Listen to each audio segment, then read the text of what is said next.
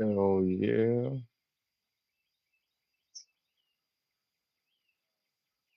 Good morning, good people.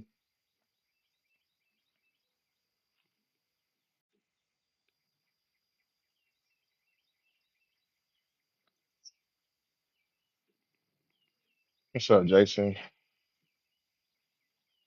What up, Gramps?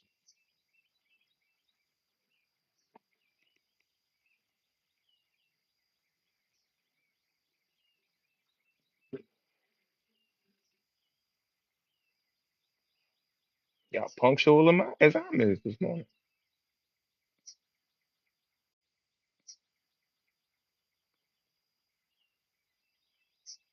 Hey, Cynthia. Sidebar, what do you mean where everyone at? I just started.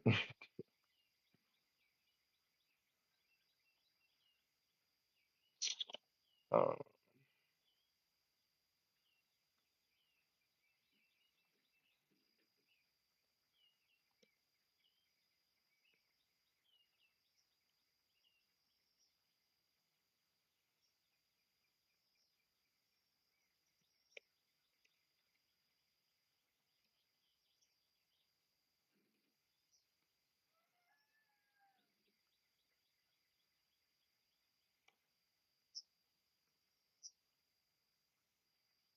mm-hmm.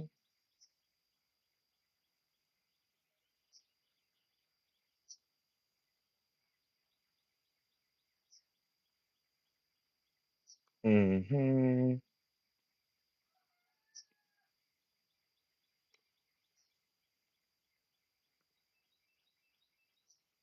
What's up, Lex? How you doing?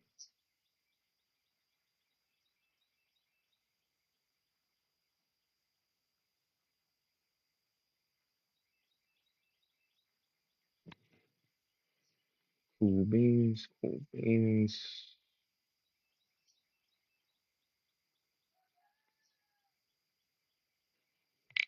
Good morning, Mia.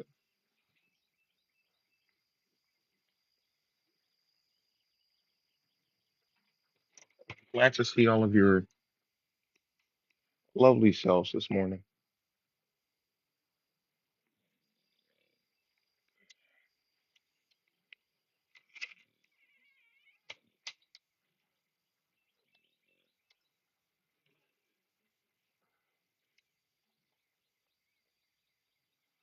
Mm, hold on. First, I want to say good morning to y'all. Can't sleep after that. Okay, word. But I think he challenged Joel to a duel. You want to say hi?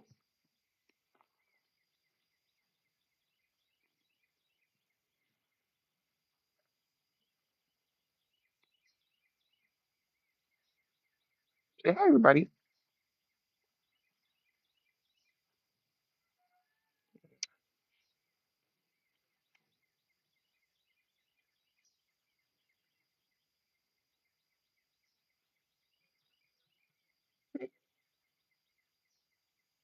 Say hi.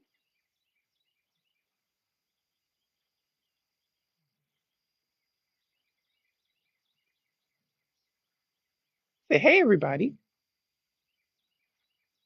There you go.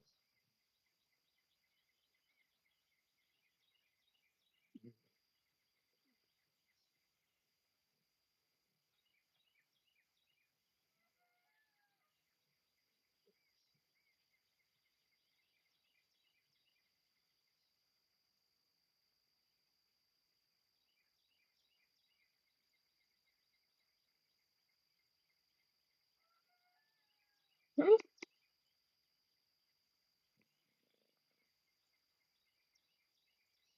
We outside right now, so you're trying to find every bird tweeting in the sky.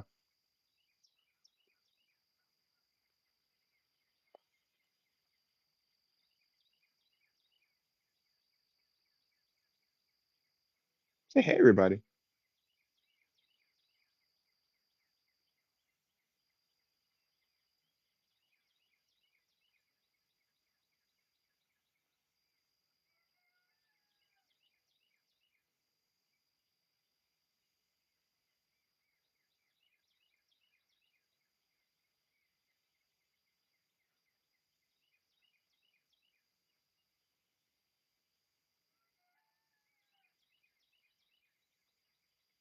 What you smell?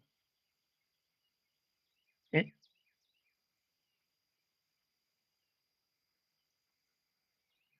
What you smell? Morning, Craig. Huh? You don't smell nothing?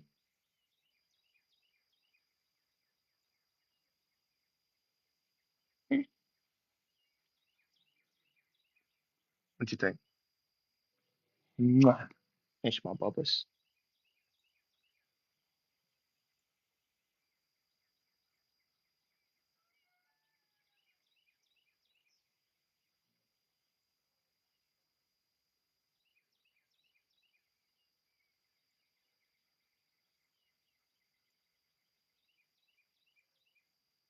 Hmm?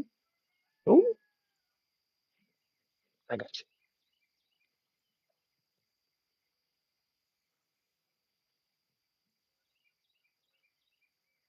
I'm trying to hide his business, you know.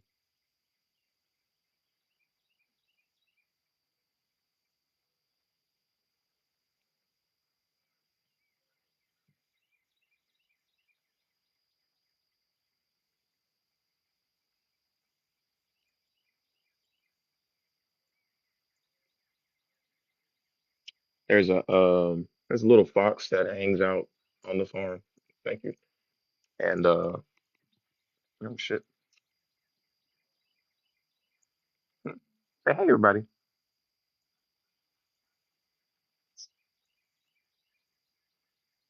He's so camera shy.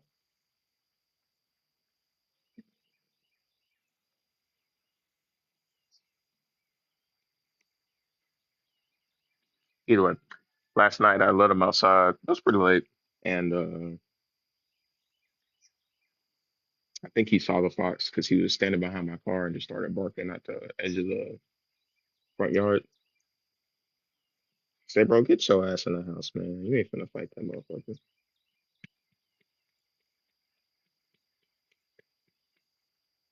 He was doing all that barking, but realistically, he's gonna go over there and try to be friends with their ass. Was it Swiper? No, it's not Swiper. He is trying to swipe them goddamn chickens though, but he ain't got what it takes. Morning cardio. I think that fox was the one that so back in the day, I used to have ducks and I kept them separate from the chickens, obviously. Um, but in the cage that they were in, I don't know how, I guess the fox teamed up with something else, but the fox would like, or whatever else it was teaming up with, would like snatch the motherfuckers through the cage and like drag them through the cage and it'd be like feathers and all kinds of like body parts and shit just spewed, like just thrown about. I was like,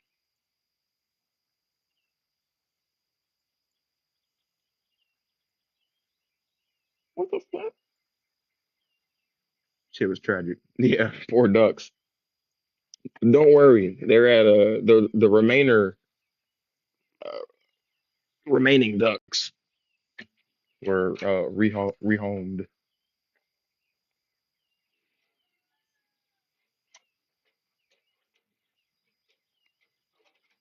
Couldn't let that continue to happen.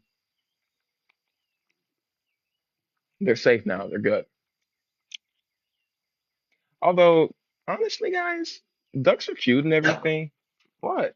What? Oh, he's using a bunny rabbit. Ducks are cool and everything, but honestly, really bad animals. Like you want to talk about morality? Them motherfuckers ain't got none.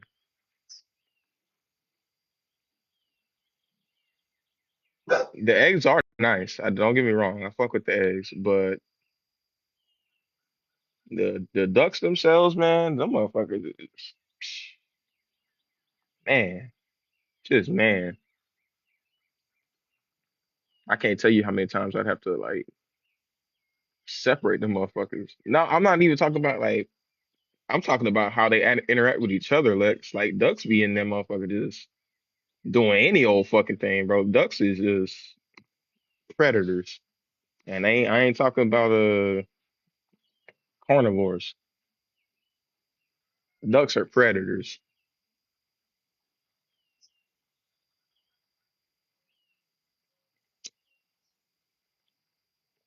I used to set up this like a pool in the yard, right? Like it's a big above ground like kiddie pool, right? And I'd open up the cage and I'd have them follow me and they follow me over to the pool and get in that motherfucker and we'd be just chilling and I'd be like, oh yeah, duck splashing around and shit. Turn your head 5 minutes later, you gotta go separate the motherfuckers because the dudes is getting randy. Ducks are very problematic. If there's any population that need Jesus, it's not them motherfuckers. Because good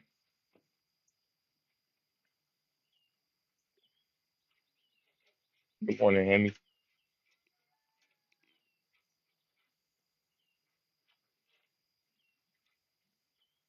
I was just saying, hey, y'all doing pretty good this morning. We already at 7.1K. Pray for the Ducks is insane. 74 shares. I appreciate you. We're gonna see how long I can go for today. I definitely won't be doing another 12 hour. Um, there was a recent passing in the family, and the wake is today. So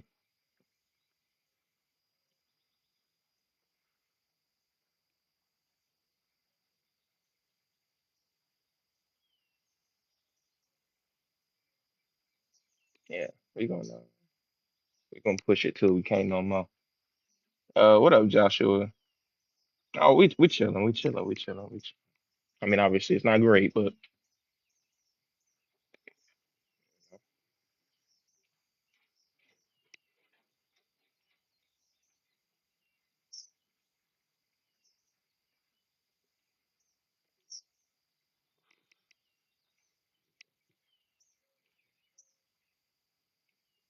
mm,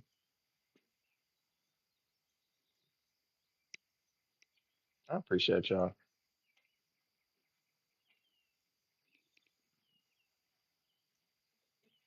To be honest with you, I wasn't necessarily close to the person, but I'm close to people that are. So it's more so me showing up to, show some support. They showed up when my mom died, so absolute very least I could do.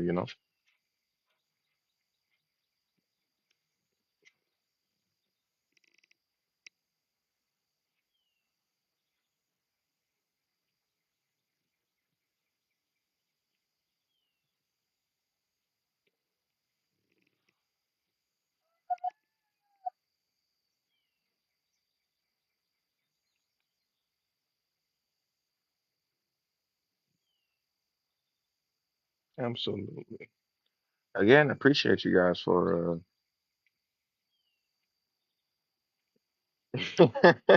right, Hammy. Um,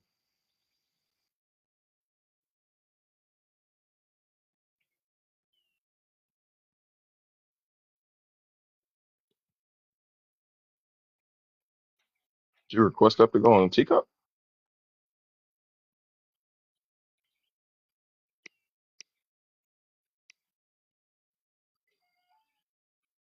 Me?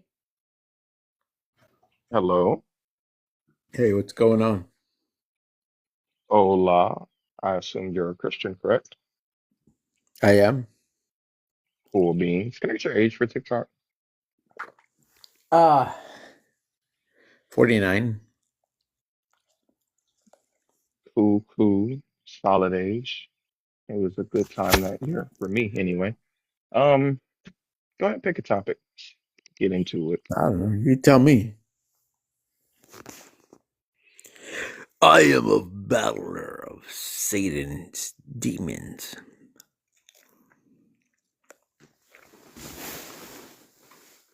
Pick a Yeah, pick one topic. off Go the ahead. background. Yeah, pick a topic. Whatever you want. Whatever you feel strong in. So I'll just say it like this. I don't have a lot of tolerance for the tomfoolery unless it's coming from me this morning. So I'll say it one more time. Go ahead and pick a topic off the background, and we can have a discussion. Okay, let me see. Christians request up ask about how to drop a guest. Have you truly died to sin? Have I truly died to sin? Interesting. What does being a slave to righteousness mean? Those are very good questions. I like those.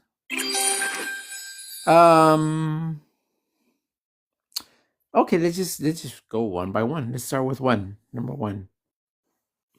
So we're gonna do one. So if you want to do the number one, do that one. If you want to do the number two, do that one. But we will limit it to one. Oh, okay, so I only get to choose one. That's why I said Okay, pick well a topic. we'll go with one only because. Unless you want me to do two. If you want me to do two, I could do two. Because I'm very fluent in both. Speaking of two, that is your second strike. Pick a topic so we can move on. Okay. You know what? Let's do two. I think I could do number two.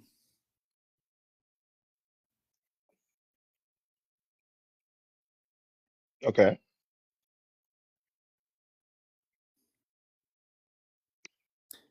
Okay, so you want to know what does being a slave to righteousness mean? It means you gotta submit yourself to being good. Basically, it's very simple. It's not that hard. And what does that look like? Okay, so you gotta find out what good means, right? Well, technically, you have to find out what righteousness means. But Well, righteousness and good are the same thing. They're where do you see that? interchangeable. Huh? How do you see that? Where is that defined as good? Okay, what does righteousness mean then? I'm asking you. Well, I'm asking you since you're asking. Oh, I'm telling you, righteousness and good are the same thing Hey, yeah, and I asked you, where do you find that definition? in the Bible, or just Okay, where? why are you asking in the Bible, or are you talking about outside of the Bible?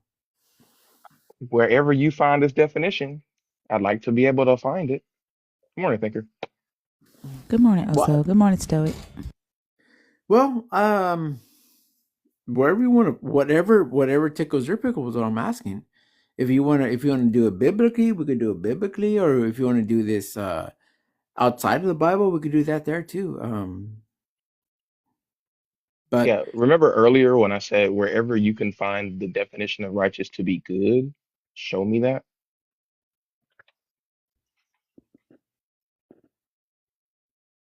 okay, I'm not quite sure like what you're asking me of, but righteousness is equal to good. Okay, yeah, where do we find that? Are you talking about biblically or outside of the Bible? I'm not quite sure. When I say where, what do you think I mean? I don't know. That's what I'm asking. You don't know what the word where means? Well, yeah, you could be asking where, like where outside of the Bible, where inside the Bible, Did where I put outer space. qualifiers on Where. where, or did I just say where? Well, yeah, you need a qualifier because it could be out in I need outer a qualifier? space. No, no, I don't. Because I'm literally asking you wherever you see that righteousness is defined as good, show me that.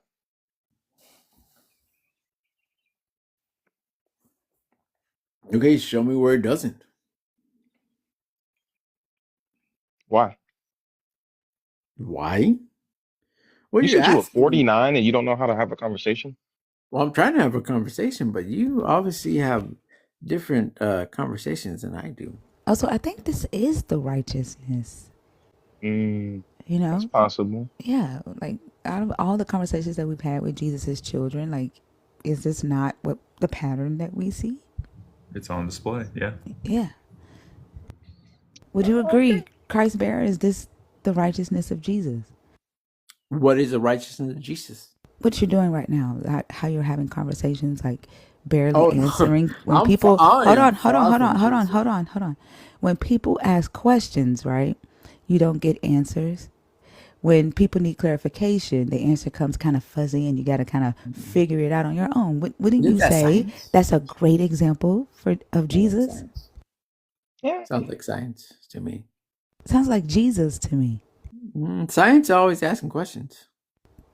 Don't you ask questions to your God? Like, why me?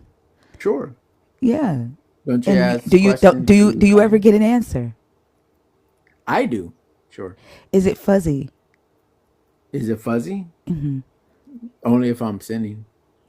So your God answers you when you're sinning? Not all the time. When I'm sinning, But I'm if just. not all the time, that means that there are some times that he answers you when you're sinning. Oh yeah. So then God he answers me answers clearly. you. So then Yes, very the answer clearly. would be yes. Right? Depending on the topic, sure. Yeah, so the answer would be yes. Do you see how you can't just say, "Yep, he answers me when I'm sinning." Right. Yeah, this is the righteousness of Jesus. Not necessarily. That's funny, Hemi. Yeah, Because I might have to let me put it agree. this way. Like when you are sinning, you're distancing yourself from God. And so he won't necessarily well, he'll hear you, but he's not gonna answer you. Oh, so do you find it funny that he does not want his current actions to be associated with his Jesus? What do you mean? I actually do. I Because actually do. he should want to be an example, but he's working hard to not be seen as one. Well, yeah, because like he named himself Christ bearer. He came up here and said that he slays devils and stuff. He doesn't want to be associated with acting like What do Jesus. you It's kind of crazy. mean?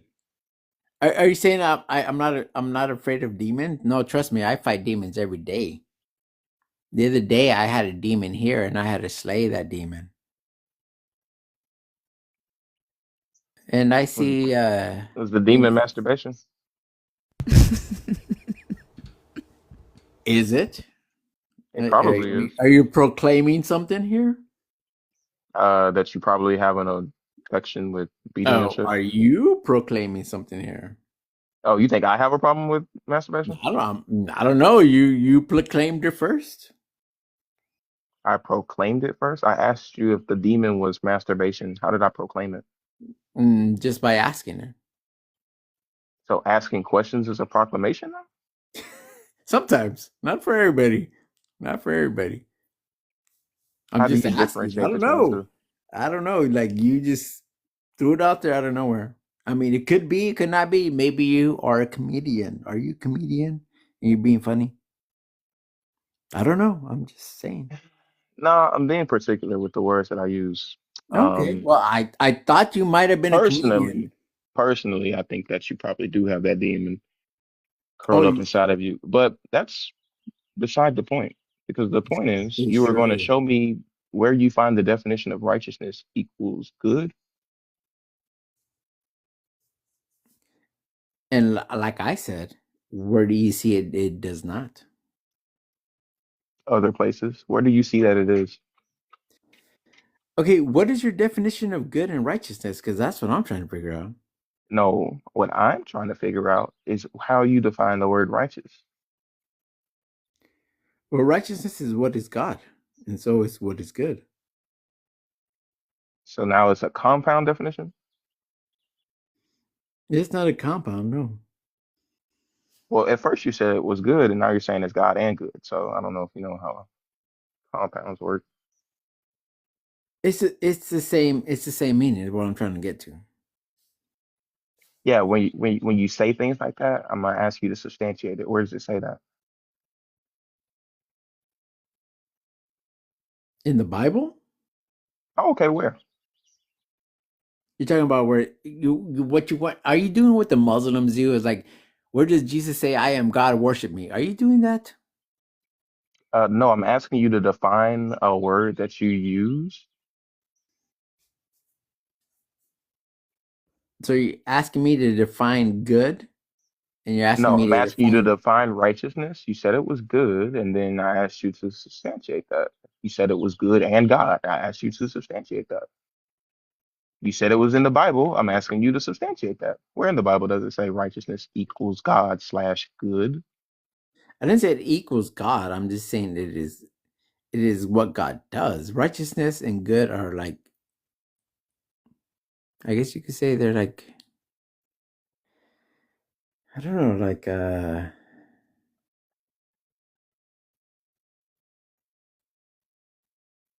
like an act, I guess you could say.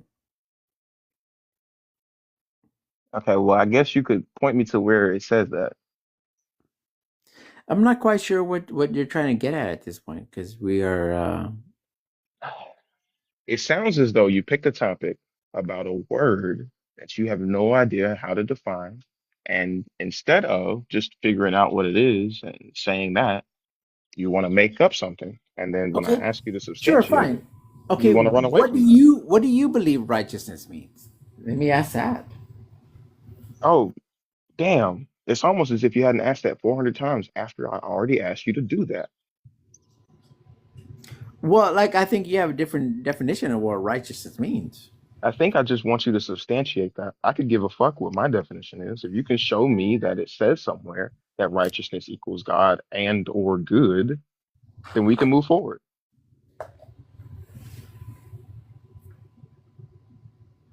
Okay, so my word's not good enough, obviously. Okay, I don't fucking know you, dude. obviously you don't know me. Sure, yeah. Okay, so why would your word mean anything to me? It wouldn't mean nothing to me, like your word wouldn't mean nothing to me. Um, Exactly, which is why we have to substantiate the things that we say. I don't trust sure, you, you don't trust me. exactly. Sure, I understand what you're saying. So I pull think it up. this is Ben's brother. Mm,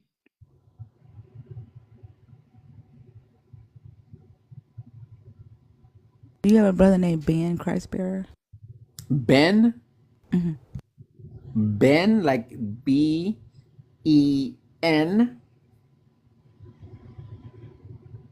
you know another way to spell it? or Bean, Bean. So when you said what you spelled out loud, did it sound like what you said? I don't know. I was born and raised in the ghetto. What should I know?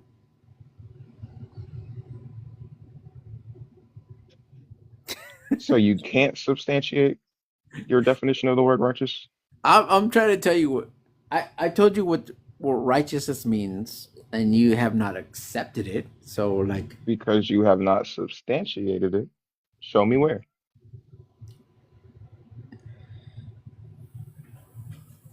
okay, fine. Let me bust out my computer and let me get my Bible app because I do not have my Bible app ready for me. Hold on.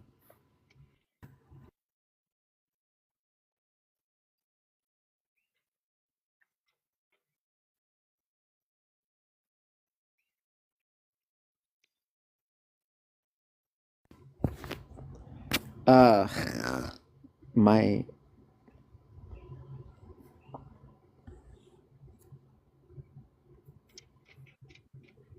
my internet is not wanting to work right now. Let me try to get disconnected so we could I could do two at once because I am terrible at what's the word? Conversation. I'm very terrible at calamity. Life. Coherent thought. You can't set Yes, people all up like those. that. Yes, all those. I am Yeah, you very just terrible left at that all. hanging. I'm terrible at everything. I'm so bad. What did you say, Jason? I said he just left that hanging. It was too easy. Yeah, I mean, I don't know what his ultimate goal in coming up was. Probably just to, I don't know, dick around or whatever, but He was on I don't Born Again understand. 5 right before this, and Oh, she word. does things differently. So he's not taking it seriously. Doesn't understand different hosts like different things.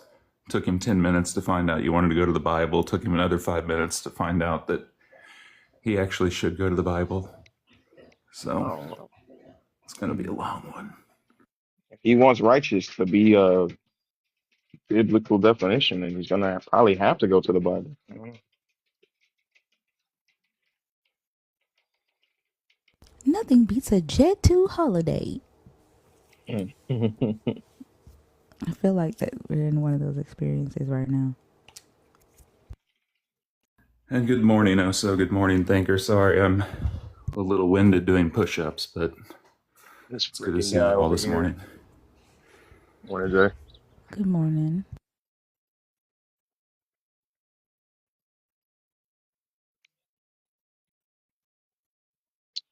Yeah, if you actually are a believer in the Bible, and you are old enough to have an intelligent conversation wherein we can have a thoughtful exchange of ideas substantiated by text, uh, feel free to come up. Uh, if you're someone in the vein of a Christ bearer, um, yeah, you coming up here to fuck around, I guess. I don't know.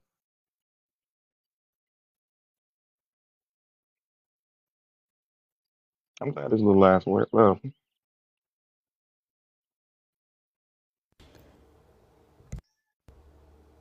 He thought that ghetto comment was gonna piss you off. dumb fuck. You think you the first internet troll? Exactly. So damn near 50 years old ass, bro. Come on, man. I ain't stunning your weird ass. He left on his own. Hmm. Yeah. I remember when you were 49, Oso.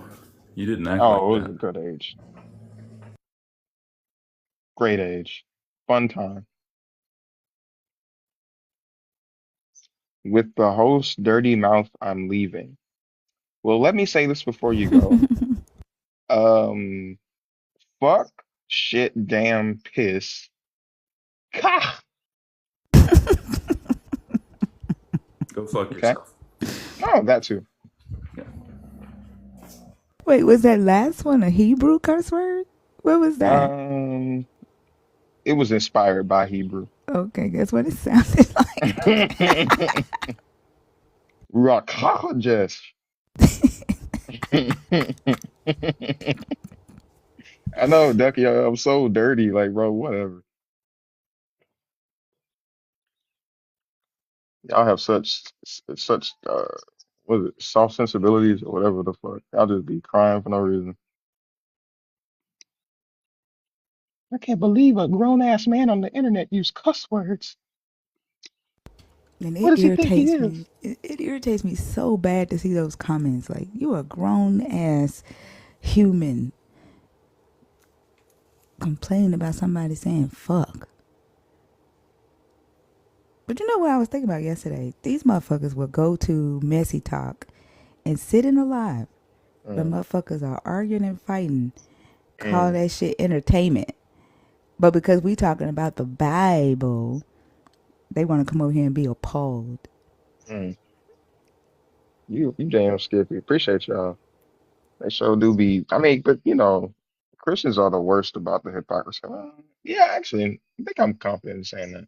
Christians are the worst with hypocrisy because they love to act like that. But bro, we was all Christians once. We know how y'all motherfuckers operate. Like y'all are nowhere near holy as y'all like to try to portray yourselves to be.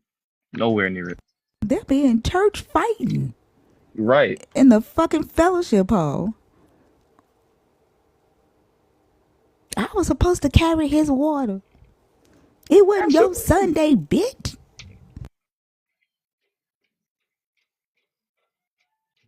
Obsessed. Hmm? I was a drummer at the church. I know how y'all get down. It's my turn to do the solo. You always gotta have that microphone in your fucking fat ass face. Mm-hmm.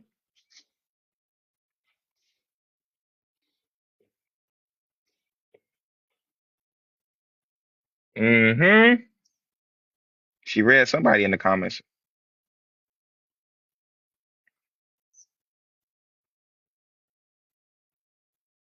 And if they read it, it says, I wish you would refrain. What are you talking about?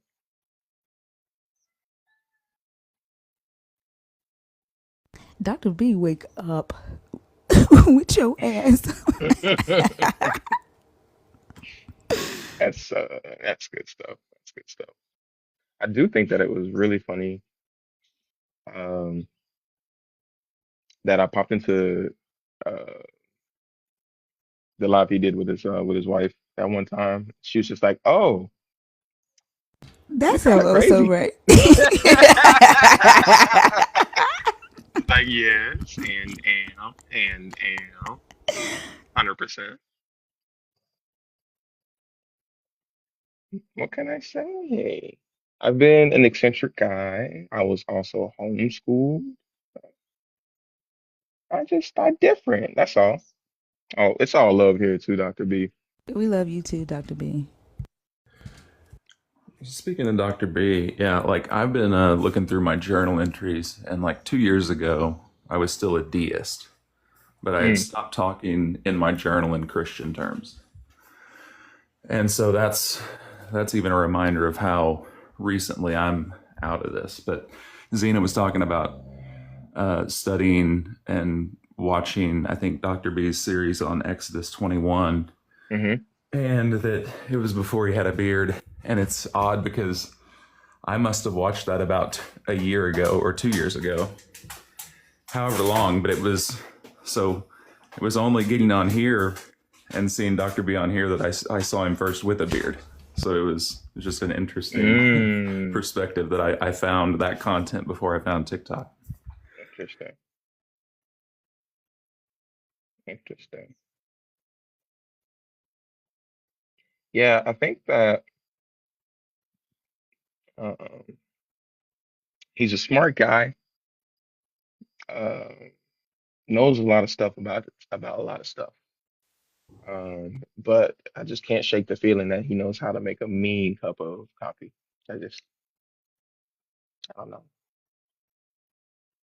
He got that latte look. Morning, Z. Morning, Zena. Good Good morning, morning, y'all. Zena. Good morning. Good morning. Good. Look at my wife down there. Good morning, wife. Morning, everybody. What's up, Oso, Jason, and Thinker? Um, Came in at the great time. Look at you guys talking about my Bible study. Yeah. And we can also talk about your movie. Zena made us watch Green I Inferno got out last of night. there. I got out.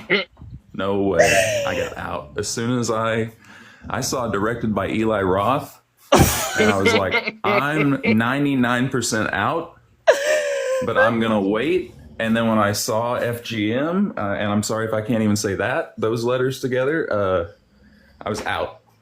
It's like, I know Yeah, what this is. This isn't for but me. I I'm way too forgot. weak.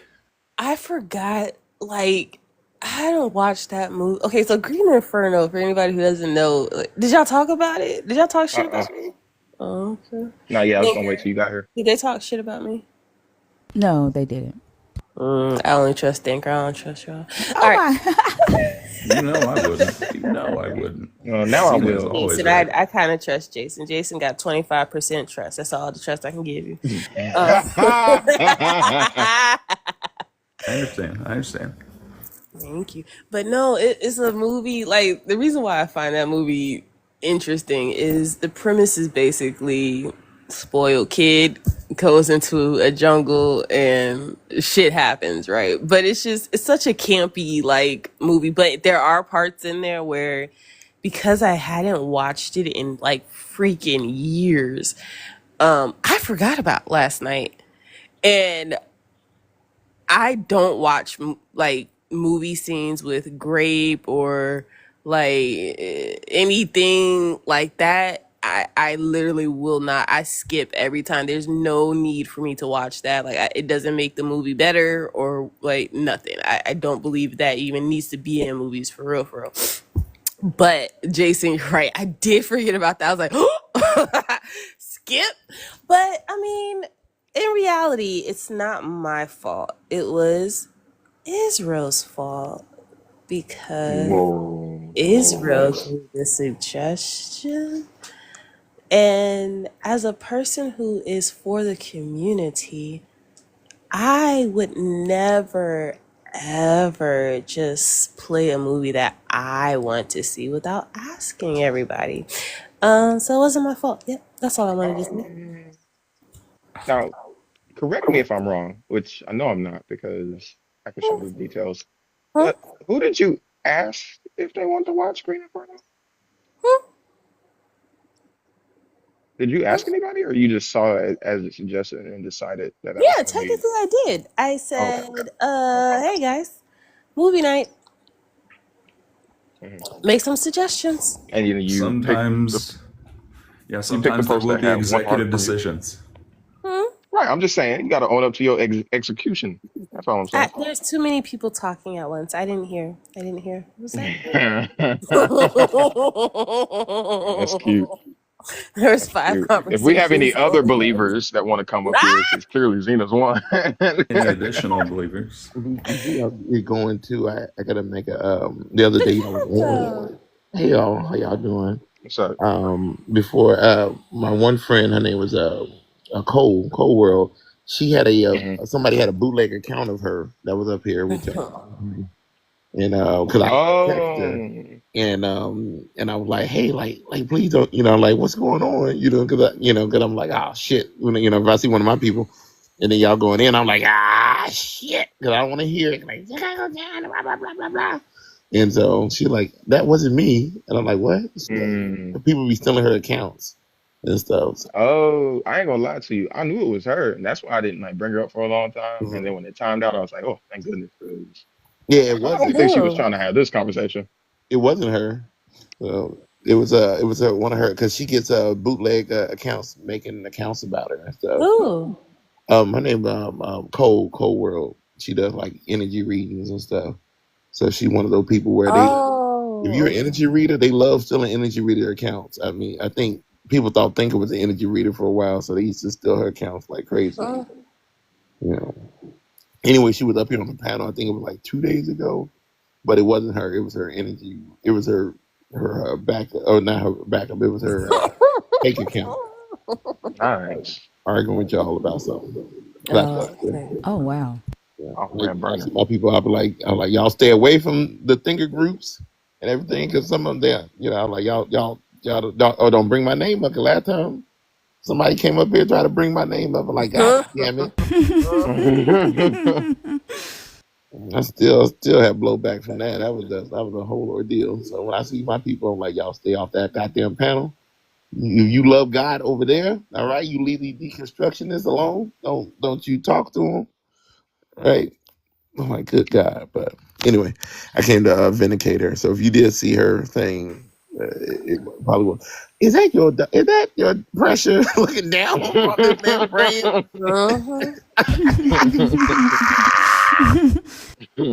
I just look in the corner and I see Like, what he praying to me for, bro? What the fuck?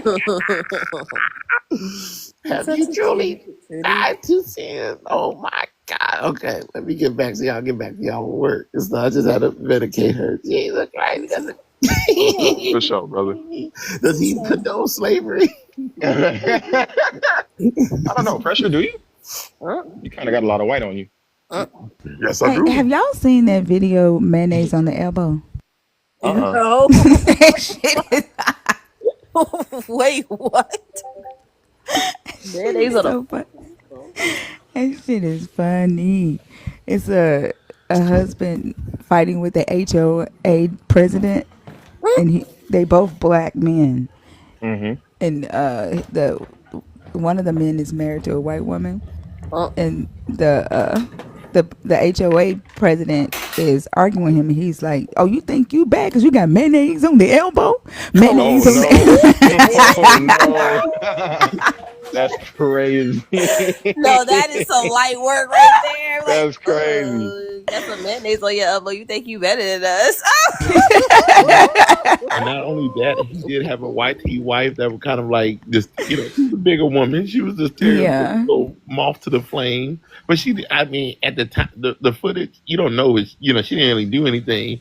So he just looked at her, looked at him, and it looked like Al Sharpton and some other kind of. Yeah, he looked like a preacher in a suit or You something. sure did. They were pushing, and like when you that old, y'all. That's all they do is just kind of push up against each other. So you're pushing up against that BMWs and like mayonnaise on the elbow, mayonnaise on the elbow. He started turning around and singing it. Mayonnaise on the elbow. Mayonnaise. 10 out of 10 rage bait. I would have been upset. Cause, cause, cause you didn't. It's one of those things where somebody say something so quick and fast to you that you can't even Mhm. recognize. Like, is this offensive or not? Like, I thought he was gonna punch him. He was like, "Don't talk about my wife like that." I thought he was gonna punch him. mayonnaise on the elbow, He's mayonnaise on the been fighting elbow. for that woman all his life. Somebody said, "I've never heard mayonnaise on the elbow, but it's my 2025 slogan from now Hell on." yeah. Actually, I used it this morning. So there you go. I was talking to Hades. She found a new one. I was like, you got a new mayonnaise in the elbow. She's like, shut up, drunk. I'm gonna have to use that. Yeah. Yeah, that's funny. Okay. What was I gonna say? Oh, I was gonna do this. Well, I suppose I should do this and that. How long have you been alive, Oso? You said who? How long have you been alive? 46, 47 minutes, something like that. Okay. Something like that. If you are a Christian pope, a believer in the God of the Bible, if you hold his words to be true, come on up here. Let's have a conversation. You know, we also watched Bedazzled yesterday. Quality film. Quality film, 10 out of 10. But again, they had God as a black man With Bow Wow braids. with some fucking dusty ass Bow Wow braids in a jail cell, chilling. And the only thing that he had to say to this man was, huh? Just have That's fun. life. That's life. That's the way the cookie crumbles. Um, and the messaging behind this shit, because Satan was giving this man whatever he wanted, in addition to saving his ass when shit got a little too hairy, right? Like, but God in none of those instances showed up. But honestly, you could look in the Bible and like reverse the roles. Like, honestly, like the roles kind of are reversed because God, or I think people think God acts like that, but it's like he may not come when you want to, but he'll be there right on time, type shit. Mm. And but in the movie, Satan always came for that man on time. So I don't know. It was such a weird, unique movie in having Satan in that perspective, but still diminishing God's power at the same time. That's a crazy concept that I don't know. I guess I'm thinking too much into it, but like, what a message if you really think about it. Like, huh? Oh, we got a guest. Sorry. No, you good. Um, Summer, you're a Christian?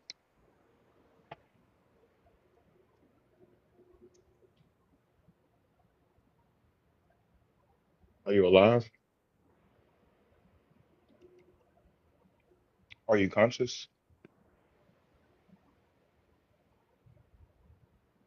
Are you aware that you're on panel?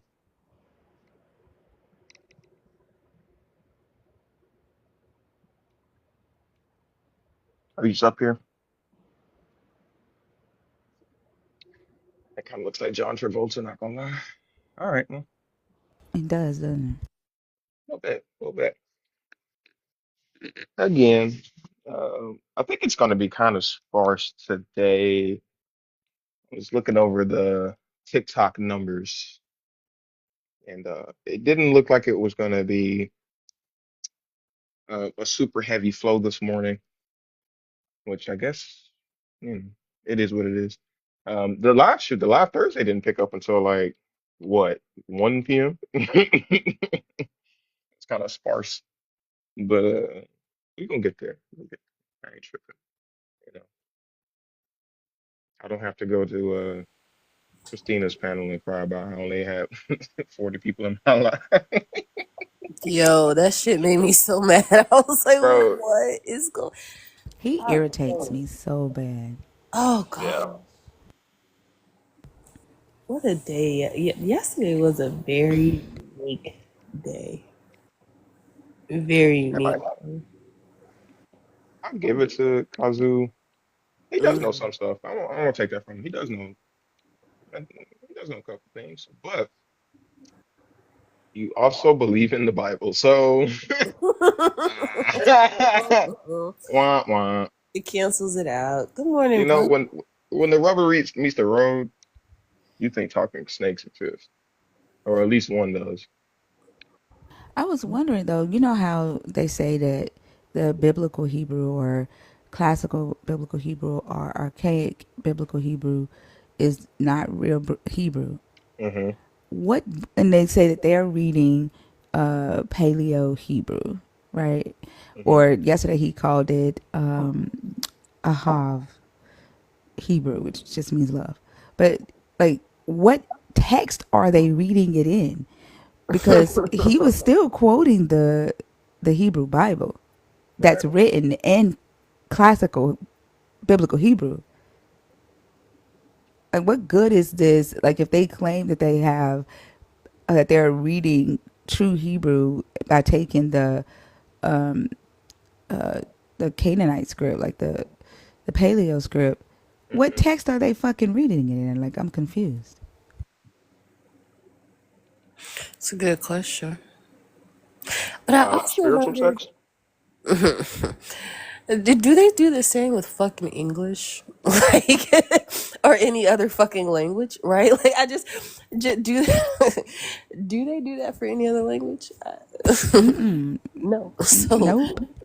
like, why the fuck? Like, why are they doing it with this? I don't understand. I don't But understand. and then the crazy thing is that they also do not realize that they're bringing English to what they're calling Paleo Hebrew. Yes. Yes, you're still translating as you're researching the translation. I don't understand. You have to use English to research where you got to go to, and it's not. I don't. I would never dare to, like, if somebody told me they spoke any type of Hebrew, and all I can do is look up letters and shapes. I'm sitting the fuck down and listening to that person. Embarrassing. Embarrassing. Like All I that know guy that was is like L. Like, I'm like, you mean Lamet? No, you asked me for the letters. I'm giving you the letter. And then like your whole username is written in English, but you're trying to tell me it's fucking Hebrew. Like I don't get their brains, man. Mm-mm. actually No, that is a good question. Why is everybody at 304? What y'all trying to say about my friends? that was Chicago John Stilling, and I was just gonna leave Oh it my right. gosh. Like, I saw it, and I was like, "You bastard!" I just didn't say. I wouldn't. I didn't want to give him any air or energy. Mm, Yeah. I just noticed that because of a comment, so that's why Mhm. I said something. Yeah. They made every single one of us 304s and then left without a word. Mark of a great man. Listen, if you are a Christian and you want to cast out this 304 spirit that resides in my panel, come on up here. I just commemorated it. Nice, nice. Thinker, there is some like, the Hebrew letters, right? They are not hieroglyphs, but because they it's like from the same area and they may have some influence. Is that accurate? Yeah. Right. Okay. So when people say that, I think that they're so Shelly asked that in well, she made a comment, but Shelly, they technically are, but they are not hieroglyphs. So when they say that, they're just being like goofy, not expecting anybody to put two and two together, and they think they're right when they say that. Like it's just dumb. They're pictographs. Thank I was you. gonna say, Yeah. isn't it technically pictography or whatever? Pictographs is what. Oh my god, jump scare. Yeah, that book that I sent Christina yesterday, she was like, 500 damn pages thinking. But the most of the pages are images of their letters from like Amana during the Ananakian time that they were Mhm. writing back and forth to the king and stuff like that. And it's translated. It's written in some of it is written in Hebrew, some of it is written in the Canaanite script. But the introduction of the book gives you the history of the Hebrew language, and that's what I was trying to, because it debunks what Kazu Wazu was saying yesterday. So I was trying to give her so she could read it to him. Absolutely. Is that in your Discord, Thinker? It's not, but I'll put it in there. Thank you, ma'am. I appreciate you. When you get a chance, can you look at those books and tell me if those are good books to read or not? Which books? I sent you like 3 books. One was Bert Ehrman's, and there's 2 other authors, and they basically talk about, the Marcionian period, and they talk about the 6 Jesus figures, right? One of them do. And kind of what we were talking, I'm still very much fascinated about that shit. But the reform of the canons, during that time, the infighting, there's a couple of them. I don't know how credible these people are. I did research some of them. They're credible, but I would like your opinion on them if you think they're good or not.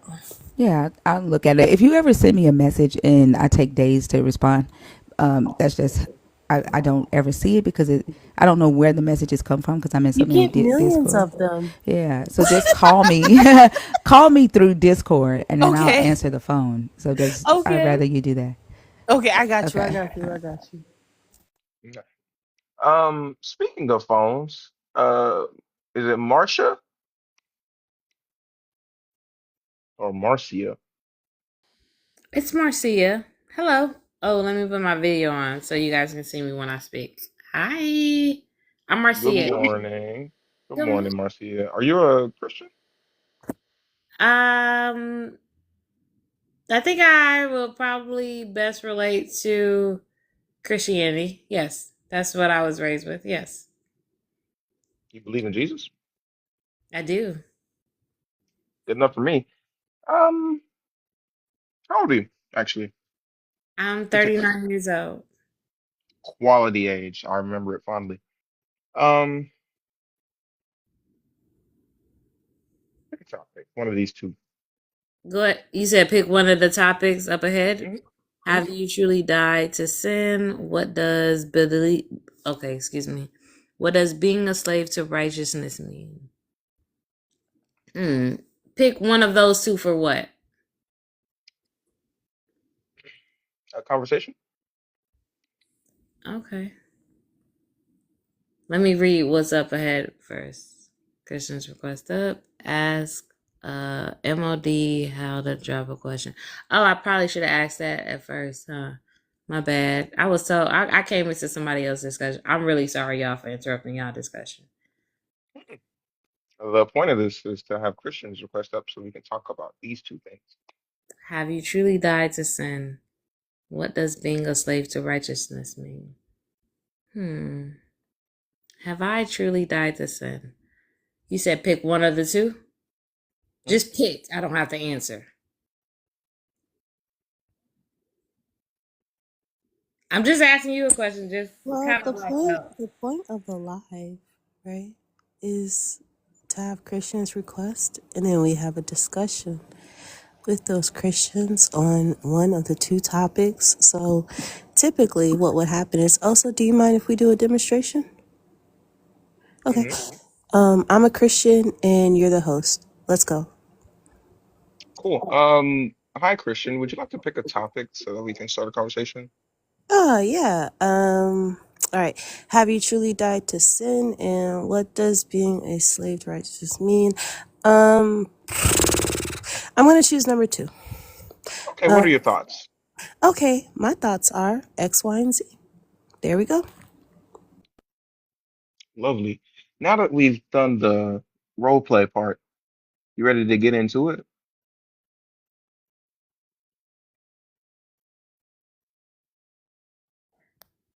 Are you speaking to me now again? Okay. Yeah, so again, I do have the same question before you guys gave me the example.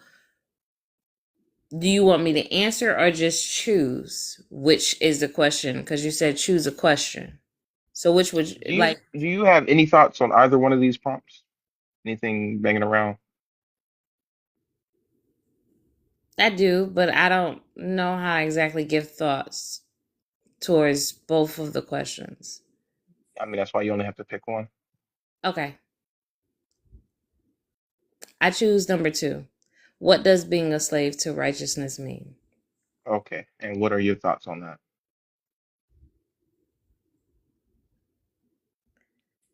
I think that the question, as far as being a slave, brings controversy to make the question more salacious.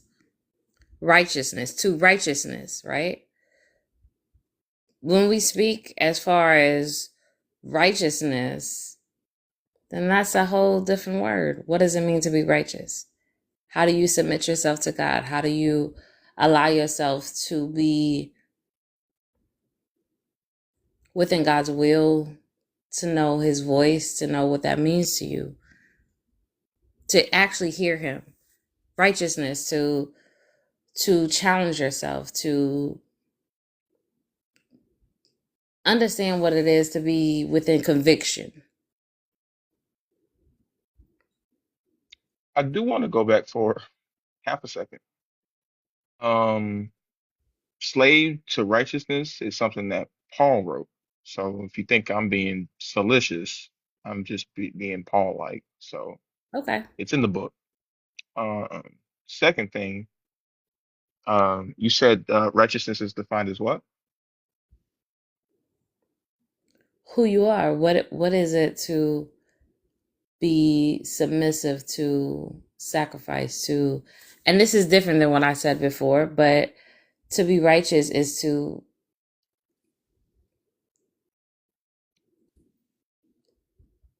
allow yourself to be submissive, allow yourself to be understanding, to um sacrifice, have a sense of sacrifice, to be righteous is to, it has, righteousness is, it has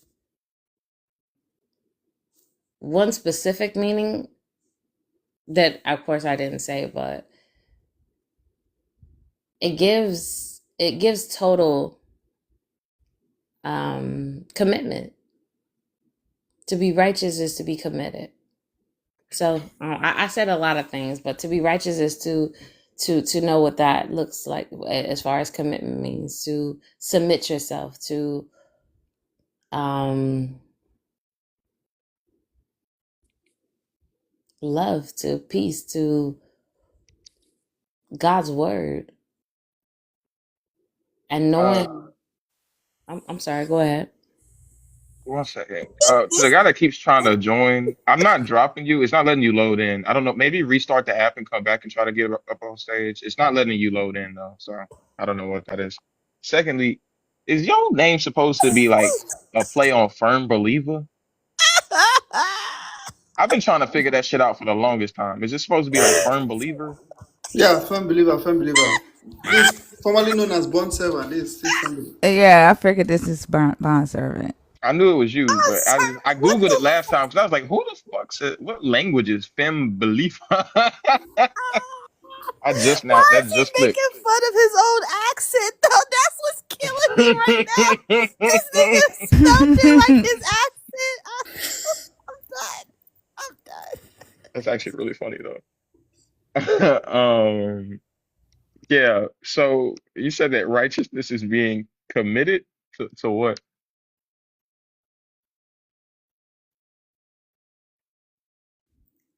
Hey, I'm sorry. I'm not in a place to really repeat myself again. So I feel like I answered your question, and I get, Did if she say? Did she say who the commitment was to with righteousness or no? Mm-mm.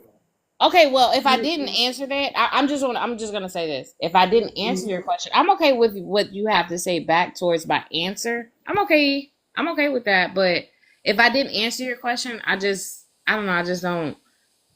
I do feel like I did answer. Is all I'm saying. So if You asked a new question, man. I was waiting for feedback or like a response from you after I finished. But Yeah, so I'm that okay with that. that was the response. I just, That yeah. so What I'm hold saying on is, one second, one second. Calm down. 1 second. It's okay. You're not under arrest. Calm down. of Um, course, of he course. And Hands did up. ask. Hold on. Yep. Hands up. Hands up. Right. He no, did ma'am. ask a follow-up question based on what you said. He didn't ask you to repeat yourself. He asked you for clarification to keep the conversation going. So that was not asking you to repeat what you said, but rather giving more details, aka having a conversation. I That's agree. kind of I what we're here. Hold agree. on. Wait a minute. 1 second. That's kind of what we're here for. But if you're not comfortable with that, you can let us know. It's okay. We don't want you to feel uncomfortable and repeat yourself all the time. I don't No, believe. no, no. Thank you for clarifying that for me. And I am comfortable, but I didn't realize it was him asking me to clarify. So thank you for giving me an explanation, but I didn't look at it for your to explain what you just explained to me. Thank you for explaining that to me. And I'm not trying to be rude or anything, but thank you. Thank you for taking your time to explain that to Yeah, me. we want you here. We want to have the Yeah, conversation, right. and the only way to do that is to kind To of make sure probe. we're understanding each other. Exactly, and Yeah. probe like, okay, if you Right, say right, the right. sky is So green, well, thank why do you. you feel the sky is green? Yeah, Right. that's kind of Thank how you. we. I Yeah. felt like that was what you were doing. And so Okay. that's why I was over explaining myself in the way that I did when I said like I didn't want to, explain again. But thank you for letting me like, okay, he asked a different question. So I missed what the clarifying part of his question. I did miss that, and I will go ahead and like I do like to like show my face when I'm speaking. So I'll put my camera back on. So I did miss that. So my apologies for that because I did miss it. Also, I didn't hear where he was asking me to clarify. So when I'm saying that, it's just like I just didn't hear it. That's all. But thank you again. And your name, I'm looking at. Is it the name? Zena May, and I wanted to Zena say he May. was Thank asking a you. clarifying question, not asking you necessarily to clarify, right? But asking a clarifying question. So you made a statement, and he was asking more about that statement, right? Like another question about to get more information about what you believe, your stance on, righteousness, meaning submission, right? And things of that nature. So It was that's me in the midst of when I finished. When again, tell me your name again because I don't. you can call me Z or Zena. May. You said it's Zena May, right? Yeah. Okay, Zena May, thank you so much. Thank you so much for that clarification. What happened was once I finished speaking, then he asked about Femme Believer. Like you said, does that have this? Like immediately when I finished talking, he said Firm Believer. And so I got distracted. We all were distracted, friend. No, but we back on task. We back on task. We I'm back okay with on. being back on task. But when it came back as far as the question for me again, for me, as I explained already, I felt like I had already answered, and I didn't know how to go back, and I didn't see it as clarification. No, So best friend. No worries. No worries. yeah, that's That's all. what these panels are for. That's what they're So we for. can, So we can. and so again, I'll step back because if I'm not able to answer the question correctly or like in the best No, way, no. Here's the thing. We don't want you to step back. Is it okay if he just ask it again, and let's see if we can go from there. Let's see if we can take it from there. we can try it again. Let's do that. Thank you. Perfect. All right. Also, go for it. You said that righteousness is commitment. I'm asking commitment to what slash who? So for me, I do, yeah. I will tell you this. I do feel as though I did answer this before, but I will say again that what I feel like, well, I think I'd explain it differently. I think that's why I said that I answered this before, but I don't know. To be committed, I look at the I feel like I keep answering the question with different definitions, right? And that's probably why I didn't want to keep answering it, because I do realize that I'm not Please answering. ask this question though. I'm not answering it in the best way that I can answer it. When I say a commitment and righteousness, I do see them as being synonymous. A slave to righteousness, especially with the specific question, right? To be a slave to righteousness, that I don't like the word slave, but I do see it as a commitment, right? To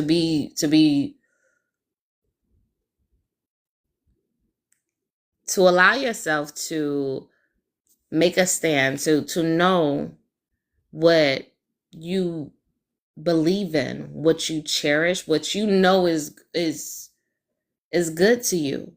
You don't, to me, it's not about so much like, you asked me when I first started, am I a Christian? I am. That's what I was raised. I was raised to be Christian. I went to a non-denominational church. I've been to a Baptist church. I've been to a Seventh-day. I've been to so many churches in my life. Okay.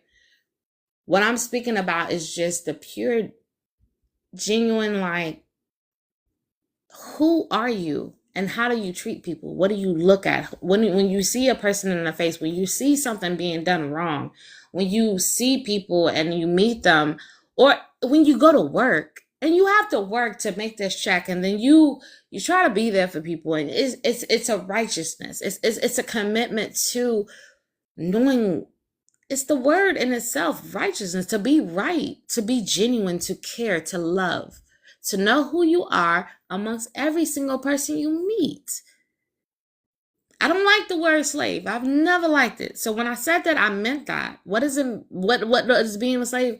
It doesn't matter if it's in the Bible to me. It doesn't matter that Paul said it. Like, I literally have part of Paul's scripture, 2 Corinthians 12. I have a part of the scripture. I do want the whole thing on my, but it's a whole different thing. But for me, when one of my favorite scriptures, I said Paul, I have that. It doesn't matter if it's attached. It was just something I know is my favorite scripture is when Paul spoke to God, and God said he put a thorn in his side, and it was because he said, because my grace is sufficient for you. That's the same thing. And in different ways within the Bible, God shows you. I'll say, God says, I got you. Oh, yeah, you went, like, I'm going to do this. Now, the reason why that particular scripture stands out is it does have meaning. I'm not going to go into why that particular, but it's the same thing. It's a constant throughout the Bible of how God speaks to you and how he allows you to know, like, but righteousness, right? It's a commitment. It's who you are, is what you decide to be. And that's what, when I see slave, I prefer the word commitment. I guess I should have said that at first. I don't like the word slave. Slave is basically you're doing something like, and you ain't getting paid for it, and people treat you like shit. I don't like the word slave. I don't like that. Commitment. I do know that people, so what? They translate the Bible. I don't like the word slave. I don't care what people got to say about it. But what does being a slave to righteousness mean? That's what I started off with saying. I know I explained it in different ways. I know I use different definitions, but that's what it means. That's what I chose that, and that's it. That's all. Bye. I mean, not bye, but that's my explanation to y'all. That's what I have for you. Amazing. Wow. I mean, what could I say that hasn't already been said? Profound. Somebody said, please put no meds, Marcia. I don't got no meds. Shit. Oh, don't worry about the comments. They be wild down there. Sometimes there's a fully accredited doctor that comes into my lives, and he talks about all kinds of hootenanny. Shoot. All kinds of hootenanny. You can't I read don't the have any comments. meds, but if you have a diagnosis that you find relevant, I probably won't see it after this. But I don't have any meds, okay? I don't have any meds, so I'm not taking them because I don't have any. This is just how I speak. So that's all I would like to say about that. I just happen Hey, to. do it, lady. Do it, lady. I'm gonna be quiet now because shoot. And I'm about to Nah. take. I don't normally look like this, y'all. I'm just looking like this now. I'm gonna take myself. I just like if I feel like if I'm speaking, then I want you to see my face. So Fine. You look beautiful and you look fine. okay, but I'm gonna take my face off now because that. Okay, bye guys. I'm still here, but I'm just not gonna show my face. Hmm. So it sounds like righteousness is being committed to yourself. Um, I didn't say that. I just want to make it clear. I didn't oh, say. okay. Righteousness is being committed to God. Oh, I said a whole lot. I forgot that. I thought I took my. I was gonna take myself off the. I was gonna put myself on mute. But I'm glad you said that because I do want to say that's not what I said. I didn't say it's being committed to yourself. But Is it being again, committed to God? listen. See, this is the thing. I promise you this. You may not like the same answer I gave to you probably 20 minutes before, but I don't like the repeat because I know that I feel like when I say something, it's what I'm feeling and what I'm saying at that moment. I'm not gonna lie to you. I can't repeat what I said, but I do feel I'm not gonna take back what I said. I felt strongly about what I feel like I explained myself.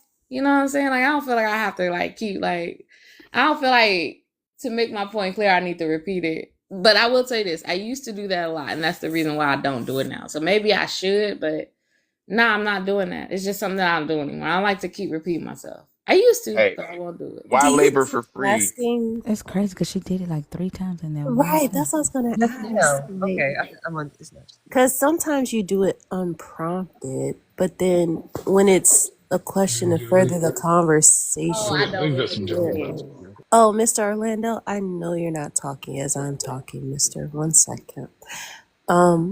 I don't know. I find what your response to Oso is very, though repetitive, admittedly, interesting, right?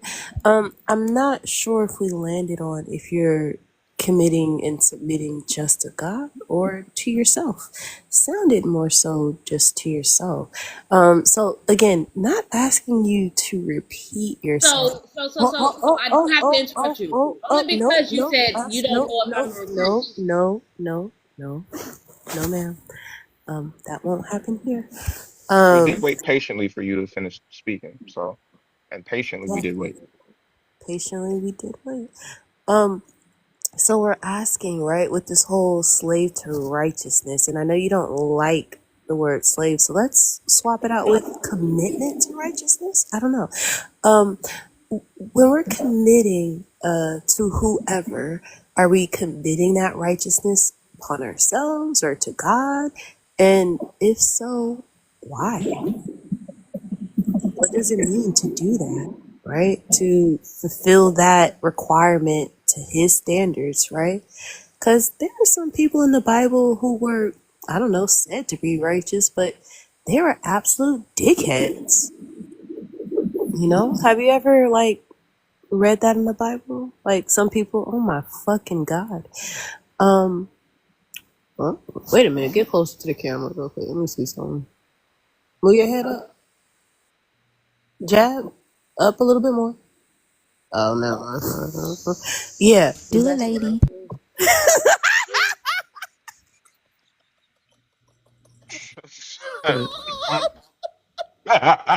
Yeah. Yeah. Mm-hmm. Yeah. Because I know where that's Yeah, that's the new phrase. Do it, lady. You look like shit. Why did you do that? You guys say I look like Tim? You do. Oh my Open your shirt and You tell me if do you look got a like tiger Chad. tattoo. Do it, lady. Do it, lady. That's the new phrase. I got a Jesus tattoo. Yeah. Oh shit. Oh That's some Chet shit. shit. That's some Chet shit right there. That's some shit. Look how he did his Well, I've been Oh, on I'm so here. I've sorry. been on here for a while, Thinker, guys, why did you and do I've been Oh, loving it. yeah, that we're laughing at you. I'm not at you, but with you. But No, I mean you can laugh at me. I don't give. Well, no, no, there's no, a no. I character. didn't mean to say at you. That's why I said I mean not at you, but with you. But there is an order here. No, We yeah, have we're Marcia all laughing. on. Do it. Sure, we have Marcia. Then we have Fimbeliva, and then we have Orlando, and then you. So go ahead and Okay. remain on mute, and we'll get to you when we get to it. I'm Okay. so Thank you. sorry. I was distracted. It was definitely Thinker's fault. Um, Mm-mm, it wasn't my fault. He cammed up. That's his fault. that is his fault. But just to move the conversation along, Marcia, Oso is asking you, right? What does it mean now that you've identified? I think you're leaning to God, right?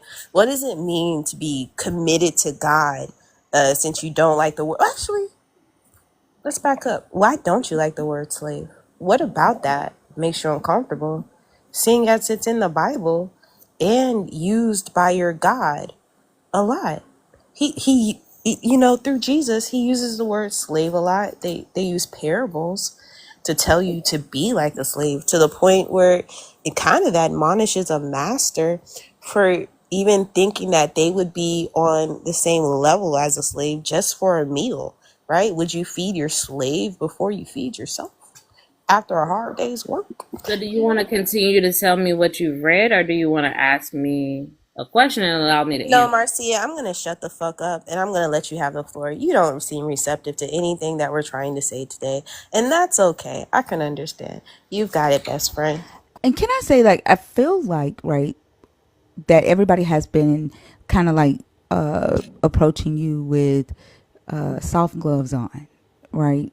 And walking on eggshells, but you keep throwing these jabs, right? Oh, And either you are, and either you're going to participate in this conversation authentically, right?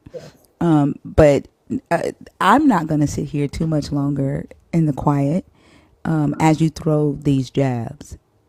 okay. Okay. So I would ask that you participate authentically, have a serious conversation, because we're all here,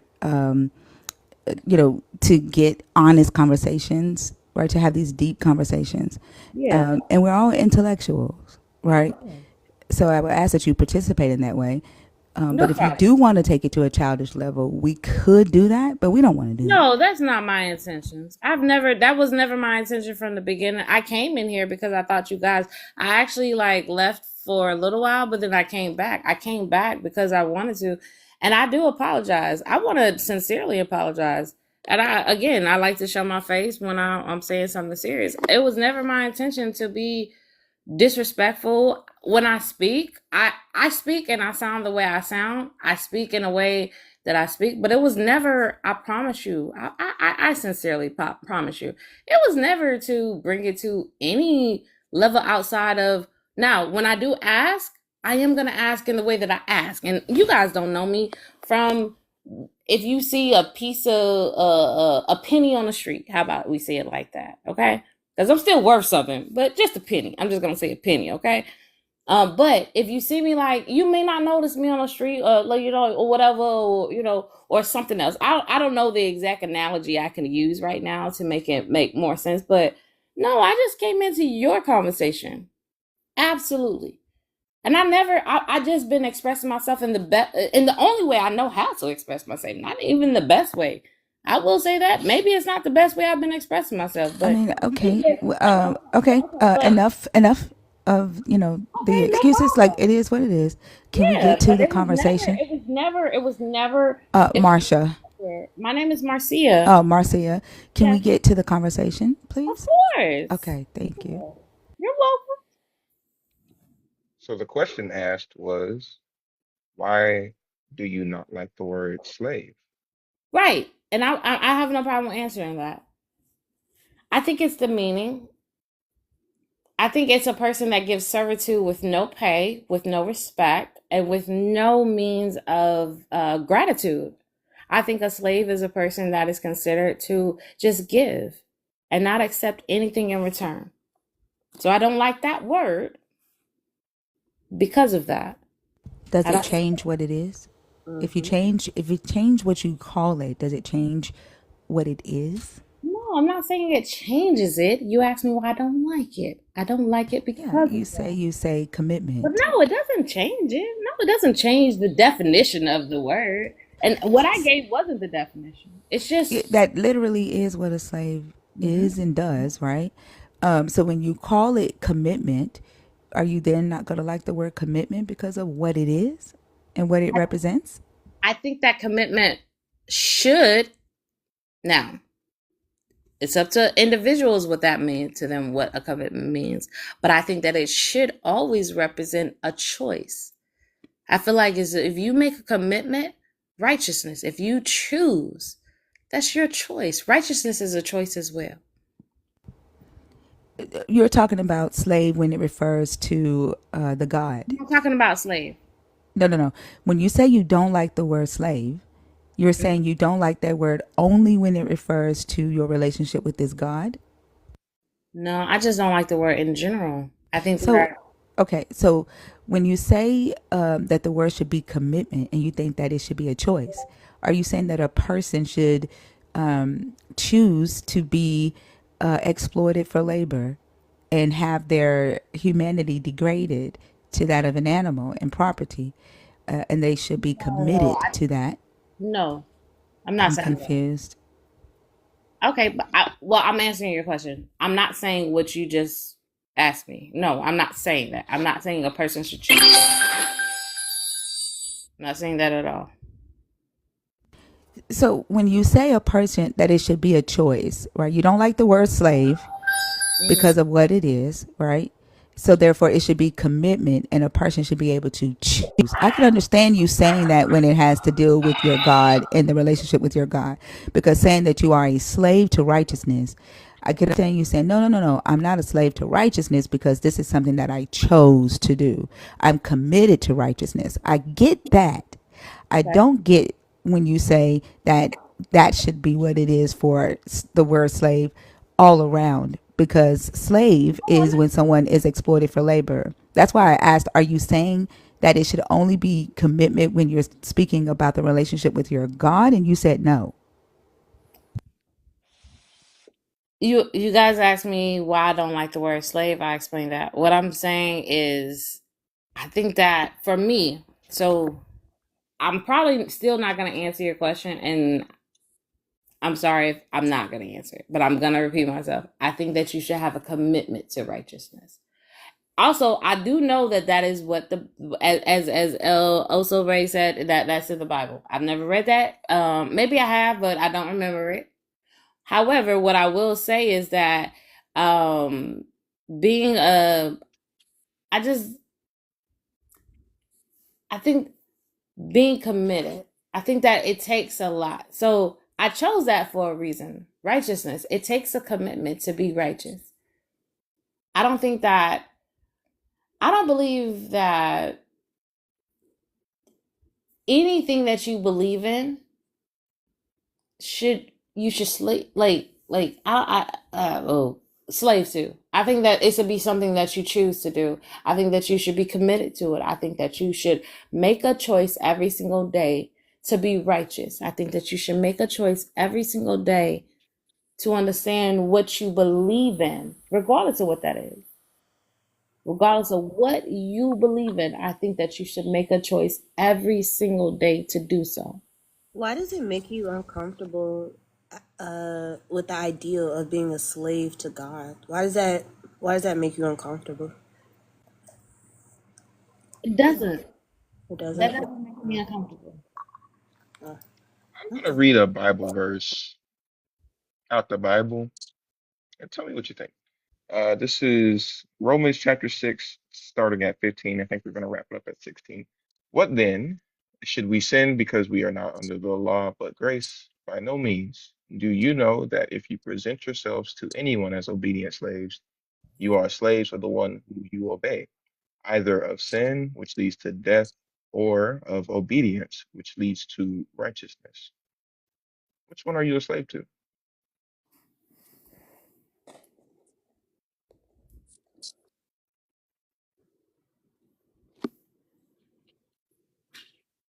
Was that the verse or are you asking me?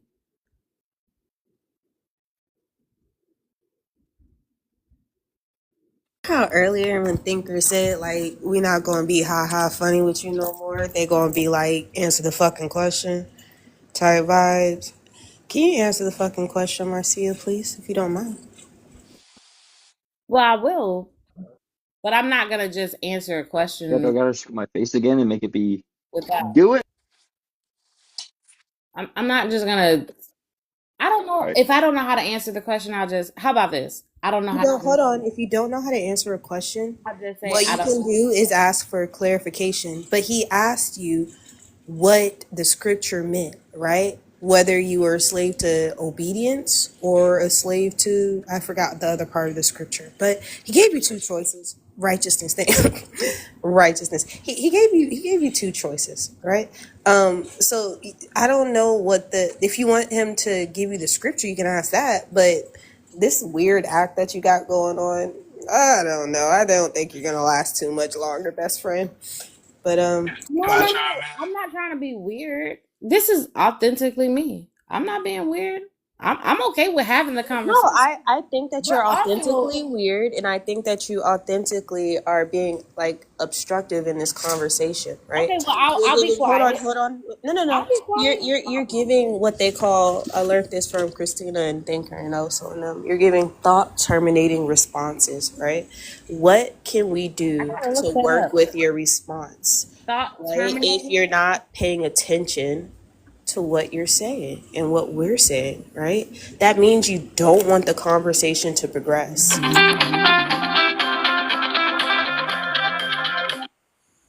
That means you want to stop the progress of what we're talking about. You want to terminate it, right? So your response was thought terminating. You don't want to keep going. That's So not if you my do want to keep going, what I would ask also is, hey, what scripture are you talking about so I can participate and pay attention to the conversation I'm currently having? I agree with you. Only Right. because I do think that I made a mistake. But it was never my intention, as you said, to try to terminate the conversation. I realize there are other people here that may have other questions. I was okay with stepping back, and I did realize at a certain point, like maybe I'm not. Yeah, okay, Marcia, I'm gonna mute you. You clearly don't want to have the conversation anymore, and that's okay. Host, what do you think? Marcia, you have a wonderful rest of your morning. Go with God. Actually, maybe leave him. You might get a little more knowledge out of that. Or sanity. Bimbeliva, This man. my brother in the Most High, Yeah, that's what I'm talking about. tape his shit on the God. Go ahead and pick a topic. Uh, what does it mean to be? What does being a slave to righteousness mean? Yeah, I'll go with that.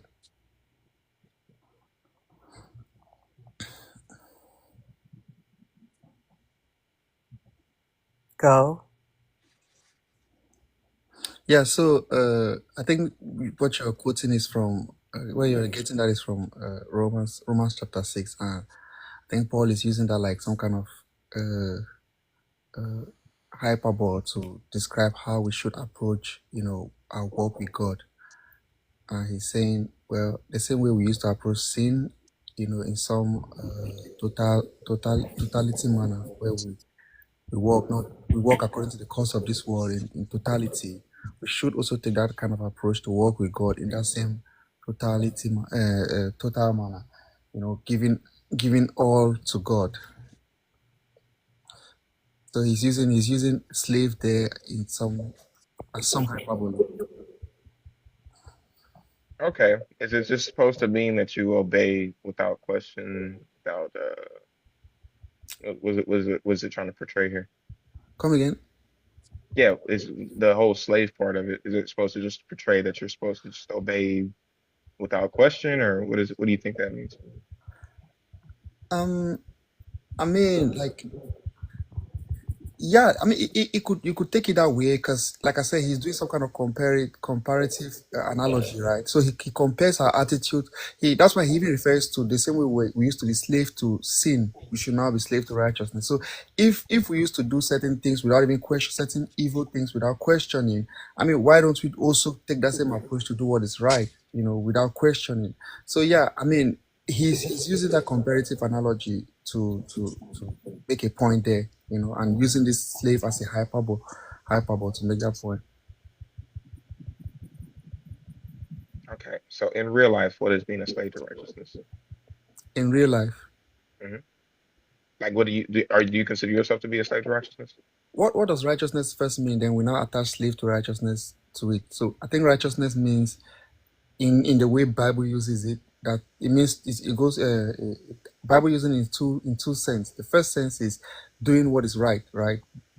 John says, First John 3:7. It says, "He that doeth righteousness is righteous," and the second way to do it is being made right. Like having a right standing before God, like where You Paul said used. First John 3 First says John that three he seven. who does what is righteous is righteous. Yeah. Right. That doesn't define righteousness, though. Another version puts it this way: he who does what is right is righteous. I think basic English translation, if I'm not mistaken. So if I say 1 plus 1 equals 2, is that righteousness? No, 'Cause I'm no, that right. is not. That is not. You said something which is true and right, but you didn't do what is true and right. So righteousness it's an action. It's an My action word. fault. Like 1 plus 1 equals doing 2. what is. Okay, yeah, you can. I mean, Now am not I necessarily- righteous? you're doing what is right. So I'm righteous?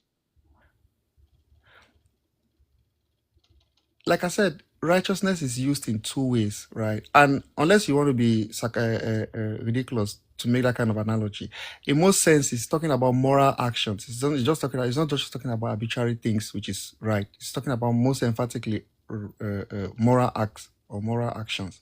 So I don't think there's any more imperative to what you just did.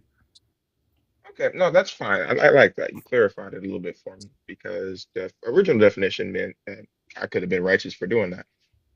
But when we're talking about morality and stuff, moral according to who? According to God, yeah. I mean, the Bible is all God centered, so it's according to what God wants. Like, Hmm. if there's something right, then it should be right in the eyes of God. I mean, it just happens that it's true because God created us in His own image. So what is right according to God is usually right according to, or the best for humans. Many people may not be comfortable with it. They may not practice it, but it's kind of what is best for humans. It's almost like you having your child, right? And your child may be limited in knowledge, but you know more. So probably what the child wants, this is not what is good for this child. And what you want, the child may not be comfortable with it. For instance, the child may want to eat candy always.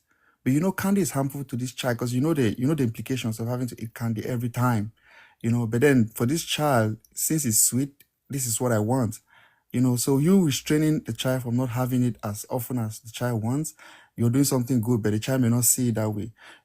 But anyway, I mean, you can carry along. Yeah, what is the moral code that we're sticking to obtain righteousness? Come again. What's the moral code that we're adhering to obtain righteousness? All right. First definition of righteousness is being right before God, and being right is only God that makes us right before Him, right? Like Paul describes it in his writings. I think that is Romans as well. He talks about how that the Jews, I think Romans chapter 10, he talks about how that the Jews go around to establish their own righteousness, not having submitted themselves to God's righteousness. For Christ is the end of the law to everyone that believes.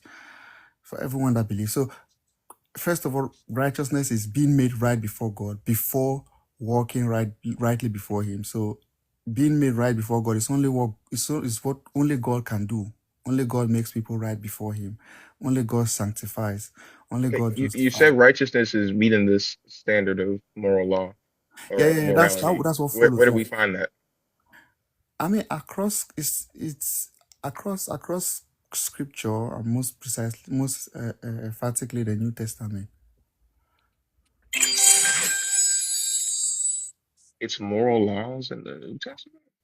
Like I said, it's scattered all over the Bible. So some of them are kind of like, some of them are explicit, some of them are some of them are implicit. So some of these moral laws are explicit, some are implicit.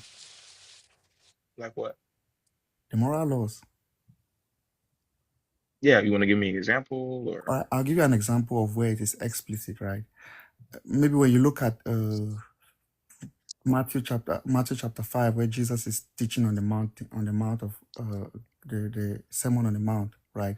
He begins to give certain instructions there and way of living, you know, and he talks about how that if he gives several Blessed are the poor in spirit, for theirs is the kingdom of heaven. Blessed are those who mourn, for they will be comforted. Blessed are the meek. Blessed are those who hunger and thirst. Yeah, Sermon on the Mount stretches all the way to chapter 6 or chapter 7 even. These are moral laws? Those are not laws in some explicit sense, but they are kind of admonition and instructions. Let me put it that way. I mean, they can still be taken as laws. I mean, look, you're reading the intro of it, right? But I'm telling you the Sermon on the Mount stretches from chapter 5 all the way to chapter 7. Okay, where are the moral laws? Because you told me chapter 5 and I started at the top. Okay, yeah, I'm saying it stretches all the way to chapter 7. So you're reading the earlier parts of the chapter. So if you read the later part, you'll see more of it, more of the commandments there.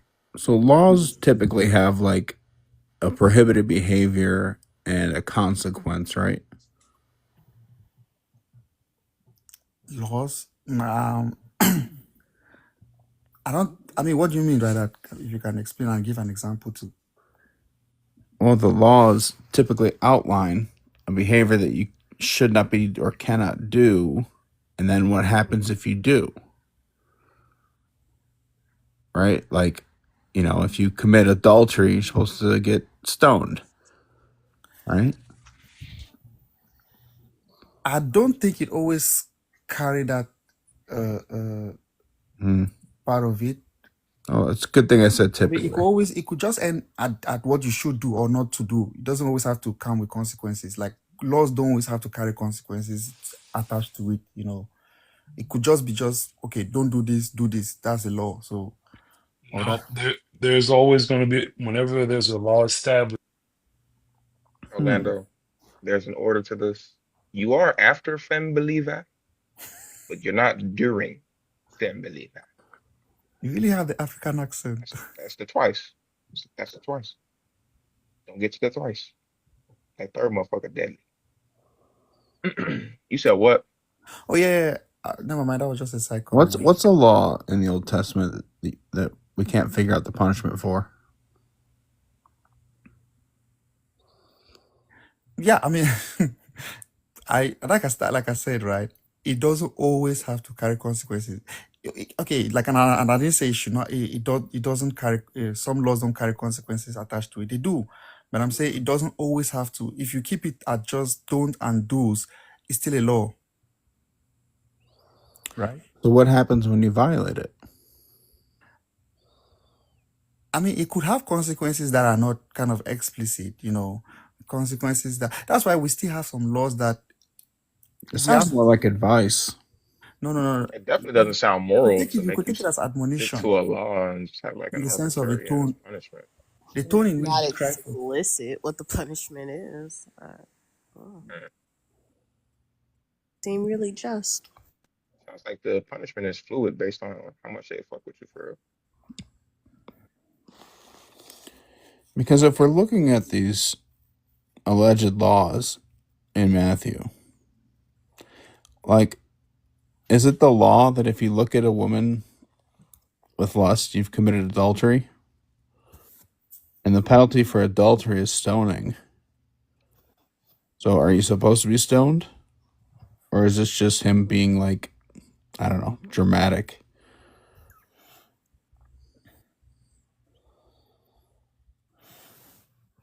Just give me a second. Let me pull that up. I mean, like. Why do you need to pull that up to tell us? No. Okay, this is the thing. I like to discuss with some level of, accuracy, right? Okay, go I get don't it. like to. I don't like to. Go get it. Go get it. You Go know, I get it. think it is really funny though because he's the type of person that like say I'm reading this and then and then get to the end of the. But when Yeah, but you, if it's if interesting. No, if it's just interesting. You don't have to comment. Go find the thing. You don't yeah, have to. if You don't for have to. some reason I don't know something particular and I want to double. Hey, John. Absolutely do that. Go do that. Um, That's fine. I just thought it was funny because you listed off a couple of scriptures and you just rattle the motherfuckers off and don't get nobody time to go get them. The Mac asked you something. Anyway, hey, John. do that. I saw in the comments you were asked to stop using caps several times, so I wanted you to know that I muted you for the entire live down there, just in case you wanted to know. Okay.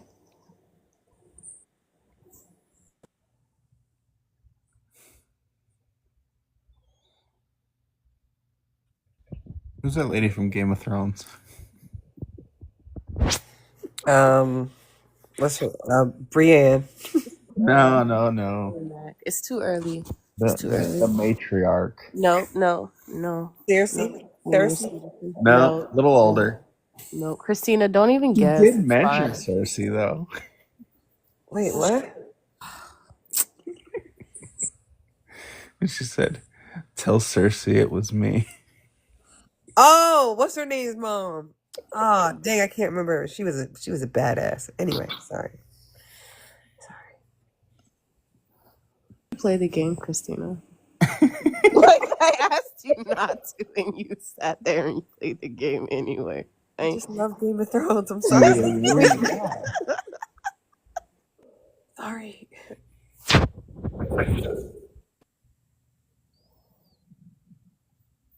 Did you find the answer you need? Okay, yeah, it's not an answer. It's just a comment I wanted to make, which I was trying to be more precise on what I wanted to say. So, the verse you quoted, right, which was lust and adultery, which Jesus was commenting on. In fact, what I wanted to say was he was actually in some ways adjusting to all like correcting, or I mean, I don't want to say correct, but updating what Moses actually gave, right? Because Moses was saying adultery is when you sleep with another person's spouse, but Jesus came around and was saying, well, this is what Moses says, but adultery even goes beyond that, and he says, if you look at a woman lustfully, you've already committed adultery or sexual sin in your heart, and which means that's already something which is wrong. So in other words, it's kind of raising the bar higher, or raising the standards, pushing the standards higher. But then he doesn't give any kind of Would you call this a law?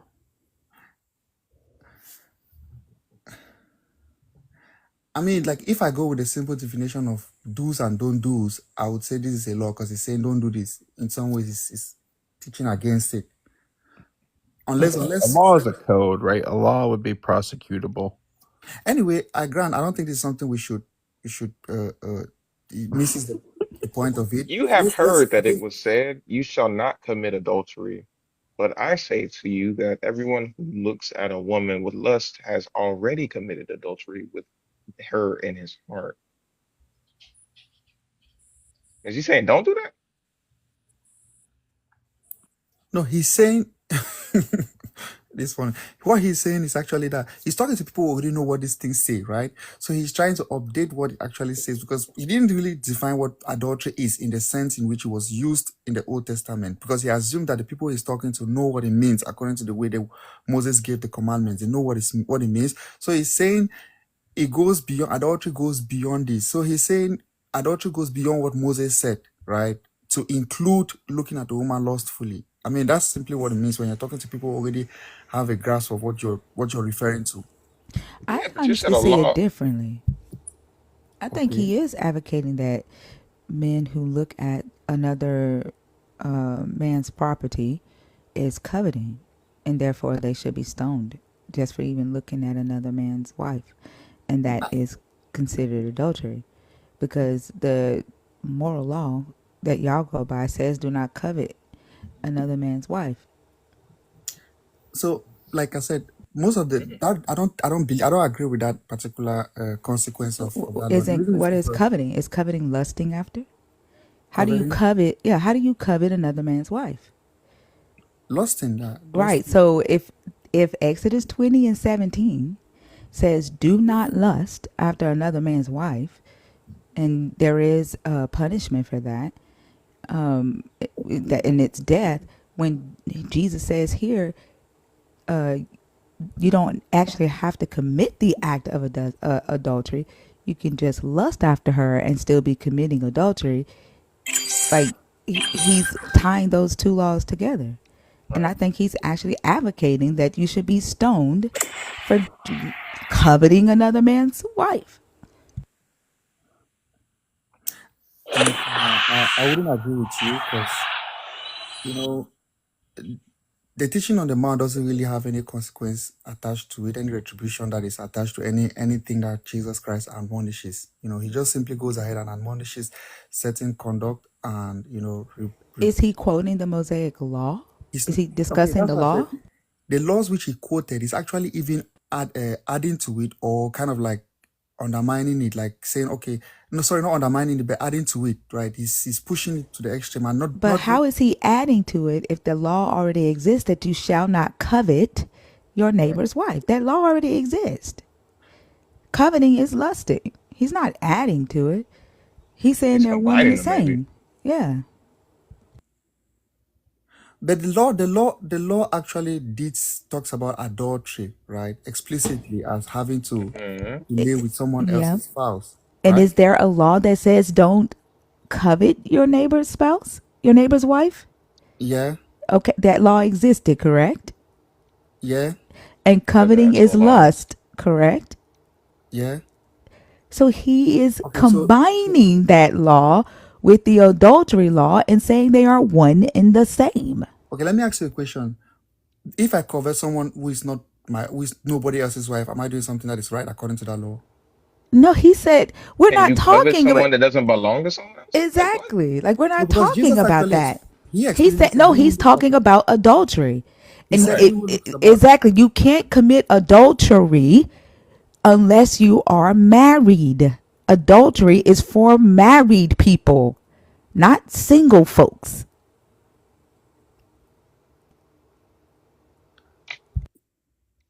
Thank you guys.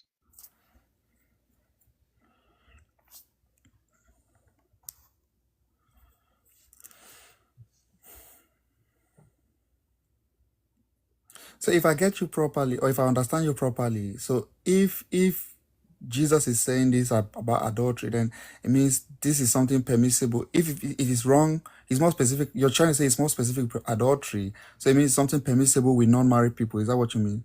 I'm trying to say that, or does the word adultery exist in the scripture? I'm confused. Did Jesus say adultery, or am I putting those words in your Jesus's mouth? No, he did say adultery. Yeah, so I'm not Corey's on trying to your say ass. that. I'm not trying to say that. That's what Jesus said. You commit adultery in your heart. Only a married person can commit adultery.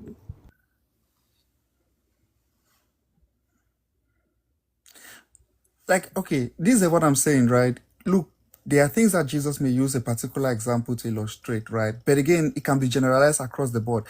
In the following verse, he said, "You have heard in the Old Testament." He said, Generalized if he's using a specific fucking I want to show you example how from a that specific place.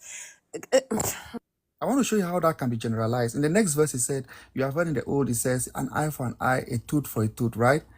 I mean, that doesn't hold only for an eye for an eye. It holds for every case. It can be generalized across the Hold on. The board. next verse says, "If your right eye causes you to sin, tear it out and throw it away. Sorry, It is better for you to." in that same chapter, there probably a couple of verses after that, if I'm not mistaken. That's why I try to be precise, but you keep a couple of verses. It talks about how that if you have heard in the laws of Moses that in the old that an eye for an eye, a tooth for a tooth, right? So it's not like, oh, an eye for an eye. Every other thing can remain the same, but just an eye for an eye. No, that can be generalized. Eye for an eye is the talion law.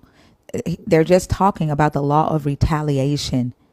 Exactly. So in other words, is you cannot generalize it, right? He uses some kind of Those are two different things. Right.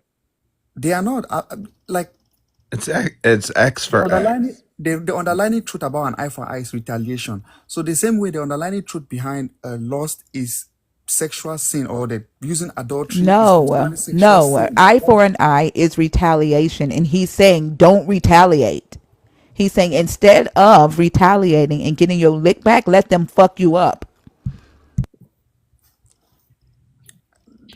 That I agree. I'm not denying that. I'm just simply saying that, yeah, true. That has Generalizing. nothing to do with, like, if he's talking about adultery, the subject is still adultery. If he's talking about retaliation, the subject is still retaliation. Adultery is sexual sin. So the underlying, Adultery is sexual sin for those who have made a vow with one another to only be with one another. Right. is that what sexual sin is all about? That's what adultery is about, Okay, which but is then what sexual Jesus was sin is not talking about about. vows. It doesn't have to do with vows, right? Are you okay, fam? You got to say The, with the the accent. fact y'all need to redefine words to make this shit make sense and it Yeah. still don't make sense.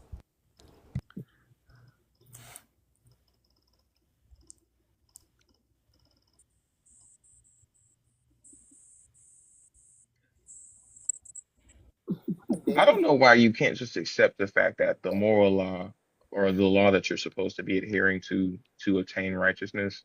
What's up, Elena? Is in the Old Testament. Like you're squirming around in Matthew, but it's funny because when we refer back to the Old Testament, where the basis of these laws are, you refer to them as the law, and over here they're just generalizations of the law. You don't think that's Yeah, weird? I agree. I agree with you. I agree with. I'm not denying that obeying the law or keeping the commandments in the Old Testament is will not make you righteous, right? You know, it's the laws of God are righteous, right? But the issue is which Paul was outlining in Romans is to obey those laws is impossible. Like to perfectly obey every bit of those laws is it's impossible. So I'm sorry, does anybody are y'all getting the the feeling that Jesus was telling them not to be a man in the sense how Rome wanted them to be men? Or how, like, he's saying, don't lust after women, don't Mm, fight back, mm, right? Like, he's like changing.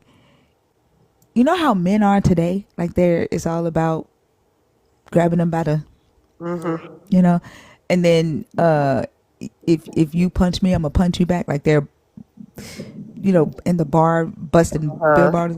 He's like, don't be that. Don't be that person. That's what they're saying, Trying right? to make a Like, bunch of betas. yeah, that's what that. But that's not really what he's saying. But that's what they're saying. He's saying, right. That's what they get out of it. yeah. That's what we were taught. I didn't get. I didn't. Anyway, maybe the point That's wasn't why they fully get up on stage forward. and be like, Jesus definitely spoke against slavery. Have you read the Beatitudes? It's like, yeah, man. I love the part where he says, "Do not own people as property." Mm-hmm. In your Right. heart. In your heart. Of course, spiritually. In reality. Very safely. In your heart, they're free. Right. But in reality, work the motherfuckers, and you better not say thank you. Um, I got a attitude. It's crazy. Um, yeah. God's little servant boy. I don't understand why you keep running away from God's commands, right? Like you understand that the only reason why you shucking and driving in the New Testament, squirming around in Matthew is because you don't want to wrestle with the fact that you think that righteousness means following the law. And that means that you got to go to the Old Testament to do that. I don't think. Righteousness ends at just following the law. I believe, like when we look at the Bible, you look it Does across it the board. start there? Come again. Does it start at the law? I'm saying it doesn't only refers to obeying the laws or the Mosaic laws, right? But Uh, does it start there? it doesn't even start there. Word. It doesn't start there. Does it include following the law? in some ways it may mean it means following the law, right?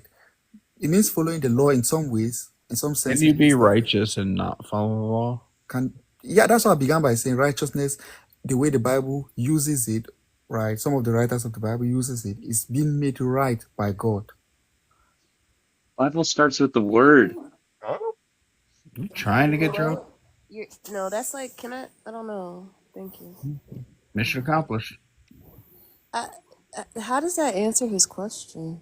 it doesn't. I will say this for the people who come up here. I understand that I have a couple of y'all. That's just because y'all lack patience. But the same opportunity that I afford to each individual would be afforded to you.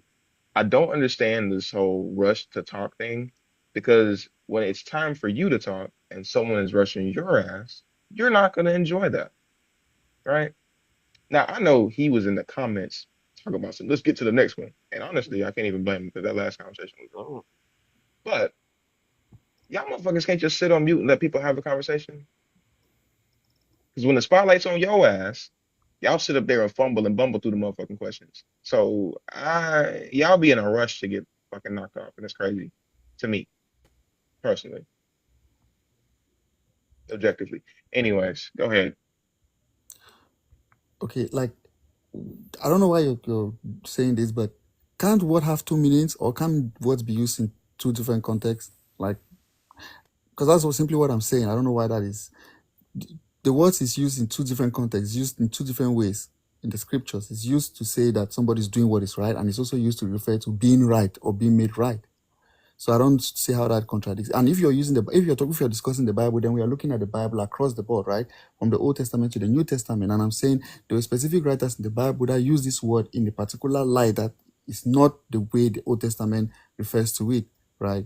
Or they were using it in some kind of updated light, not like the light of the Old Testament. And amongst them is Paul. Paul doesn't use this word to say. In fact, he actually talks to people, talk people away from the Mosaic law into some kind of new No, covenantal thought. he quoted Old Testament, and a lot of times he quoted it incorrectly.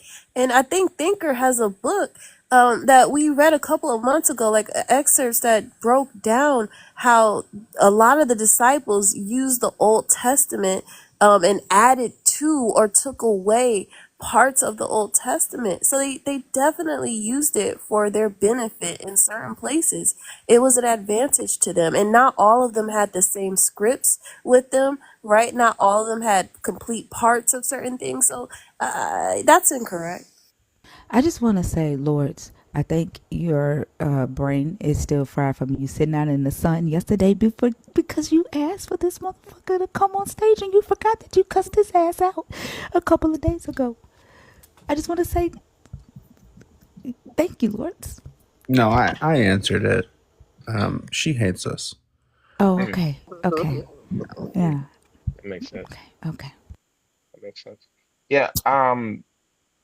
This does not detract from the fact that you are running away from the fact that righteousness, as described in Romans chapter 6 by your beloved Paul, is obedience. Right? You're a slave to obedience, correct? Yeah. All right. And when we're talking about obedience, God wants you to obey what? His commandments. Okay. So, Where are those found?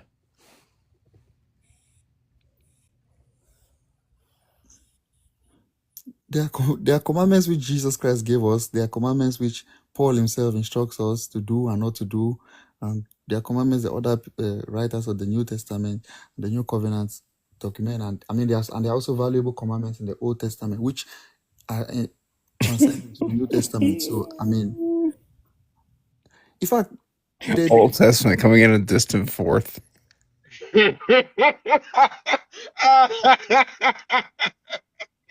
Say that again. oh my goodness.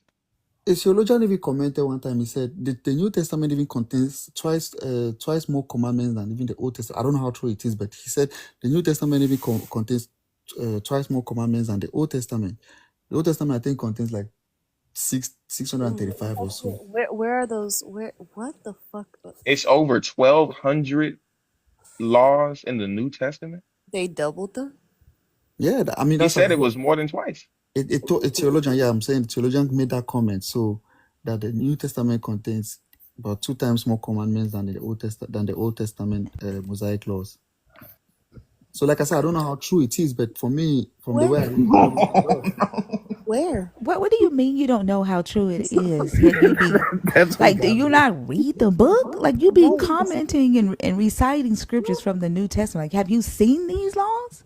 I want to ask a question. What would you consider a No, command? no, no, no, no, no, no, no, no, no, no, no. Where? You have it scattered all over the New Testament. That's what I've been saying here. Ah, okay, find one. like is Proverbs commandments? What? Are Proverbs commandments too? Like this is you're talking about like advice and guidance, and now we're calling those laws. I mean, No, maybe he's saying in the New No, Testament. I know. Oh, Yeah, that's what I'm I'm saying like asking. that's. Where are I'm they in saying the like New that's like Testament? akin to Proverbs. So like, are those also laws now? Proverbs are Proverbs. Not the book Proverbs, but like the word Proverbs. Proverbs, yeah, the word Proverbs are Proverbs. The book contains Proverbs. Proverbs are Proverbs. Or Proverbs contains Proverbs. Yeah, but I'm saying Proverbs the don't things contains that law. the things that Proverbs contains Proverbs. okay. So the things in the New Testament that are like that kind of thing, you're No, saying no, those are no. laws. They are more of commands. They are more of commandments. Do's and don'ts and admonitions. Avoid this, do this, don't do that. Yeah, that's what Proverbs is too. It is well to do this. Don't do this. They're not laws. It's guidance. It's advice. Mm-hmm. To apply the law that was already given. But like, it's just like, it's like don't put all your eggs in one basket type shit. Like that's not a law. It's just advice. Like that's what laws are. Laws. Like there is a prohibition and a penalty. Right. That's not what's all over the New Testament. Because the penalties are the same. You're going to hell. Exactly. So it means the New Testament approaches things quite differently from the Mosaic Law, right? Because the Mosaic Law actually advocates for some kind of retribution in this life, right? Maybe you're stoned. Yeah, Old Testament makes sense. The Mosaic. In the New Testament, the law for stealing a loaf of bread is the same law as like SA. The penalty. I don't think it's the same. The penalty is the same. That's a faulty law.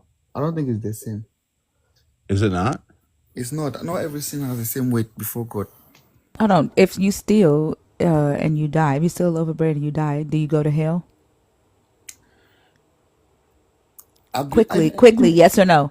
I don't need a dissertation. It's a yes or no.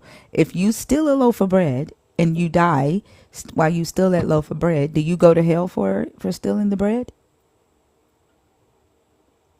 Yeah, you go to hell. If you essay a child and then you die the day after you essay the child, or immediately after you essay the child, do you go to hell? You go to hell, but you don't experience Same punishment as Max said. But you remember when Jesus said it will be worse What's for the some? problem with that? I want to say how that is different. Jesus said it will be worse for some on that day, which means that some will not get it. Some will get it lighter. Some will get it worse than others. If they're already dead, how are they going to get it worse? What your Jesus was talking about was those that are still alive. It's admonishing those that are still alive on what will happen. But why are you talking to me about people who are still alive? And I just asked you about 2 people who died. No, he's talking to people who are still alive. No, oh my die. gosh, Billava. I am talking to you about the punishment for 2 people who have died that did 2 different things. Like, why are you talking to me about people who are alive and what their punishment is? We're talking about the fact that all of y'all, no matter what sin you do, you get the same damn punishment.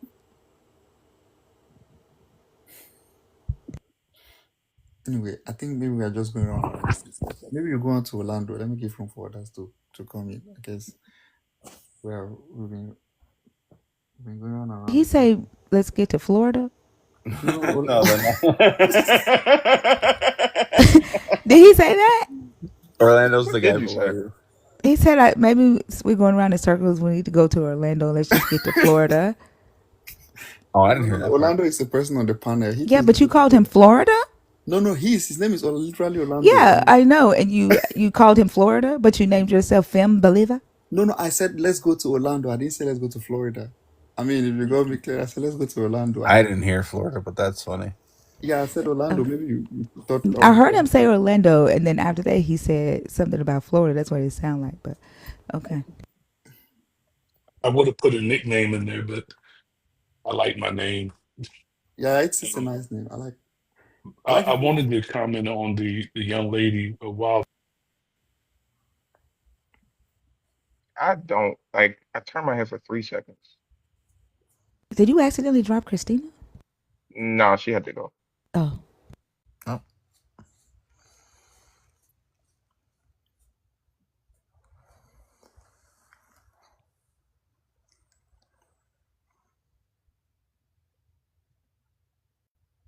so y'all done?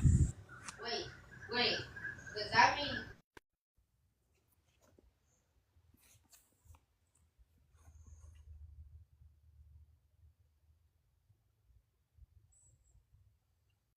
Christina, quit lying on my ass. Dropped? Not even dropped. It's Dropped kick. crazy. It's crazy. She's I do actually think that. blocked. Well, now we need to. Somebody Oh. unmod her. Um, I do think that it's crazy that Finn Believer he ran away from the conversation.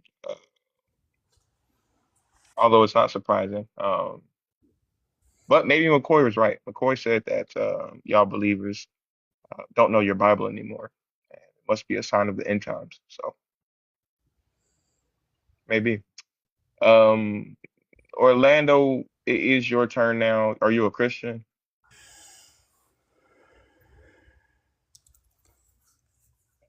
Yes, I subscribe to Christianity. Yes. Cool beans. Pick one or two. Um, Pick number one or two. I can't comment on what was just said earlier. Because that conversation did not concern you. So no. Okay. When we were talking about being a slave to righteousness, and I tend I'm actually sensing like a spirit of rejection before I even start. Is there a problem with me? Do you have a problem with me? What does a spirit of rejection feel like? yeah. Like your Holy Spirit You you is you you, you know mistranslating. when you in an environment that feels inviting, and you know when you're in an environment that feels repelling. You know the both. It sounds like your spirit don't like rules, and that might be what you're feeling. It does, but I think the caveat of injecting a rule is, if you got guests or somebody's come new, they don't know your protocol. I Except don't know that you're going to stay. you've been told the protocol multiple times. You've been muted Well, multiple times for disobeying the protocol and interrupting it. We don't have anything to do with what your spirit is feeling about you not getting your way. You can either proceed with the conversation, and your thoughts would be received or rejected, or you can keep whining about it and nothing's going to change. well, I'm not the whining type by no But means. that's what you're doing, Well, it's important to express your feelings, no matter how which a is person whining. takes You're it. whining about something you can't change. You Well, cannot no, change the protocol in here.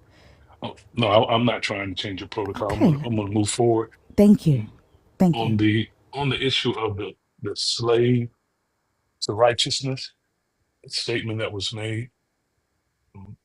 The word slave in some minds of people, they have a visual picture Are you that picking comes number up two? with, yeah, number two. Okay, what does being a slave to righteousness mean? uh, the primary thing it means to me is being consistent with following the known. You have to know what is expected of you, rules and regulations, guidelines. So you have to be consistent at doing it, because a lot of people, they can give you, immediate moments of, I'm doing what the word tells me to do. Um, the Lord's working on me. I'm trying to get there. You know, all of the things that we hear with people in general is that, it's always a try. I'm doing the best I can, but the real important thing is consistency, because whatever we do consistently, we become product of. If we do it consistently, if we consistently lie, we're liars. If we consistently cheat on our spouses, we're cheaters. But whatever we do in consistency will put that stamp of what it is that you are, whether you're going to follow righteousness. And back to your point of righteousness has to be established by an order of something greater than ourselves. And based on their order, whatever they have prescribed, in this case, I would say the Lord, whatever the Lord has prescribed, that is the order of what's right, being in right standing. I'm in a right place. I'm doing the right thing. If You're I not if really telling us what righteousness means. You're giving us a lot of talk, but I'm not hearing a firm definition of I, what I it means to you. I I don't think know. he's saying that righteousness is to consistently follow rules and order. Is that what you're saying, Orlando? absolutely, Yeah. absolutely. So, like, when white supremacy has rules and orders for the KKK, would you say that those members who consistently followed that order were righteous? In their mind, they were righteous. That's exactly right. In their mind, they were righteous. But if you look at the plan for mankind, if you look at all of mankind, you can see their flaw. But in their own culture, it was right to them. In So, other words, when you say look at the order for mankind, are you speaking about the Bible? yes, I'm speaking Okay. of the Bible. So in the Bible, when the God set up supremacy culture, and by choosing a group of humans to be more superior than the other humans on earth, and then white supremacy did the same thing, then they would be following the natural order of your God. Well, Hmm. before whites even were in It the isn't about position, it isn't don't pay attention to the fact that they're white. Let's pay attention to the order that they are following. Right? Your God established supremacy culture, right? When he chose a specific group of humans and told them they and were what group superior was and that? And what hold on, and told them that they were superior to other humans on earth, right? That's the order. you said, One right? group, I'm saying, hold on. This is the order in here is do not interrupt the host or any of the co-hosts. That's the order in here, okay? And for your edification, that's going to be Zena May, Thinker, Mackluster, uh, Kazoo of Destruction. Although he might not cut you off. And then Feet down here in the bottom right. Those are co-hosts. And we ask that you show your righteousness in that, okay?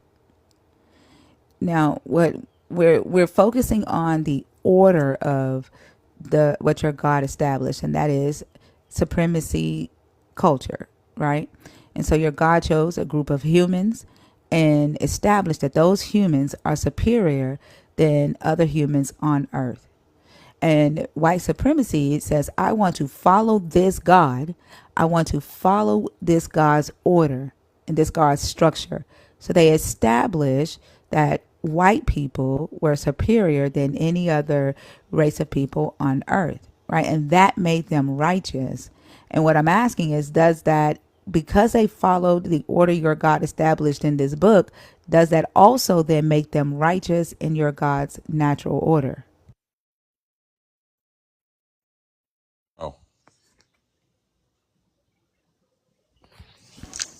Oh, Highly blessed. I think also informed you of how the protocol works. I know you've been begging to get on stage. I wouldn't waste that opportunity by getting dropped by continuing to do that. just answering questions. McCoy, Well, I'm trying to get you up here, but it's not letting you load in. Highly blessed. I will let you know this. You have exactly zero more chances left. You are well aware that you are not to come off mute until we introduce you into the conversation. I understand that you came here to be contentious, but if you wait patiently, I'll allow you that opportunity. But in the meantime, in between time, as I've stated before and will not state to you again, wait your turn.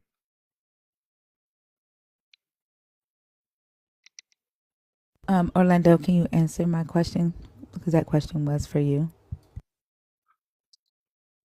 I believe that the white supremacy, they're following what they consider to be righteous by the Bible, was something that they followed that had preceded them, way beyond, way before them. There were I Moors and asked there did were. they follow the order, your God's order. Don't focus on the fact that it's white people doing it. I got you. I got you. Yes. Yeah, I believe they followed their order. Yes, they followed the order that they were instructed. Yes, So then that would make them, righteous with your God, more righteous than those who do not follow that type of order, correct? well, I don't know of any group of people who don't follow that order, because in the minds of, for example, the Russians, their order of doing things in their belief system is right. What they're doing in Ukraine is right to them. That's right. That's interesting that you said you don't know any group that don't follow that order, yet you went to two more European countries. Are you European? I am not. Why didn't you list your country? Like, are you African or African American or I'm African American. you're African American? Why didn't you list your culture amongst that? I didn't see a need to. You don't see the need to. Do you think African Americans see themselves as superior than any other race of people on earth? No, I don't. So then that would mean that there are groups of people that do not follow your God's natural order. Yeah, Mhm. absolutely. Absolutely. Do you That's remember what you just said, though? Yes, I do. What did you say? In response to what part of what you asked? Regarding if there were any groups of people who did not follow your God's natural order of supremacy culture. When I say that there are people who have not covered, who do not follow the supremacy order, who have done it over the That's not what you millennials of said. years. That's not what you said. You said there were no people who did not follow your God's natural order of supremacy culture, and then you went and listed Russia and Ukraine as examples, while ignoring the fact that there are people on earth who do not see themselves as superior to other races. And so I'm going to ask my question again. Would that mean that white supremacy or people who see themselves as superior to other races be more closely righteous to your God than those who do not? I can tell you indelibly that people from the beginning of time live without any laws or any guidelines. God chose a people I called. don't think that's the question that I asked you, though. Well, I'm giving you the description of how I have seen it through history. It's also My not my, de- true. my degree is in history. I'm a religious history and I'm also a military history specialist.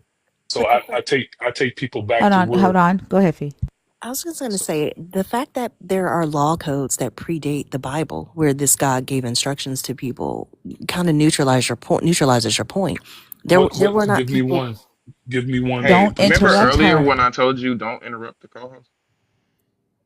The Code of Hammurabi is one of them. I mean, the Babylonian law code is older than the what am I looking for? The Israeli law, whatever it's called, the Mosaic law. Like it's older than that. Like there are multiple law codes that the laws that you find in your Bible are based on.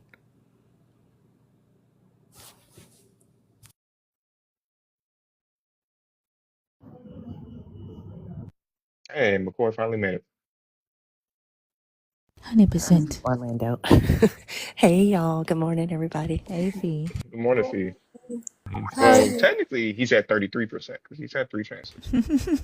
Yeah, You that's have true. you have to unmute Orlando. We can't hear you.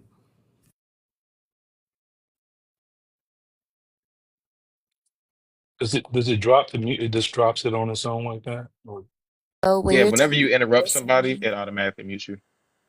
Hmm. okay. Okay. Well,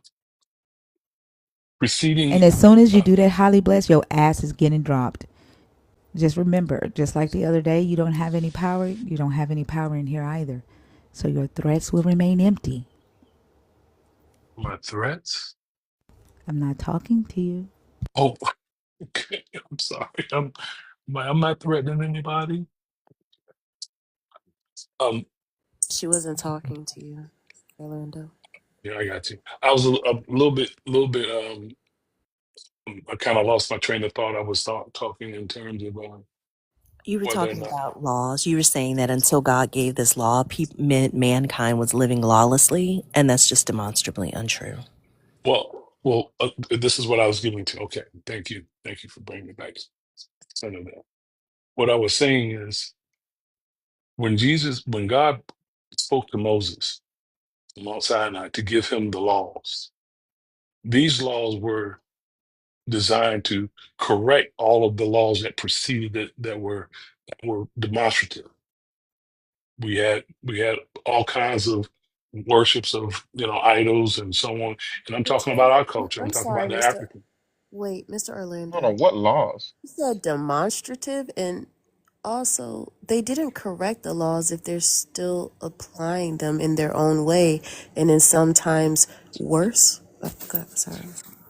Uh, I'm just saying Jason, the let me drop you down. You come back up, yeah?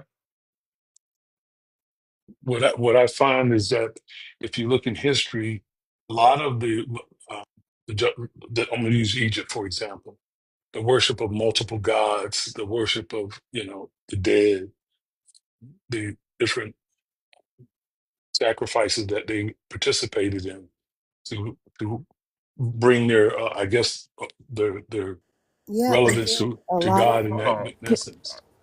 All those things What? were done away How is with. this? How is this changing stuff? What are you It's talking about? not. It's They not. changed who they sacrifice to, is what you're saying. Sorry, could Damn. I? No, Could no, I? I'm saying that God told first thing he told the Hebrews was to have no other God besides me. Why did he say that? He said Because before me, every other and culture he because did not. every other culture had multiple gods. Every other culture practiced multiple deities. They practiced that. So he They he he practice wanted to make it multiple clear. deities. Yeah, there were multiple deities. They had multiple gods. The sun gods, Ra. They didn't They practice had. pantheism. They practiced multiple deities. Can I? Could I just? Because I promise I won't stay up. I know somebody dropped, so I could come up. I'll go back Well, down. Um, before you yes, go, sir. just so you know, that man is a scholar. He's accredited, and so tussle with him. Excellent, That's at your peril. excellent. So if I could, it Don't sounds let the like white what. man come and skip me. Come on. Yeah, Oh, dude, you're a nobody. Bye, You get skipped. unfavored and unblessed. Like you'll get skipped over silence, dude. it sounds. It sounds less like you're doing historiography and more like you're reading what the biblical text, that what the narrative says, and then just saying like that's how you're doing your historiography is just what does the Bible say happened? Um, because like as Fee pointed out, we have law collections that go back into the third millennium, and it sounded like to press back against that, you said, well, the laws of Moses were correcting for a bunch of different things, and then you mentioned different sacrifices. What historical evidence are you marshaling to make that claim, or are you just utilizing like Deuteronomy? Well, I'm basically making these statements off of number one, the Hebraic law and the discussion that Moses had with God. Okay, well, you realize that that's not doing historiography, right? That's just reading an ancient narrative and saying here's what happened. Like that's not how any academic does historiography. Also, if we were to look at the laws of Maya that came with the early Egyptians and following its lineage, you can see many of the things that we as Christians worship now line up with what they believed back then. What what where I come up with the point of being a slave to righteousness. Wait, I'm sorry, Mr. Orlando. What? You said that they were fucking different. You said that the Christians and the Hebrews came to do it differently, but now you're reneging on that. I don't know. He's trying to What do you, correlate Egyptian law with Christian law because he's trying to say it's black. That's what he's trying to say. And he's trying to say that the Babylonian law is what the Christians are doing different because the Babylonian law was more barbaric. And yeah, God gave Moses laws to correct that. But I want to ask you a question, Orlando. Would you consider a law that if two people were caught in adultery and it required death, but the husband could forgive the wife and save the life of the wife and decide that he doesn't want her to die? And by proxy, the man that was found guilty of committing adultery, his life was then spared too. Would you consider that law merciful or barbaric? that's a merciful law. I It's a mean, merciful law. in that That's so way you described interesting. it's merciful. Very merciful. Thinker, can Mhm. I ask another one? Yeah, yeah. Like let's say trying to be fair here. So like it sounds like what you're saying is that if you had a law that said like if you take someone as a slave, a debt slave, you're allowed to keep them for 6 years, and then you had to release them in the seventh year, and after that 6 years, their debt was completely repaid. If another law said, look, you can't keep them for 6 years, you can only keep them for 3 years, and then after that 3 year time, their debt is completely repaid. Like you would say, the 3 year is more merciful, Yeah, in that description, yeah. If I got less time, I would say that's more right? merciful. Yeah, me Isn't too. that Okay. interesting, Dr. B? Over in when Jesus came on the scene, when Jesus came, he said that I Well, didn't come to do. before we skip to well to the time skip actually, do you know where those laws are from? Do I know where those laws are from? Hmm. When it comes to the Mosaic law, I know it comes from God No, the Himself. laws that Thinker and Dr. Bowen gave you. You know where those laws are from? They were describing different things. I don't The get the laws They that you question. gave said were merciful. Yeah, they gave you Oh, two you were saying laws that that you if agreed you were. talked about a man who two people were married and caught the man was caught in adultery, and I don't know if the woman was caught in adultery. I can't remember everything you said, but you said that if she decided to allow him to live, or he decided to allow her to live, would that be merciful? And I said, yes, that would be merciful. Yeah, do You you know asking where where that these law came laws from? came from? No, Hmm. I mean, I'm asking you. You're asking me that question, and I don't have a description of that scenario, Like a other yes than or a if a no, man is Mr. caught. Orlando. Just Although, yes or no, Mr. Orlando, so they can no, let you no, know. no, Yeah, no, and that's interesting from a religious historical no, scholar. no. But those are laws of Babylon, Okay, Hammurabi. And so okay. what you just described was the law of Babylon being more merciful than the law of Israel. Which wouldn't be any in that, Israel. which wouldn't be any in that case. It wouldn't be any. I mean, it's not a black mark on either one of them for it because in some No, cultures what they you did was Whoa, for it because in some no, cultures what they you did was whoa. you chose and said that you would rather have and be under the law of Babylon than the law of your God. And you that's no classified the you law no of you Babylon. Hold on. Y'all full of it. Hold Y'all on. full of it. I'm You done. I'm classified the done. law of Babylon You're being full more of it. merciful than the law of your God. And now you're going to Y'all become a full of it. fugitive. I'm sorry. And now you're going to Are you become a gonna Hold run? on. fugitive. Orlando, Hold on. You're just gonna Orlando, run let to me, run. Like, The track you Orlando, stop. let stick me around just, and have a tough discussion. and I promise I'll promise I'll drop down into this, but it's just so we can clarify. The reason that I asked the question about the debt slave law is, laws of Hammurabi are written in the middle of the 18th century BCE, so right around 1750. And if you look at laws of Hammurabi 117, it says that if you take a debt slave, you can only keep him for up to 3 years. And after that 3 year time, his debt is completely repaid. Doesn't matter how great it was, doesn't matter what interest you tacked on, blah, blah, blah. So when you move forward into the first millennium and you have the Mosaic law there in Exodus 21 with the covenant code, this is a much later law collection.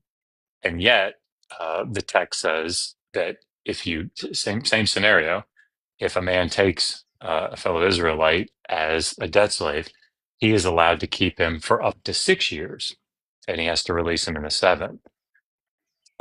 So it's doubling the amount of time that the laws of Hammurabi restricted the master to.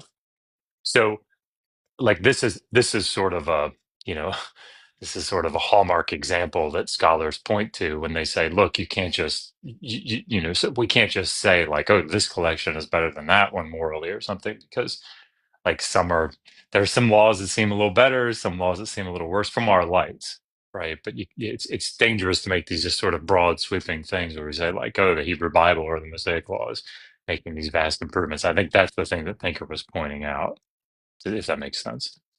It makes sense, Doctor. When you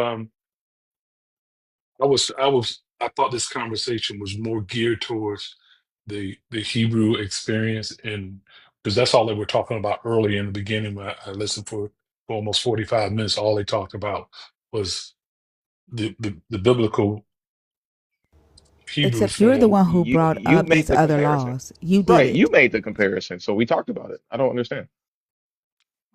No, well, when we were talking about my point was I was just trying to go to what number one the young lady was talking about as far as As slavery, far and as I was talking no, about we weren't talking about and slavery. You brought this up as a way to escape my question regarding whether the KKK was actually following the law, the natural order of your God righteously, and those that did not see themselves as superior than other humans on earth were not. And you pivoted to this. And now you're in another uncomfortable situation. Thinker, I was on my explanation of where did morals come from? What are morals in regards to the laws that have been made? I pivoted to address why we have laws that we slave to or that we should be consistent with. You made a broad statement that the Mosaic Law improved upon the Code of Hammurabi. And And as we just would you? pointed out, it did not. And oftentimes it made them worse. Well, can I ask you? Are you a Christian? What does that have to do with the conversation? Because that question was asked of me when we started. You asked me, was I a To Christian? qualify you for the conversation. So I'm trying to find out whether or not my sister is a Christian, and she I values can the I, I can answer this. Christian. I can answer this. I'm not your sister. Okay, in the eyes of God, you're my sister. So that's how I see you. I don't see you as an Why are we enemy. We going don't to actually why are care we about consent, devolving right? to this? Yeah, like why are we devolving to this? Can I like honestly, Orlando, like you had sort of a good conversation going, and now that you're challenged, you're devolving into like I don't know, being creepy and weird, right? If you don't want to have the conversation anymore, there's another person up here. You can just say you don't want to have the conversation. I don't understand why you Christians have to go to this non-consent Yeah. type All shit, right, that's what I right? did. All right, thank you. I mean, you Okay. guys appreciate your time. All Thank you. right. Have a good one. Bye bye. Don't be a creep. Okay. You be one as well, man. All right. No, she said don't be a creep because you're being a fucking idiot. Bitch. Oh, I don't care if you want me to call you sis or not. I'm gonna call you that anyway. Because I don't care whether you like it or not. I'm gonna do it anyway. Orlando. Yeah, okay, it's Yeah, okay, bro. We yeah. good. You can drop. Oh, it's I don't think definitely he not knows okay. how. Oh, maybe God can do it. Orlando, did they teach you how to leave alive or no? Yeah, I'm coming out right. Oh, okay. Well, don't come out too hard now. They might shove you back in that motherfucker. He'll be in church tomorrow singing, I got the victory, hallelujah. But right now you Hmm. sound so damn defeated. Mm-hmm. By your own arguments. That's still Crazy. You not brought it right, up. Orlando. You're still here. He brought it up. That's crazy. He's about ready to shut down the Wrong phone. door. I actually popped up because I wanted to ask him more about that slavery and consistency thing. Like, there's a way to say do something consistently without using slavery. Like, I just don't understand why they conflate these things or neutralize what being a slave actually is. Absolutely. That's weird. In my estimation, a slave means you don't have no choice in the matter. You have to do what is righteous, not choose to commit to. They want to soften that word so fucking hard. It's like, bro, Paul was not saying that. He said you are either a slave to sin or a slave to obedience. And truth be told, that motherfucker's still a slave to sin.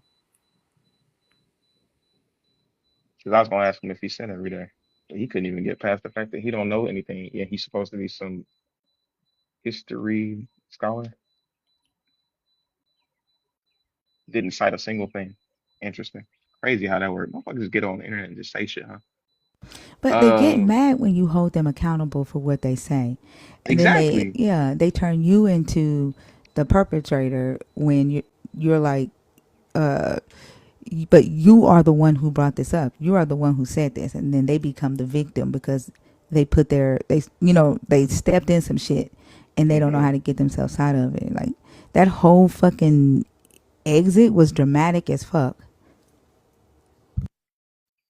Oh yeah. I think. Ego is hurt.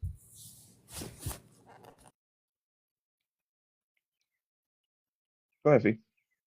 Oh, I was just gonna piggyback off of what Thinker was saying. Like, I think it's the challenge that's the issue. I think religion is so used to being infallible but not accountable. When we have these conversations and ask for receipts or show information that's contrary to a belief that they hold, they don't know what to do with it. They're used to this position of being seen as being infallible and not being challenged. I think that's why a lot of them run from these conversations, because they don't expect folks who are equipped with knowledge of the book that they believe to be infallible, show them how it's not infallible, and then ask them to be accountable for that, the issue or the inconsistency. I think that's why they run all the time, and it's unfortunate because it's why we stay stuck. I think too Mm. it's that they have these moments of realization, like he realized that the KKK was actually following his God more righteously than him or his own community, and Mm. that was an uncomfortable place to be in. So he ran from that point to another one, and then when he realized that he preferred or described the Babylonian law as merciful over his God's law, that was another place of uncomfortability, but also realization that he wasn't ready for. And I think that too is why he was pivoting like a fucking Hmm. Pac-Man. Absolutely. And I think like the fact that he could not distinguish between, or maybe I don't know, like he was sitting there saying, yeah, yeah, yeah. But it's like, bro, you understand that these laws are not in the Bible, though, right? Like, like, I don't He know. said he For was somebody who studied the history, it don't sound like it. Go ahead. no. I was about to say that's what I was gonna say. I also didn't understand, and I'm glad you wrote that down, Thinker. Like his comparison of saying that. I wish he would have gone more into depth of how quote unquote Christians reform those laws, right? Made them better, but how could they be made better if they're less severe than what was presented in the Old Testament? He never got to that. Uh, the pivot man has unfortunately left. And when I say unfortunately, I do mean that in the sarcastic way. But now it's time for everybody's favorite panelist, McElroy. What's up? Good. or I'm James good. McAvoy. How y'all doing? Hey man, Am I? I'm just out here shaking a tree trying to make a nut fall out. You hear me? Nah, it's gonna be okay. It's gonna be okay. I think we need a generation of believers that will not compromise under pressure. Because I feel like all of these guys Oh, I are don't need not a monologue. focusing. I don't need a monologue for it. I don't think anybody came here for your advice. But we did come here on this blessed Saturday to have conversations. Pick a topic. No, 100%. Now, what we are gonna do is we are gonna focus on the second topic, right? Should I get my What notepad does out?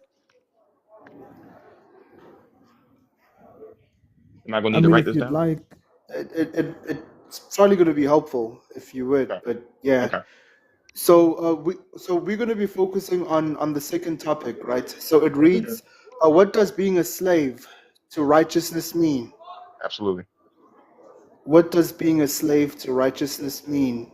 Hmm. Okay, so the biblical definition of righteousness is the expectation of grace, right? So that's the actual definition of righteousness. It's got nothing to do with you living right and you do no. It's actually accepting Jesus Christ as your Lord and Savior unconditionally.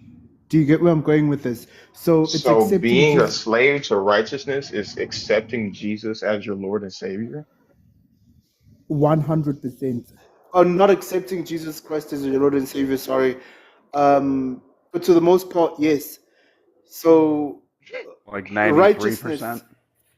No, so righteousness, by definition, right, is trusting God, right? Is understanding that you are not enough, you are not capable, you do not have what it takes without the Holy Spirit, Right. without, because I mean, you could try, Hmm. you could I you got my could push it notebook. as far as it could possibly go, but you're probably On a gonna fall fucking. short. Did you put on a fucking? What? You put on a button-up shirt for this conversation with McCoy. Well, McCoy is what we like to call in the industry a learned individual. And because he is a learned individual, like I said, I did pull out my handy dandy notebook. Don't look at that. That's got my CPass cards in there. If you know, you know. But I'm just gonna write this down. And you said, well, Fix your fucking collar. hold on. Oh, my fault. McCoy, can you tell us where you got the definition of righteousness from? So it's not the dictionary definition of righteousness. It's a definition that was, um, it's essentially, it comes from core values of Christianity, being Christian, being an organic Christian, not being one of those Christians with fluff and, you know what I mean? So you A made it. Christian with no gray areas. So you made it A up. Christ. No, it's the Holy Spirit. So when the Holy Spirit leads you, like But you McCoy, you telling me that you got a definition from the Holy Spirit is quite literally you making it up. Unless you can show me in the Bible, you said the Bible's definition. I didn't know it had a glossary. But can you show me in the Bible where you got this definition of righteousness from? because if you study, I'm pretty sure, like you've obviously studied the pages of Scripture, not once, not twice, not three times, but a lot of times, right? Now, as a Christian, you obviously first go through a foundational phase, right? The foundational phase is you going to church, so that's the first step. McCoy, The second, oh, McCoy, I don't need the steps of your Christianity. I'm talking about the definition of righteousness. Scratch that out. so righteousness is essentially, it's practically holiness to the most part, but in order Practically for us holiness. as beings to actually achieve that, do you get how powerful this is? In order for us to actually tap into righteousness, in order for us to actually define ourselves as holy, what we need is grace. Yeah, I right? think we have different And definitions of powerful and righteousness. I tend to stick to one source for my definitions of words. And I also look at how those words are used because I will agree with you that words are not descriptive. They're not prescriptive, they're descriptive. But in that descriptive use of them, we have to have like this baseline. And if ultimately what you're saying to me is the Holy Spirit told you what righteousness means, and you can't show me in scripture that, just like there's a definition for faith in the Bible, there's even what's considered a definition of love, which I think is very faulty. But also, I can I'm say taking this. notes. But can you show me that for righteousness? Because other than that, it's honestly just you making it up. okay, so if we if we read the book of Romans, Romans chapter 8 from verse 48, and then we just keep going down. So we sort of get an understanding as well as a realization that it's literally impossible to execute living right without You said Romans chapter 8, verse 48 down? yeah. So so what you're gonna do is you're gonna go to Romans 8 Hmm. from verse 48, and then Uh-huh. you're just gonna read the whole passage, Okay, right? let me read verse 48 out of chapter 8 of Romans. So that's love. That's love right there. Also, you are fucking. Also, how many verses are in chapter 8? 39. Is it 29? 39. 39. Okay. I'm currently reading. You guys are interrupting the words. I'm reading verse 48 now. Hold on one second, guys. Now, see, I think I quoted the wrong verse, my brother. So it's in the book of Romans. It's when Paul talks about. So he's like, look, I'm trying to do this. Like I'm doing everything I possibly can, but I just can't do it. You know what I mean? So it's in the book of Romans. I'm not too. It's most likely in chapter 5 or so, but it's definitely in the book of Romans where he's going through this. Is like self-introspection, like he's doing everything he possibly can, and for some reason he can't do it. He can't It's pull it Romans off. 7 Yeah, like also. he's It's talking Romans about like 7. how horny he is. Yeah, It's it's Romans Romans 7. 7. It's Romans 7. Romans Oh, 7. Yeah. thank So you, McCoy, for telling me if it's Romans 7.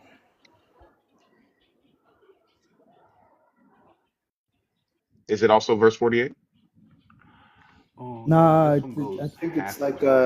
but it's a very very powerful page of I, scripture I, I think it where starts at you like sort of under 14, maybe Yeah, 15. 14 through 25. Yeah.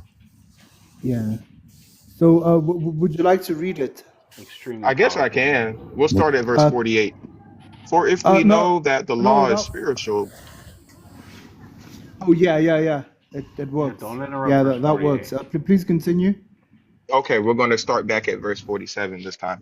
For we know that the law is spiritual, but I am of the flesh, sold into slavery, understand?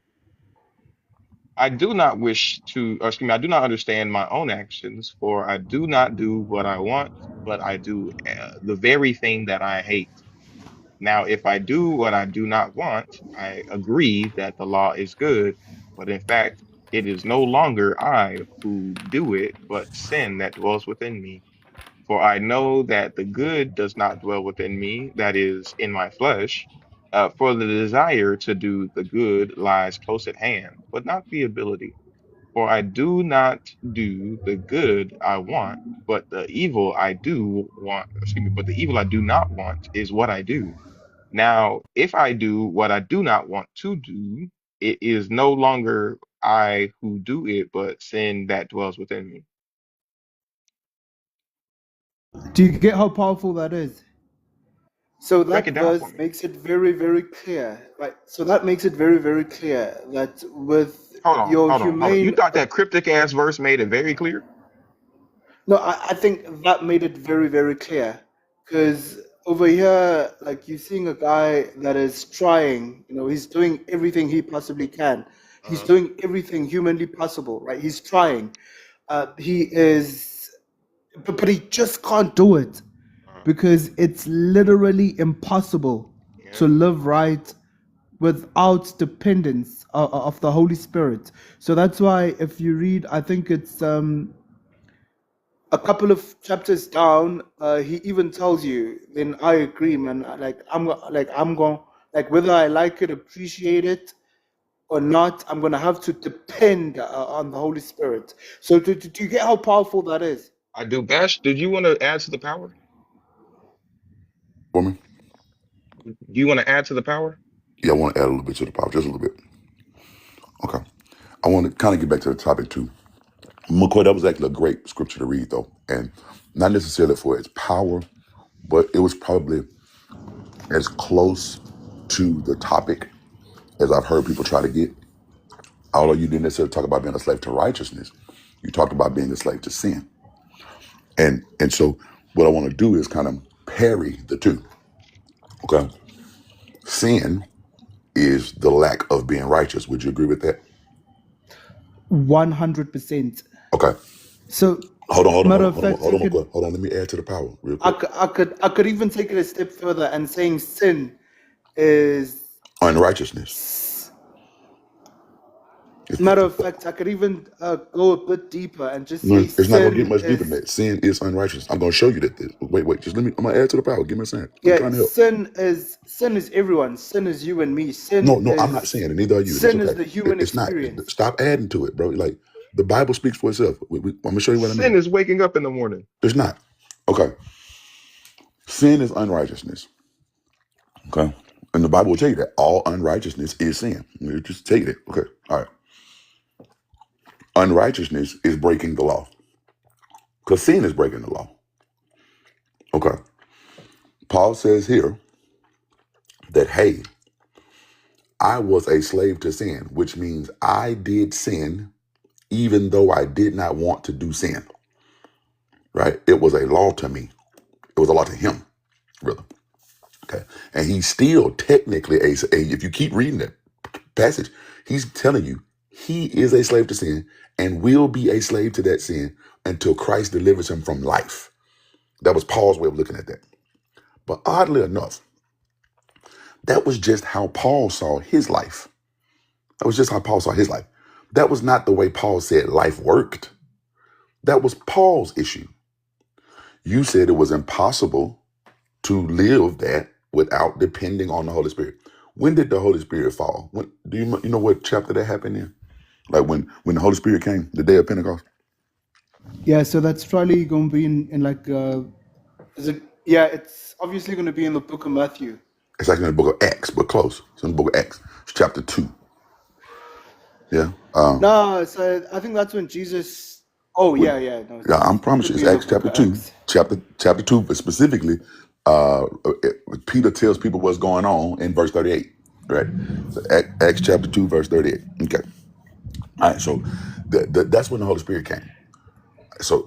But before that happened, though, before Jesus was even alive, there were two people in the book of Luke, at least, that are said to have lived righteous, that lived perfect concerning all the law, statutes, and commandments of the Lord. Okay, but they did not have Jesus. They weren't dependent on Jesus, and they did not have the Holy Spirit. I'd argue that those people were just good citizens. That's not what the book said. They That's not what weren't the book like said. holy. That's not what the book said. They said that they were blameless concerning all the laws and commandments of the Lord. Okay. I don't believe him. I'm going to read it. Okay. That's Luke. You know that is Luke chapter 1, verse 5 and 6. In the days of King Herod of Judea, there was a priest named Zachariah who believed the priestly who belonged to the priestly order of Abijah. His wife was descended from the daughters of Aaron, and her name was Elizabeth. Both of them were righteous before God, living blamelessly according to all the commandments and regulations of the Lord. The book says they were righteous before God. And then, like I said, because sin is unrighteous, it said that they lived blamelessly. So without blame concerning the law. Okay.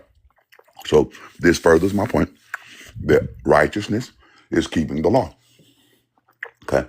And people were capable of keeping that law before the Holy Spirit came and before Jesus. Right? Holy Spirit didn't drop until chapter 2, verse 38. Do you wanna? So did you just say that people are capable of keeping the law? I Is just that showed you what you those two genuinely people right there. believe, or What's the McCoy? so people have what we call integrity, or like what were they feeling? What were they thinking? How So those are yeah. So that that's what I think that, has nothing to do with the law. Okay. Keep in mind what I told you sin is. Sin is unrighteousness or breaking the law. Right? All unrighteousness is sin. Again, 1 John 3 and 4 tells us, he that committed sin also transgresses the law, for sin is the transgression of the law. That's what sin is. It's just to break the law. There is no law about you getting angry. There is no law about being, I don't know, late for work or something. There's no law about, I don't know, fucking getting horny sometimes. There's no law against that. That's not sin. Sin is to break the law. The Bible says it a ton of times. Okay. So, and Paul said, going back to what Paul said in the verse that you read or brought up, that he was a slave to sin, which meant that he broke the law even when he didn't want to break the law, right? So to be a slave to righteousness would be keeping the law even when you don't want to keep the law. Something kicking in as much as Paul said, something kicks in when I want to do what's good. Something kicks in and makes me do the wrong thing. My master, something is controlling me. The good that I would do, I find myself not doing. So to be a slave to righteousness would be something kicking in to make you do good, even when you don't want to do good. Okay. yeah. Now, I'm definitely gonna have to agree with that definition. I agree 100% okay, with that definition. okay, all That's a right. very good definition Now, and I'm gonna of grant, righteousness. to you that the thing that kicks in is the Holy Spirit, right? 100%. Okay, all right. So the Holy Spirit is supposed to kick in to cause you to do what is right, even against your nature, right? Absolutely. Because you are now a And slave to it, right? I agree. Okay. I agree. I think you and I are actually both on the same I page. think I was hoping so. But then on the human elements, though, like the human experience, because some of these people have some of us are narcissistic, some of us have borderline personalities. I can argue and say the Holy Spirit is supposed to kick in anyway, Okay. regardless of the circumstance. Okay. Okay. Do you get where I'm going with this? Well, kind of. Here's where I'm building it. Here's why I bring this up. Okay. When also asks, what does it mean to be a slave to righteousness? Mhm. Do you know where he's getting that from? Right, what scripture he's getting that from? He's I'll probably give you getting a it hint. You in love the him. book of Rain. Oh, sorry. So No, I'll I give you a think hint. he'd You know love the guy. better. Yeah, I said I'll give you a hint. You love the guy. And it's not the book. It's not the book of Pinkbeard. I know. It's close. The other guy you love so much. It's the book of Ursher Raymond. Shut up, man. Shut up, man. But do you know where it comes from? McCoy. Well, I'd like to believe that it comes from the book of either Ephesians or Romans. Okay. Yeah, so it's probably it's somewhere around there. Either Ephesians. Also, where does it come from? Romans chapter 6. Oh, that's what I thought. Okay, good call. Okay, let's go read that. Now, keep in mind, this is one chapter before he talks about how he is a slave to sin. Right? Okay, that was in Romans 7. Let's go back to Romans 6. What then? Should we sin because we are not under the law, but under grace? By no means. Do you know that if you present yourselves to anyone as obedient slaves, you are slaves of the one whom you obey, either of sin, which leads to death, or of obedience, which leads to righteousness? But thanks be to God that you were slaves of sin, you who were slaves of sin have become obedient from the heart to the form of teaching to which you were entrusted, and that you, having been set free from sin, have become enslaved to righteousness. Okay. Now, so there's that term being a slave to righteousness, which means that upon being obedient to what they heard, they had now put themselves in a position to where they did what was right, even when it went against their nature. But Paul says later on, I didn't do that, which is weird because keep in mind he's commending them for doing this. Let's keep reading, just so it makes sense. Keep reading. I'm speaking in human terms because of your limitations.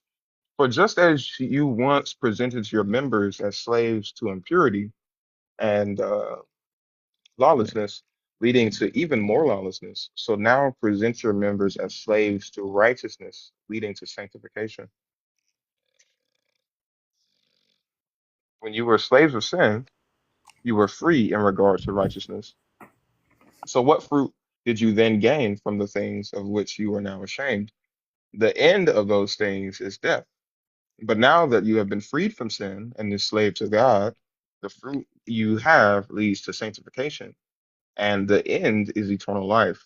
For the wages of sin is death, but the free gift of God is eternal life in Jesus Christ, our Lord Savior. That's the end of the chapter. Okay, let's go to the next one. So now we're gonna roll into what he was about to say about his slavery. Word.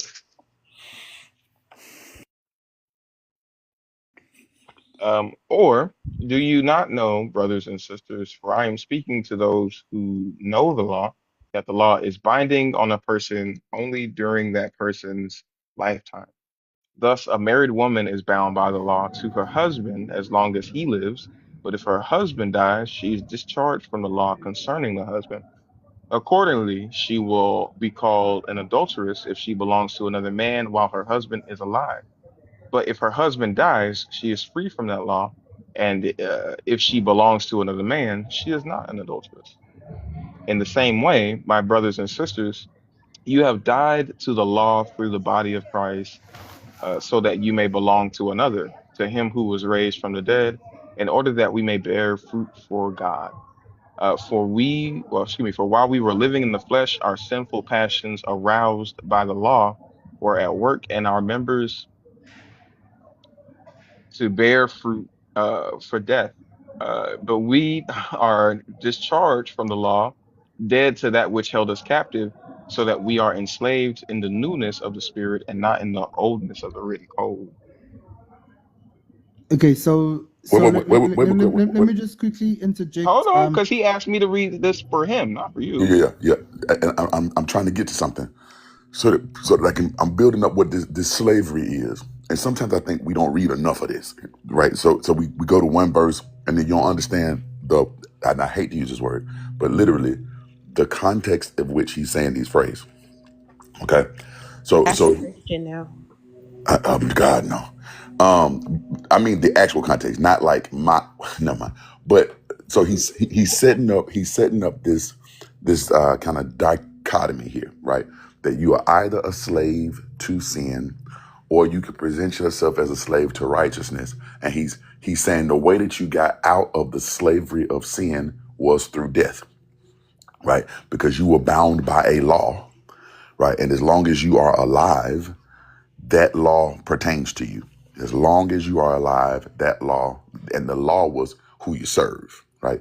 You were supposed to serve sin, or you were serving sin. You were under a contract. You presented yourself, right, just like you would do in a slavery type situation or an indentured servitude type situation. You would present yourself to someone, and then you would be obedient to that someone. You would sell yourself to them, right? All right, and you would get wages. This is why they was talking about the wages of sin. So he's setting up like an indentured servitude type situation where you presented yourself as a slave or a servant of, or an indentured slave to sin, and sin was going to pay you in death. That was your payment for working for sin, if it makes sense. And you would be under that particular contract as long as you are alive, right? So this was a lifelong indentured servitude, probably the best way to describe it, right? And he says, and as long as you were alive, you were under that, right? And the law reminded us of the fact that you were under that, okay? But when Jesus died, you died with him, right? And then you now arose out of that contract. That contract is now over for you, right? Okay. Now you are a slave still, but you are a slave to righteousness, right? So in as much as when you were a slave to sin, when you did not want to do that work, you had to do it anyway. You were contracted to do it, right? So you had no other choice but to do what you were contracted to do. Okay, just keep that in mind, because we're getting into what he's talking about here. Okay, all right. But once Jesus rose, that contract is now over. You are now, having accepted this, you are now a slave to righteousness. Now keep in mind what he says about being a slave. If while you are alive, he uses a wife as an example. While you are alive and the law calls you married, if you go get with anybody else, well, specifically a woman, but if you go get with another man as a woman, that law is against you. You are in trouble. But once that man die, that law ain't against you no more. Okay, all right. You can now go be with somebody else. Okay, so he's saying through Jesus' death, he has released you from being a slave to sin. Okay, now let's keep reading. I promise I'll get somewhere with this. Go back and read. If I may finish reading that for me, also. Okay. What then are we to say? You want me to go into this one now? Yeah, keep reading in Romans. Where we at? Romans 7 now? 7:7. Yeah, keep going. Okay. What then are we to say, that the law is sin? By no means. Yet, if it had not been for the law, I would not have known sin. I would not have known what it is to covet if the law had not said, "You shall not covet." But sin, seizing an opportunity through the commandment, produced in me all kinds of covetousness. Hate that word. For apart from the law, sin lies dead. I was once alive apart from the law, but when the commandment came, sin revived, and I died. And that in the very commandment that promised life proved to be death to me. For sin, seizing an opportunity in the commandment, deceived me, and through it killed me. So the law is holy, and the commandment is holy and just and good. Okay, now that guy that. I'd be okay. So just I'd be very surprised. Like after reading all of those pages of scripture, I'd be very surprised if anyone has not turned. That shows intellectual, like you are. I don't know. Like that's like it pretty much simplifies everything. Like the human experience. It really didn't. But hold Like on. it's. Keep in mind, I'm having him read that for me. I'd be very intrigued Okay, if nobody let's talk through it. changes. Let's talk through it. Because he got into a bit of mumbo jumbo right there, but I'm gonna try my best to straighten it out. Okay. Basically, what he said was, okay, I know it sounds as if the law itself is a bad thing, right? Because the law reminds us of the fact that we do these things as slaves to unrighteousness, right? So the law reminds you that you are a slave to unrighteousness, right? Remember when you kept coveting things, the law reminded you, thou shalt not covet, but you kept finding yourself coveting, right? The law is good. You've just been under a contract to where you couldn't work that righteousness. You have been a servant to sin, right? So in order to get you out of this contract, you got to die, right? You were in a lifelong contract. In order to get you out of that contract, the only way to legally get you out of the contract, right, is for you to die, right? Okay, all right. But when you die, you're going to be going into an everlasting life. You're going to be out of the contract of death in this new contract of life. You're still going to be a slave, but you're going to be a slave to righteousness. Okay, you still following me here? Yeah, can I say something on that just real quick, Uncle? No, you can't. You can wait your turn though. Okay, all right. So now I'm gonna show you. I'm gonna finish this. I'm gonna take you to one other place because this is But let's finish this first. Okay. All right. So now you can be a slave to righteousness. Okay. All right. And you're going to be a slave to righteousness because of this death. Okay. All right. Keep reading also.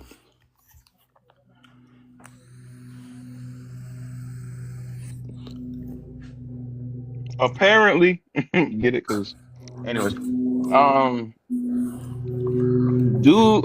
did what is, what a weird way to begin that. Okay. Did what is good, then bring, did what is good, then bring me, what the fuck? Did what is good, then bring death to me? By no means. It was sin that was working death in me through what is good in order that that it might be shown to be sin, so that through the commandment sin might become sinful beyond measure. Remember Yeah, that. what's interesting about that, Remember and that.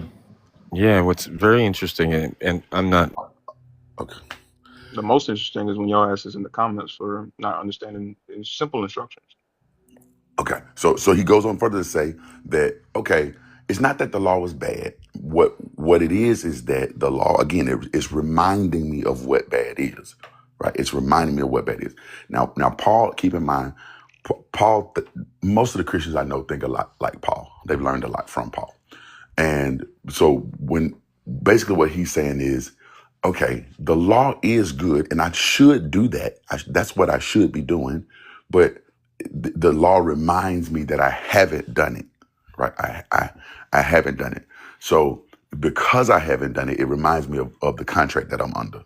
Okay, basically, okay, remind me of the contract that I'm under. Okay, keep reading. Now we're getting somewhere. For we know that the law is spiritual, but I am of the flesh, sold into slavery under sin.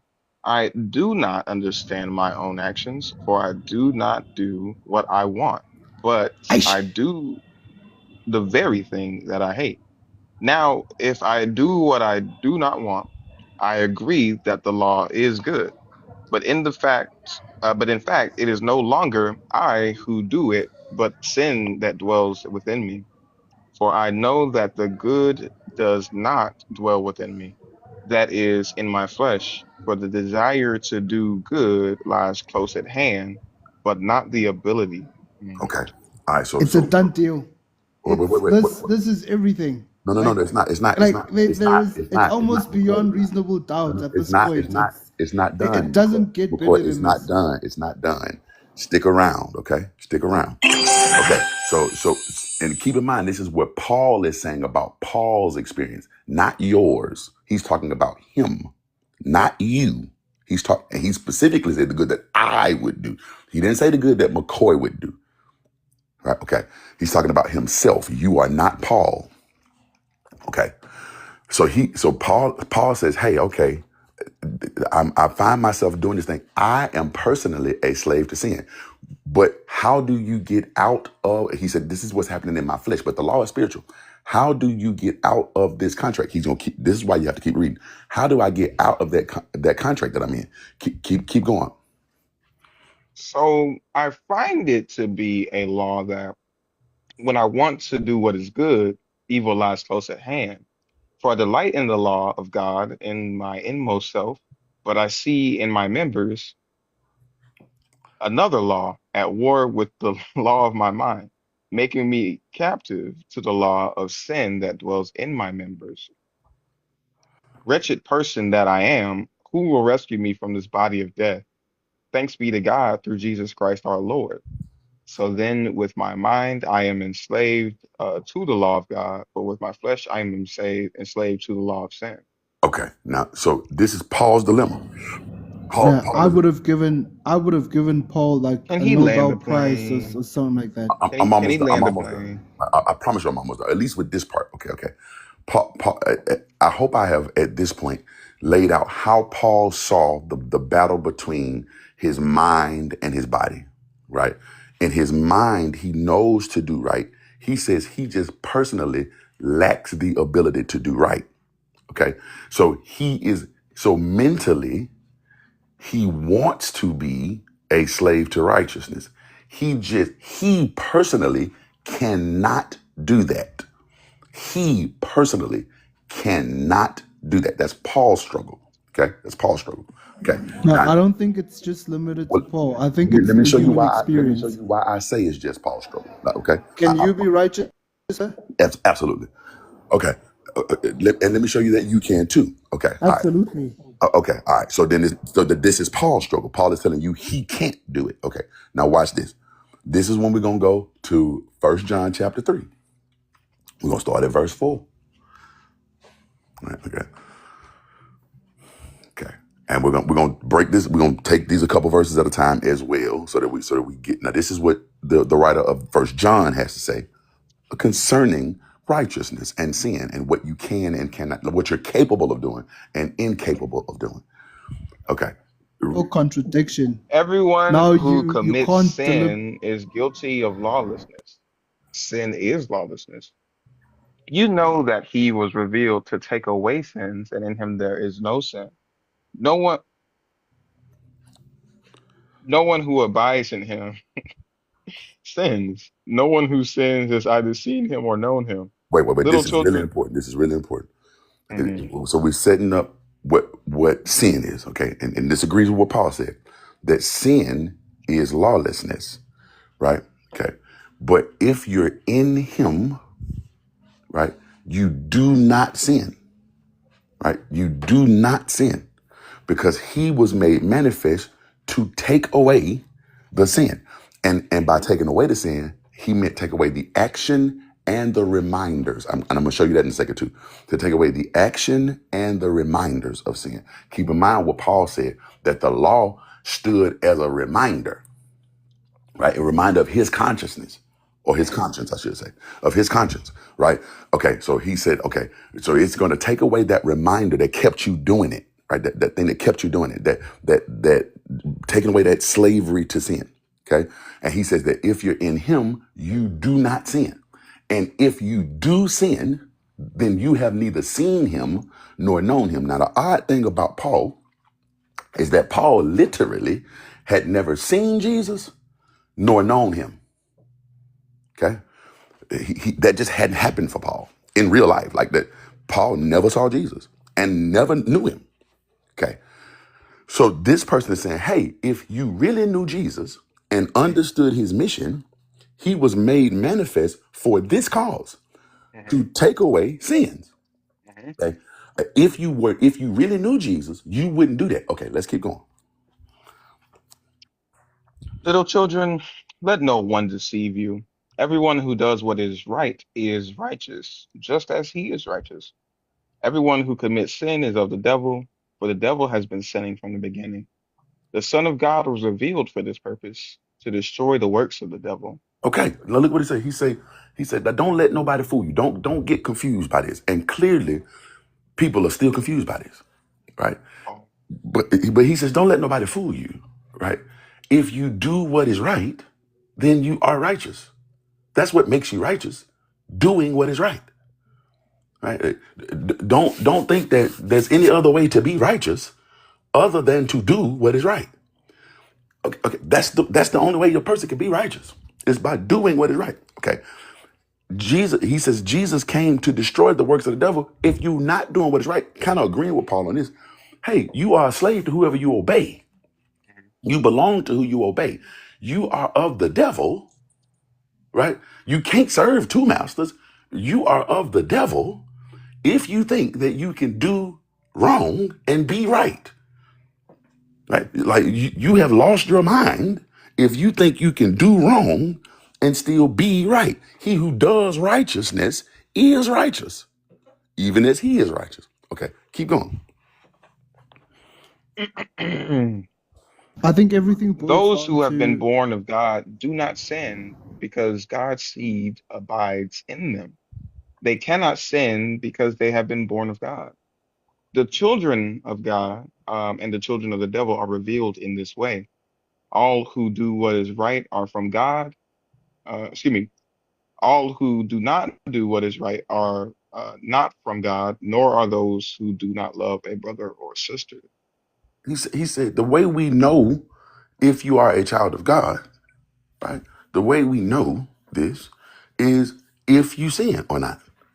If you sin, then you are not of God. You are of the devil. This is how we know who the child of God is. Now, Paul said, no, see, in my mind, I'm a child of God. In my body, I'm not. John said, buddy, what is wrong with you? Who you obey is who you belong to, right? If you are doing what is what is not right, then you aren't right. Right? Because if you really had it in your heart and mind, if this were in you, you wouldn't be capable of doing something that's not in you. Right? Now that the seed of God is in you, you can't sin. This is how we know who God's children are. This is the way that we know it. Okay, so let me just quickly interject and just try to help you understand, right? So sin is not necessarily like a physical act. It's not something that you could Yes, it is. touch, see. It's a physical act. Well, It's yeah, an act.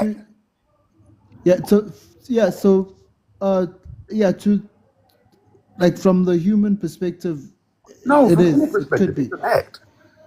Sin Yeah, is a no, transgression of the law. To transgress something is an act. We just read no, this. 100%. Okay. 100%. Sin is an act. Now, no, 100%. I agree with you. Now, here's how God measures sin, right? Now, He measures sin by what you do. By what you do. No. He who does Now, here's what. righteousness is righteous. You don't have to help me understand it. John said this already.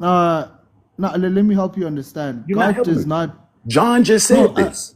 John just said No, this. but let me help. Let me just quickly break it down for you because There's this no is very breaking down. important. He who does righteousness is righteous.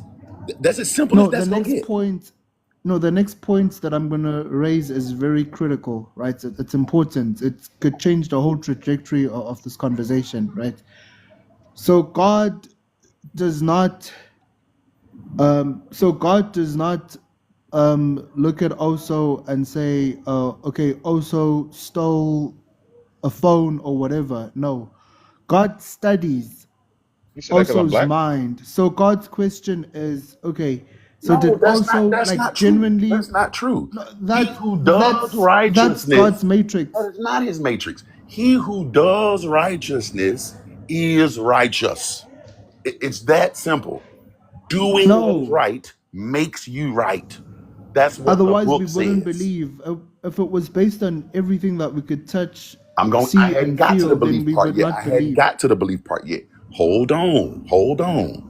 I hadn't gotten to that part yet.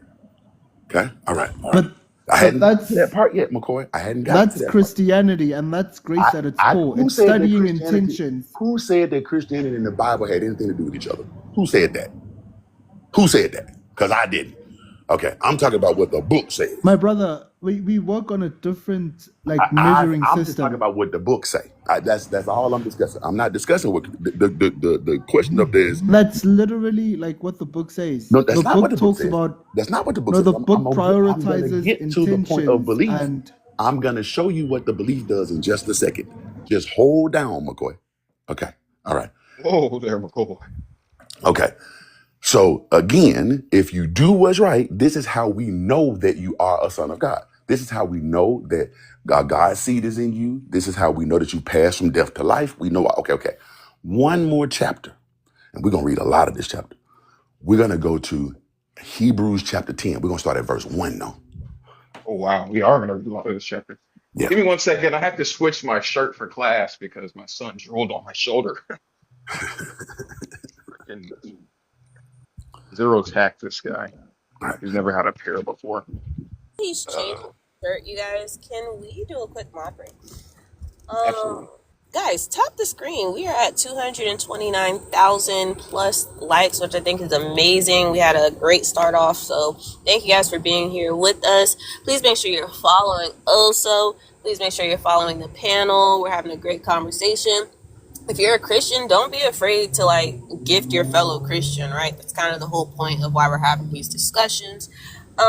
Also be sure to subscribe. I see that we are at 8 out of 10 hearts, and we are at 318 out of 336 subs for the day. So let's go ahead and just get those knocked out. Oh my fucking God, he got another collared shirt. I'm done. Goodbye. Douglas, the reason I want to read the whole chapter is because there are lots of things in this chapter. Like each of these verses is very important. I'm not just reading it for shits and giggles, but I'm trying to establish a thing, right? And I'm trying to show you how I'm coming to this conclusion, so that you won't think, I don't just want to pick a thing. I'm showing you how I'm coming to this conclusion. I'm taking you on the train of thought instead of just dropping you off at the destination. Okay. Hebrew and I've never met people who didn't want to read God's word as much as y'all do, because that's really weird to me. It's really weird. Okay, all right. So Hebrews chapter 10, verse 1. Since the law has only a shadow of the good things to come, and not the true form of these realities, it can never, by the same sacrifices that are continually offered year after year, make perfect those who approach. Otherwise, would they not have ceased being offered, Watch this. since the worshippers? Hold on 1 second. Okay.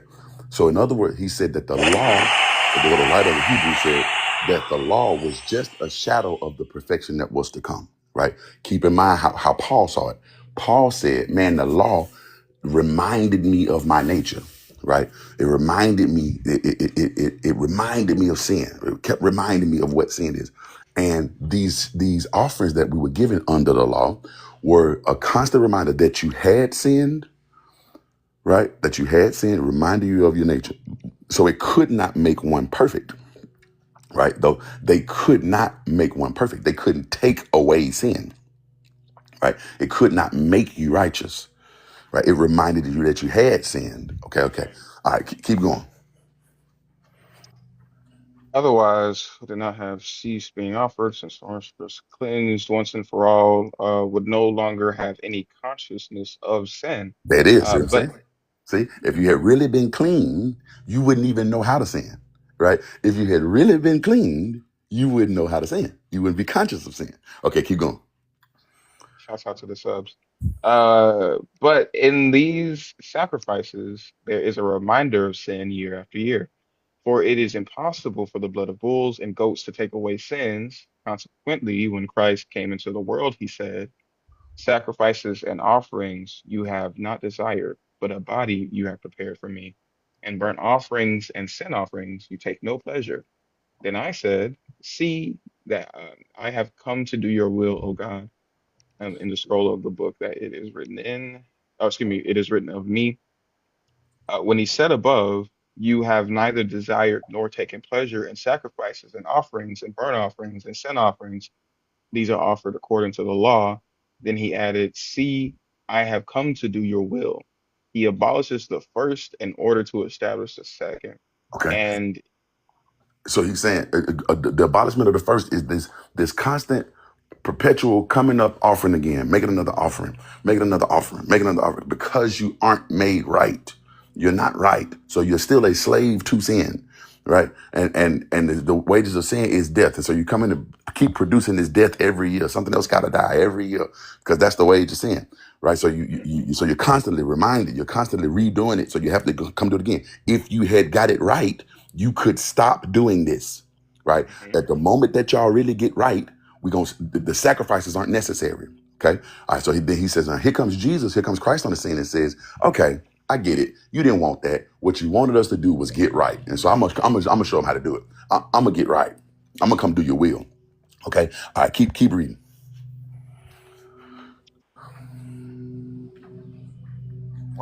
And it is by God's will that we have been sanctified through the offering of the body of Jesus Christ once for all. And every priest stands day after day at his service, offering again and again the same sacrifices that can never take away sins. But when Christ had offered for all time a single sacrifice for sins, he sat down at the right hand of God, and since then has been waiting until his enemies would be made a footstool for his feet. Hold on 1 For second. by So he says, now those other priests have to go into the temple every day because it isn't perfecting you. Keep in mind, once you are made perfect, we can stop doing this. Don't ever forget that. Once you have been sanctified, once you've really been set apart, we can stop making these sacrifices, right? So when Jesus came, I'm sorry. Oh, sorry, my brother. Would it be possible for you to try to break everything and just give a brief summary of No. everything? I gotta read this. I gotta read so this that word it for word. hits. I gotta read the word for word. No, I got to read because the word the for thing word. is, there's I, a I, I there's got to a read it word place for that I word. gotta go to, I'm so I'm sorry. worried that it's gonna I, take a bit too long. You I'm sorry. understand? I So if apologize. you could just quickly I like can't. break it down I and then can't. just I hit. can't. I can't. Okay. And I'm breaking it down right now. That's literally what I'm doing. It just takes some time. I think he's saying he's getting ready to leave. Is that what you're saying, McCoy? You got like a time constraint, McCoy? I'm gonna have to leave in like 7 or I, I, 6. I do this as fast as I So can. my brother, I do this as fast yeah. as I So can. if you could just like everything, just Mm-mm. summarize it and I then can't do just that. hit. I can't do that. That's the problem. That's the problem. Is that people want a summary, and so they never get an understanding. Okay.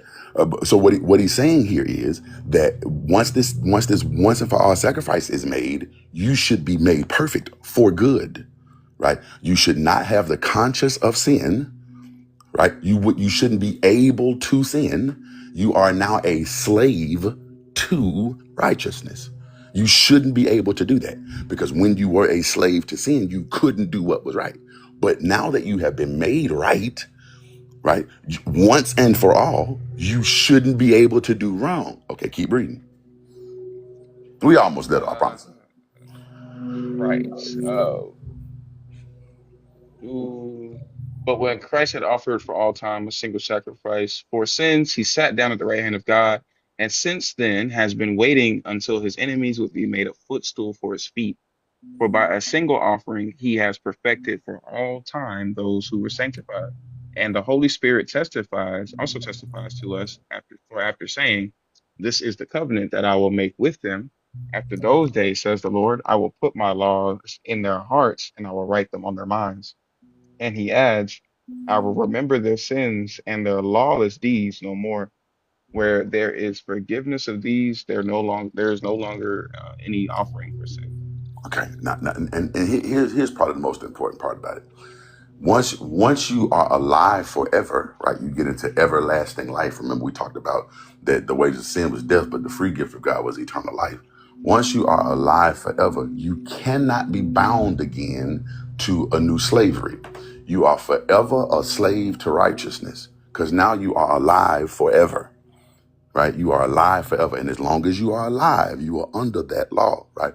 So you are alive forever to the law of righteousness, right? You cannot sin, right? Okay. Just about done. We're gonna jump to 26. Now that I've laid that down, now we're gonna jump to 26. Okay, what does that say? For if we willfully persist in sin after having if we willfully persist in sin after having received the knowledge of truth, there no longer remains a sacrifice for sins, but a fearful prospect of judgment and fury of fire that will consume the adversaries.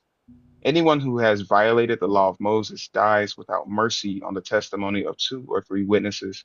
How much worse punishment do you think will be deserved by those who have spurned the Son of God, profaned the blood of the covenant by which they were sanctified, and outraged the Spirit of grace?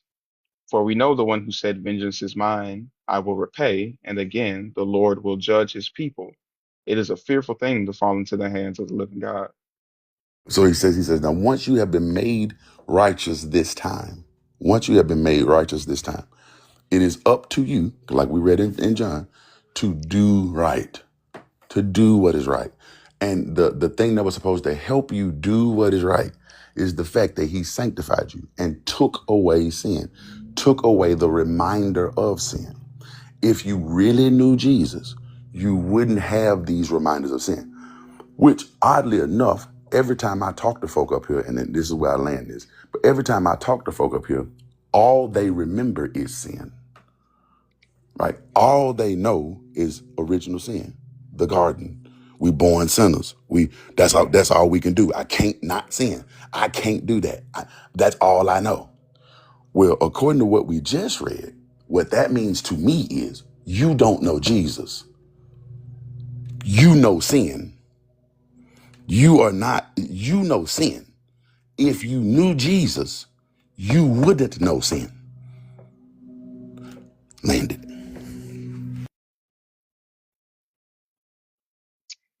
Definitely makes a lot of sense, my brother, and it hits. It hits. Very, very powerful pages of scripture.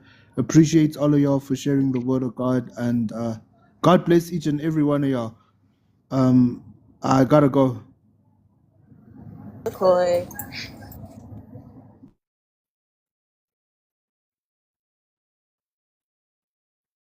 First, you believe this guy? You believe this guy, First? He ain't even leave Brash no offering or nothing. Damn. Ash gave you more than your pastor ever would. You ungrateful fuck. You know what? I'm writing that down. Ungrateful fuck. Why you saying it like that? Right, like it Because I says was his about how student. we are. I don't know. And now I'm your grand student. Because that's how it works. Justin, you've joined the panel. I'm aware of who you are. Pick a topic. Oh, no, forgive me. I thought we were gonna continue. I was gonna try to jump in that conversation. He wants to speak to Bash. Yeah, That's it's all all he good. ever comes up That's okay. for. Y'all can drop me. That's fine. Leave the sin right there in that conversation, right? That's what we were talking about, right? Right, Justin? The thing about Host is shaking his Justin head no. So is it's fine. Justin It's good. specifically I'm came up not trying here to argue with just y'all. to It's fine. talk Y'all to can drop me. Bash. He didn't want to engage with the actual like conversation. Okay. Exactly, right? Like he just came up here because he wanted to talk to you, and he could do that over DM. He could, I don't know, spend a couple dollars and go see a show. I was broke. I don't know You what know I what I'm saying? I mean, I feel you. I feel you because mine is too for the most part.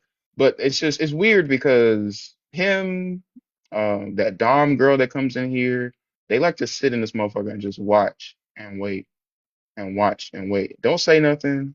Don't comment nothing. They like to watch and wait. And then when he saw his man crush get on stage, I want to talk to him about that. I can give a fuck about what's going on. The whole point of this live, the motherfucker that I show up to every time he goes live, right?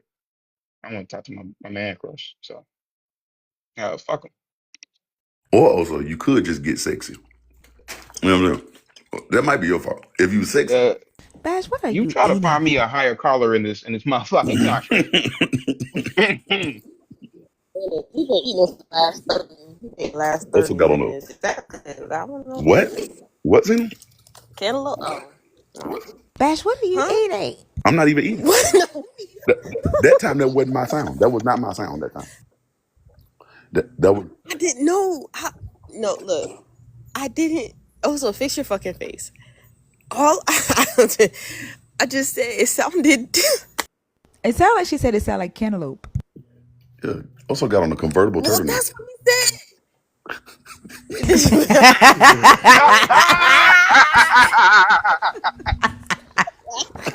Not the drop top joint. That's crazy.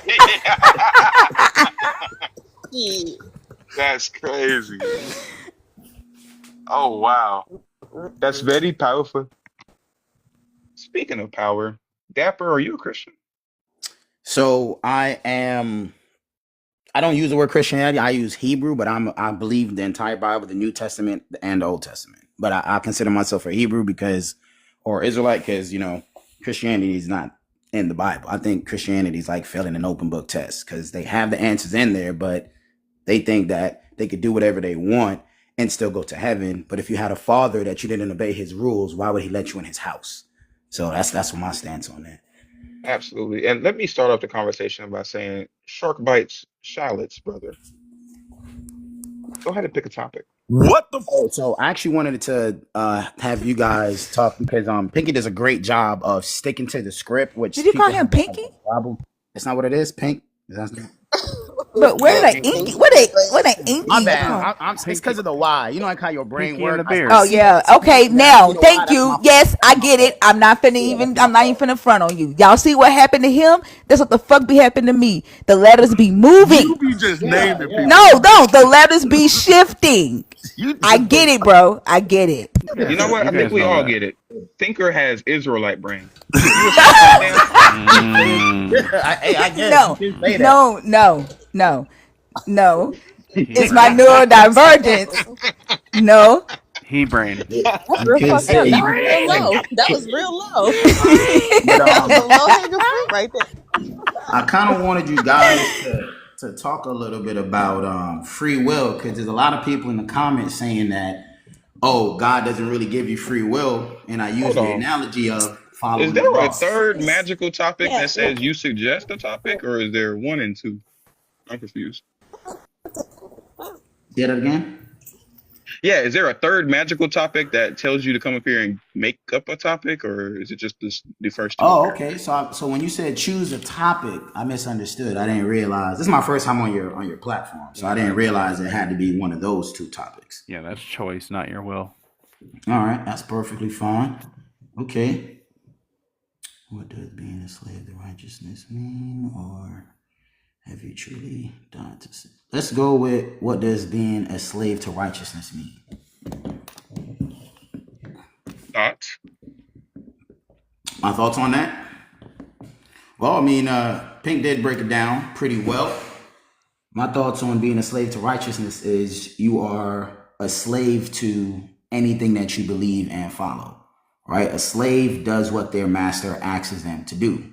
So if, in order to be righteous, if that demands you to take certain actions, then essentially you are a slave to righteousness. I think where people might have an issue with it is they don't really understand words, right? Every word to a lot of people have a negative inclination, but it doesn't mean that it's a negative word.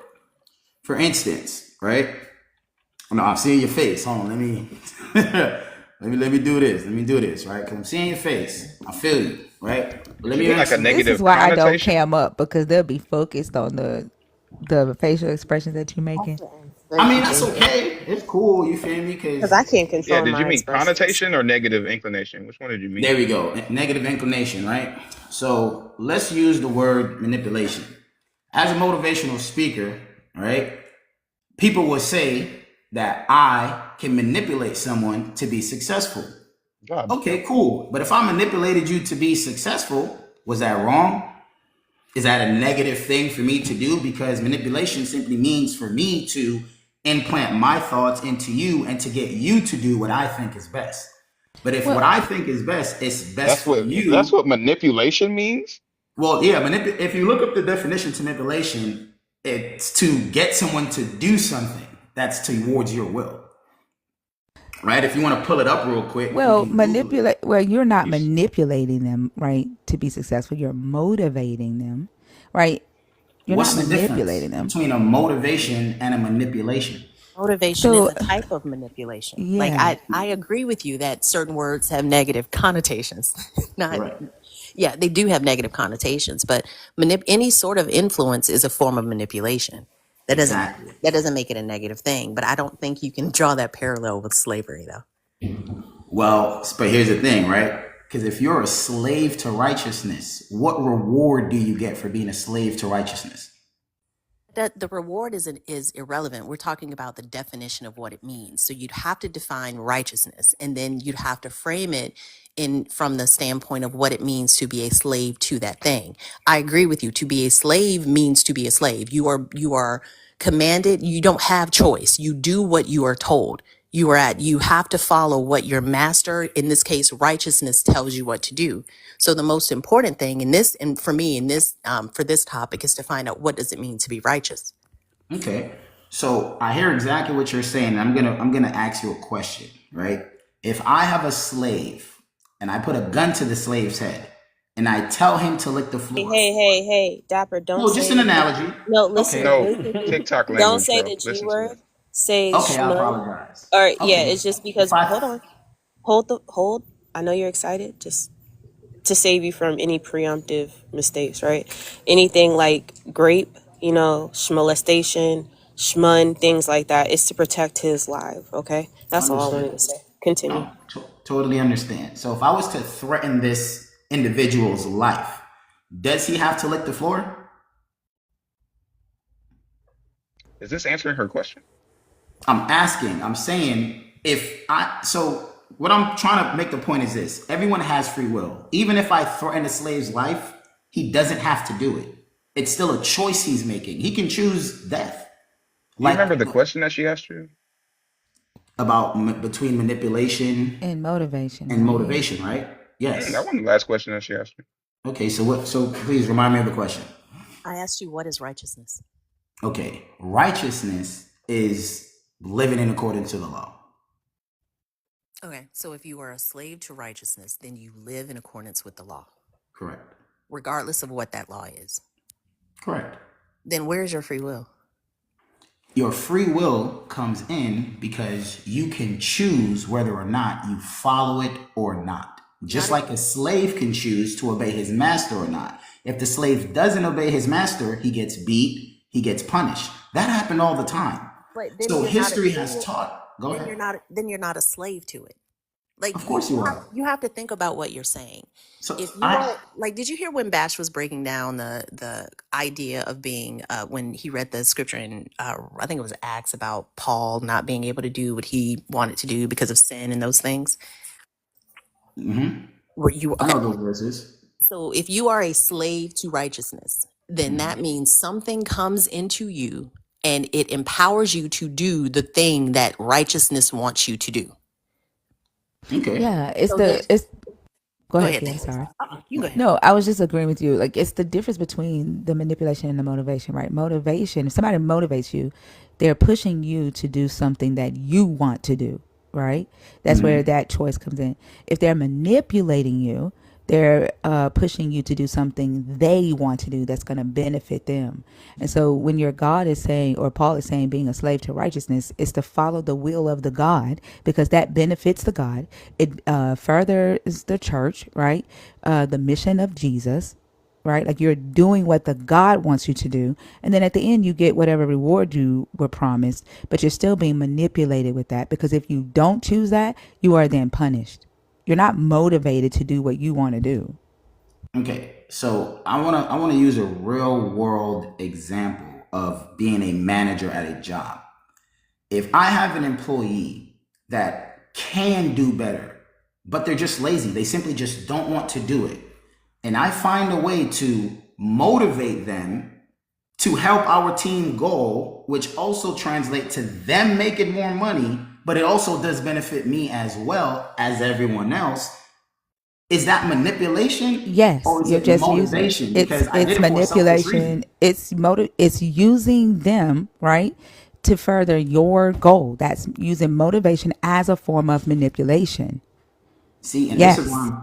this is why I said the two words are essentially the same. It just depends on how you No, look they're at it and the fundamentally understanding different. that we have. No, they're Because, not the same. They're fundamental. They're two, like as Fee stated, they're two forms of influences, but they are fundamentally different. And you can use motivation as a form of manipulation. And what you just said, you did, right? can I use manipulation as a For form of example, motivation? I was a manager at AT&T, right? And I had reps that wanted to move up in the company, right?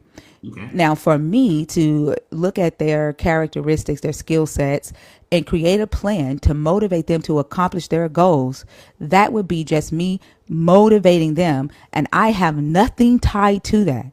But whenever they were not meeting my sales goals, right, I would do potlucks. I would have games that we would play, that and everybody would win a prize. That would be me using motivation to manipulate them to reach those sales goals, so I didn't lose out on money. That's the difference. Okay.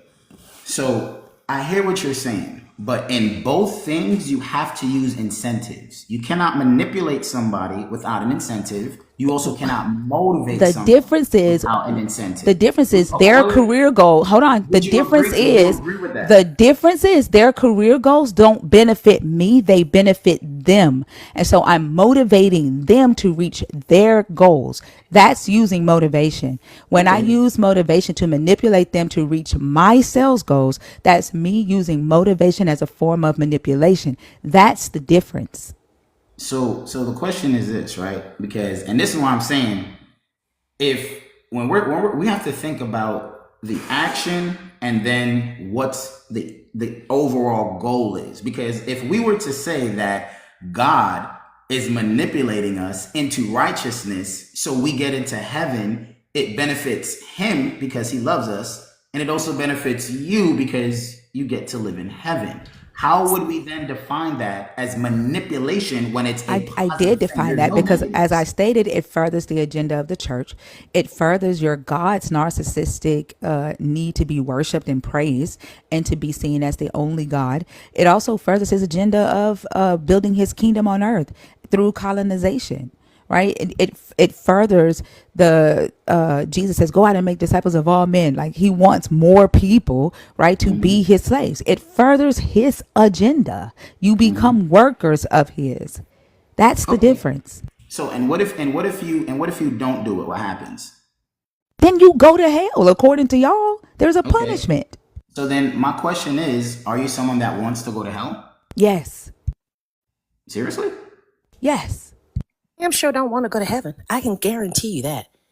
And I think the big piece that you're missing between manipulation and motivation is personal autonomy. To Thinker's point, I think that was a perfect example. The reps that she was talking about, it was their goal to become managers, not hers. What she didn't set the goal for them. Your God set the reward, your God set the requirement, your God set the punishment, irrespective of what an individual wants. Because I can tell you, I don't want to go to heaven and I don't want to go to hell. I don't believe that either exists, Okay. but in either iteration, I don't want to be in either of those. Okay. So that is Well, manipulation. I have a question, right? So do you have a choice to decide? Like, can you right now decide and say, well, heaven doesn't exist, hell doesn't exist, and because you think it's gonna be that way? Can you do that?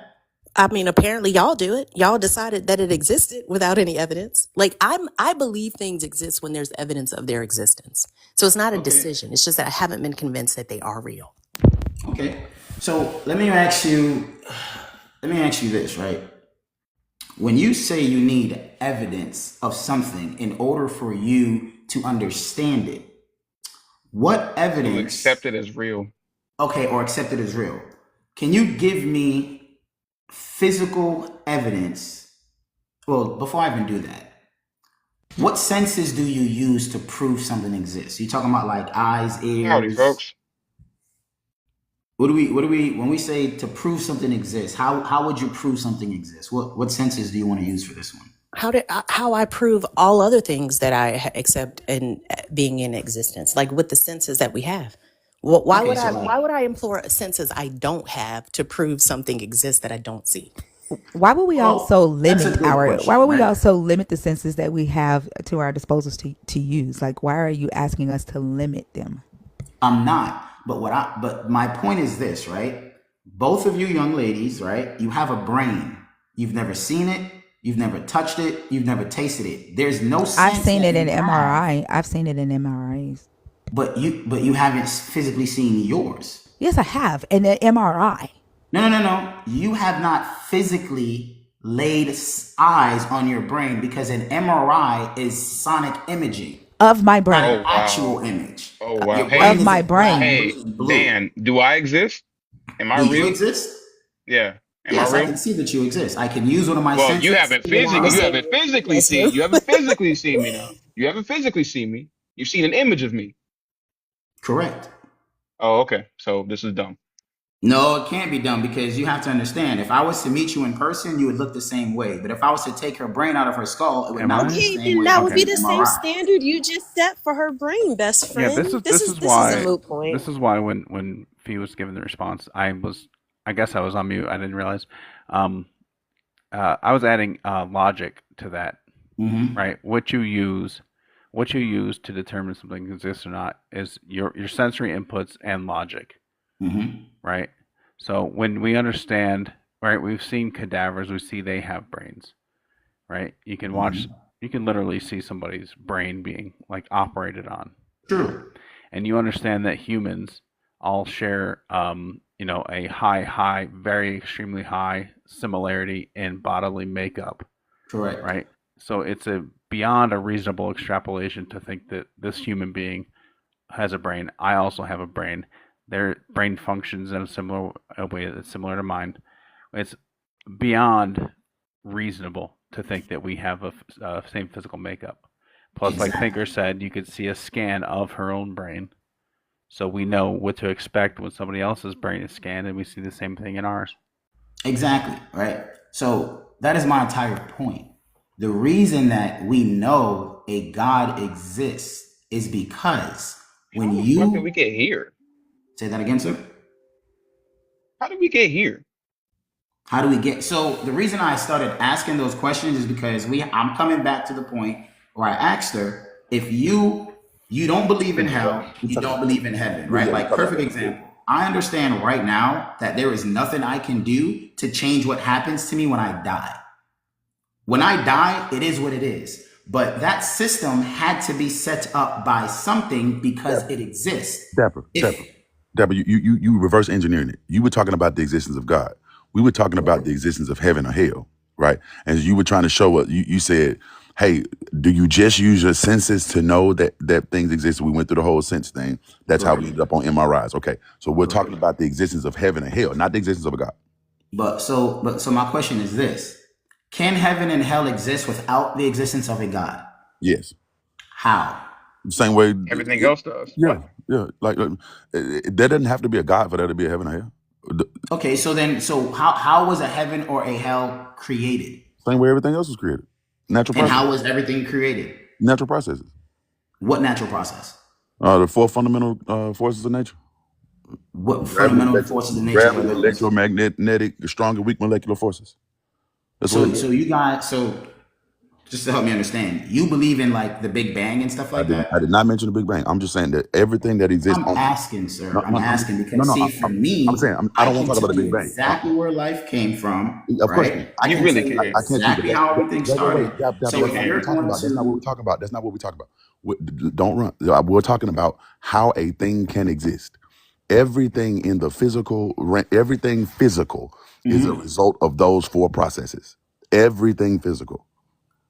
Everything is physical. So this is the issue that we're gonna run into, right? So Matt, he mentioned that not only do you use your senses, but you also have to use logic in order for you to understand things. Right. So logically speaking, hold on, give me a second. Okay. Give me a second. Okay. Everything that you've seen ever was created, right? TikTok was created by a person, an intelligent being. No. Everything this was water bottle was created by an intelligent being. That's not true, Dapper. That's not true. Hold up. Okay, so what can you interact with that was not created? Oxygen. Oxygen was not created? Do not trees create oxygen? Can you not consume oxygen and use oxygen when you breathe? I can use it. I can interact with it, but we didn't make it. Okay. No one made it. Hold on. I didn't say we. See what I'm saying? No, it wasn't created. It's a part of those four fundamental forces that I just named for you. What part of magnetism is in oxygen? What? I didn't. That was the only fundamental he named. The electromagnetic force. This is how elements come together. But nonetheless, this is not a physics lesson. The point is, what I'm saying to you is, no one made oxygen. Right? It's a natural process. In order for any place to be, those four fundamental forces have to. In order for there to be a place. Would you say birth is a natural process? Birth is a natural process. Okay. Are people required to do something for birth to happen? No. So you don't have to do nothing for birth to happen? No. Can you have a baby without having sex? I can't. How can you produce a baby without putting the sperm of a male I said I can't. into the egg of a female? He said he cannot. I cannot. Okay. Parthenogenesis is a real thing. Parthenogenesis, birth can happen without people doing without. No, it can't. Because you still need the seed of a man, and you still need the egg of a woman. Parthenogenesis is a real thing. Whiptail lizards do not have males. They are all girls. They do not have seeds. They make new whiptail lizards. You do not need the seed of a man to have birth. Okay. Yeah, you do. No, you don't. Parthenogenesis is a real thing. Can you birth a human like that, sir? But you ask, is birth? There's a lady on TikTok that has. Okay. Yeah, and parthenogenesis has happened to humans. Okay. There's a guy named Jesus. What? Okay. My point is these came by natural processes. So there could be a heaven and hell without there being a God. But we're not discussing if there's a God. We're discussing if there's a heaven and hell. And we don't have any proof of a heaven or a hell. That's the point. So then what do you guys do with stories of people who say that they have died, they have seen? Same thing I do with what do you do with the stories of the people that have personal experiences with Allah and his heaven and hell and Krishna and his heaven and hell? And what do you do with those stories? What do I do with those stories? Uh-huh. Well, what we would do is try No, to, what like what what what do Max you do? said, we What would do you do? compare it. What What do we you would, do? okay, same thing. I'm going to follow the same process. What I'm going to do is compare that to everything else that we know to see if we can validify that story, just like we would do with Validate, everything validate, else. validate. Validate. That's a better word, right? To That is the validate that word. story, right? That's what we would do. So my belief on how I came to the Bible was through studying other religions. I didn't know if there was a God or not. But when I started looking at how everything works, like this is a water bottle, is created by a man. Everything we interact with on a regular basis as human beings Pretty sure came it's and created was by a machine. made by a man. Now there are things Or a that woman. aren't man created, like Or a what they Jake them. said, like the elements, like water, right? I can't create water. I can create fire, right? I can't necessarily create air or wind, but I can blow it. I can interact with all these things, but I would have to understand there are certain You things can't that cre I you would How can't you have can create to create? wind? create You can't create wind? by blowing air out. You can't create the wind. You're just blowing the air that you have already intook. So you're not creating the wind, you're manipulating it. What is wind? But you can't create But Wind you is fire. can't air create. in Yeah, you motion. can't create fire either. What? Yes, you can. By rubbing two sticks together, That's you are manipulating the creating friction, energy, right? and This that is not friction then If you creation. can't ignites create the wind, no, if energy you and can't creates create wind, then fire. you can't create fire. So hold on, let me ask you a question, right? If you can't create fire, what did you call the process of rubbing two sticks together to start a fire? What are you doing? Manipulating the energy, transforming it. You're transferring the energy, and then that energy turned into what? Fuego. It turned into fire, which You means you didn't create created. the fire. Right, you Of didn't course. create it though. How can you create a cake? Fire It's already exists. creation. It's a natural element, bro. So what I'm saying is, so is plastic, but we created it because we Plastic is a understood the natural element? elements. Yeah, plastic comes from the earth. I don't know if you know that. Just like gum, it comes from trees. Plastic is a natural element, What? like No, fire and listen to what I'm air. saying. It is There's created. no then Going not into a You some but there's dangerous not a niggatry single. you territory. But if create that's your plastic from standard, natural Hold there's on, not. hold materials you on, hold find on, If in that's hold the your on, earth. standard, hold on. if that's your Go ahead, man. standard, there's not a single unnatural thing in existence. Well, see, and that's what I'm trying to Except explain, grafted in right? Israelites. What I'm trying No to way. explain to you is if everything that we see is even our bodies is a combination of things that were put together, right? They're gonna say we're carbon, we're oxygen, we're nitrogen, we're water, right? Everything that we are, everything that we see is a combination of things that were already here. It will be illogical for a person to then think that Hold on, these my things. bruh. I have a feeling that you talk to people that are not very smart a lot. But can you please, for the love of all things that are grammatically correct, use the correct words when you talking? What the fuck is illogical? You don't know what the word illogical means? I don't know what the word illogical means. Illogical Well, means you listen, got it look, off the at the end of the internet. day, bro, look, I'm Jamaican. I do have a bit of an accent, so I might not pronounce things the way that you pronounce things, but that does not take away from my intelligence. So I when you understand said the word. Hold validate on. instead of, so when you said validify instead of validate, what was that? That was an accent thing too, or no? Hey, look, it was an accident, right? I said validate, you said validify, or the other way around, and you use a better Definitely the word. other way Hold around. on. Definitely the other way around. Hold up. Check it out, right? Notice something. I didn't argue with you about it. I immediately said, you know what, bro, you're right. That is a better word. And I continued Sure. right And I along. said, based on Hold the up, hold pattern up. of you saying, there's no hold up to me. I'm the host. I said, based on the pattern of you saying words incorrectly or not Mm-hmm. even using the correct word, because we started off with you saying, what was the word that he used, Fee, that me and you were both just like, what the fuck? Did you mean connotation? Yeah, What when did I you said say? negative inclination, yeah. Right. Because that's not what that fucking means. We let it Correct. slip. The second time I corrected you. Third time I'm telling you, let's not do that shit. Say what you mean and mean what you say. Okay, that's fair, but the thing about it is, right? Just because I might not have a mastery of the English language, it doesn't mean I'm unintelligent because there are other languages. Don't they Right? Did I speak I will call English you in teach Jamaica? unintelligent? you. Hold Did up, I hold call you up, hold unintelligent? up. Or did I tell you to convey your meanings precisely using the accurate terms? Which one? Well, that's what you said, correct. But once again, Oh, just okay. because I don't Okay. have, So just we're on because a I rant don't about do intelligence for that, no reason, right? Because I've not once questioned your intelligence. I just you asked you to did. use the correct words. Yeah, well, He's you just did. motivating you You to said use the that, correct words. and I'm okay with that. Notice, So then let's every move time he's on. done it, If you're okay with it, let's move I've on. said you were correct. But then you said you feel like I don't talk to a lot of intelligent people. See what I'm saying? Yeah. Yeah. How is that Now, questioning your intelligence? so let me ask you a question. If I How spend is that all day questioning your talking to, intelligence? if How I is that questioning spend, your intelligence? yes, it does, How is because you that are who questioning you hang your around. intelligence? If I think that you hang around people that aren't as smart as you, how does that Correct, question your intelligence? because we all listen. It's a simple thing. A friends of a feather flock together. We all know if you spend time around smart people, you become smart. But if you spend time around fools, you will be a fool. Is that not a fact of life? So if you're smarter than them, how am I questioning your intelligence? No. See what's your and I get it, bro, because I also know how to do that, right? It's a very sly thing to do. A lot of times when people can't defeat the argument, they try Can to you attack answer the the question? person. I did answer the question. It's through association. By So assuming that I talk to I question your unintelligent intelligence people. because of the people that you talk to.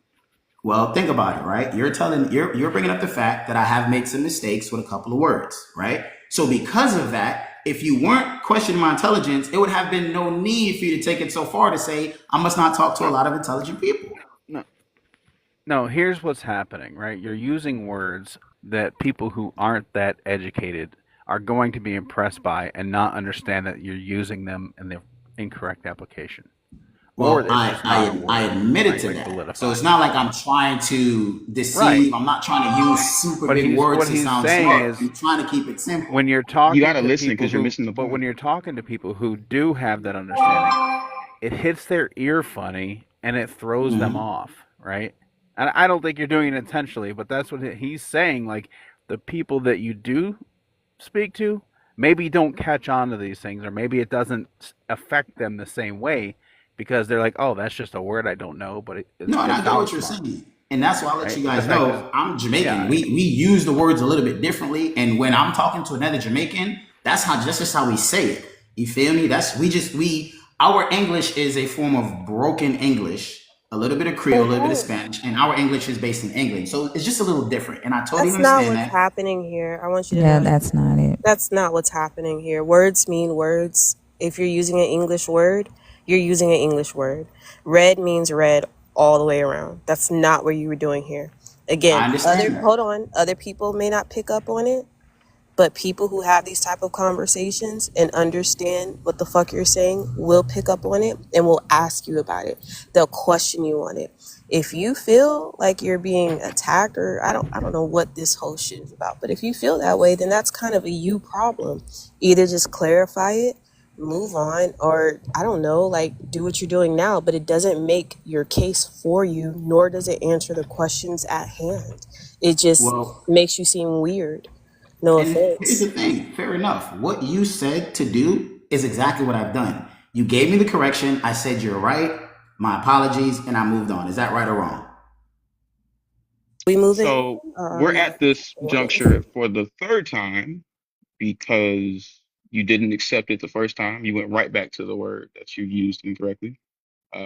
The second time, you I guess you did take it, but the third time happened. So again, based on the pattern of you using words incorrectly or uh, incorrectly, uh, I would say probably not, right? Because you got an established pattern of doing this repeatedly, or what do you think?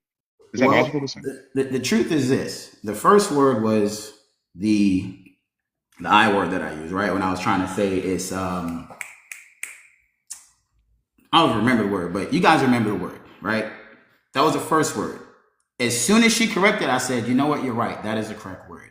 Right? Then No, it you was, I immediately said, went back to solidify. you immediately went to your statement again and said inclination. I remember that. I took a note. Correct. But I never denied the fact that you guys were correct. Every time you But you gave me still, a correction, but you continued in using the incorrect word. Do you not understand that part?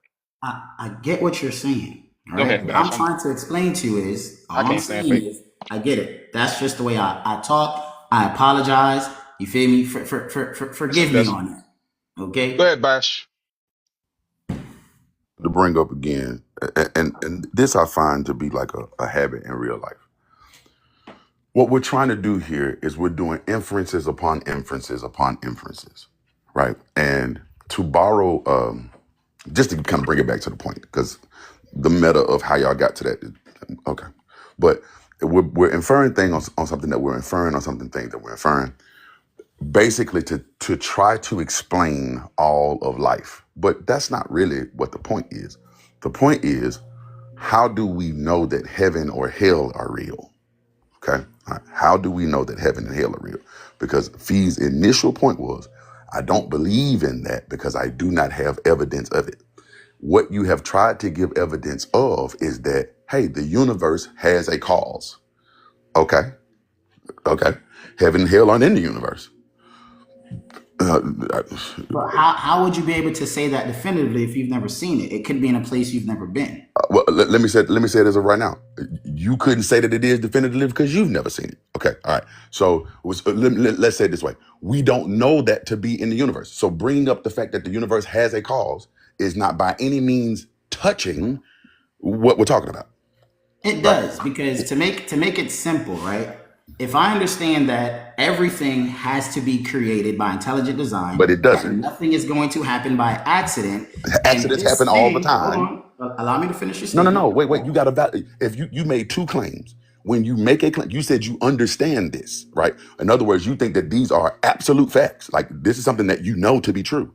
One, everything does not have to be created by intelligent design. One, two, accidents happen all the time.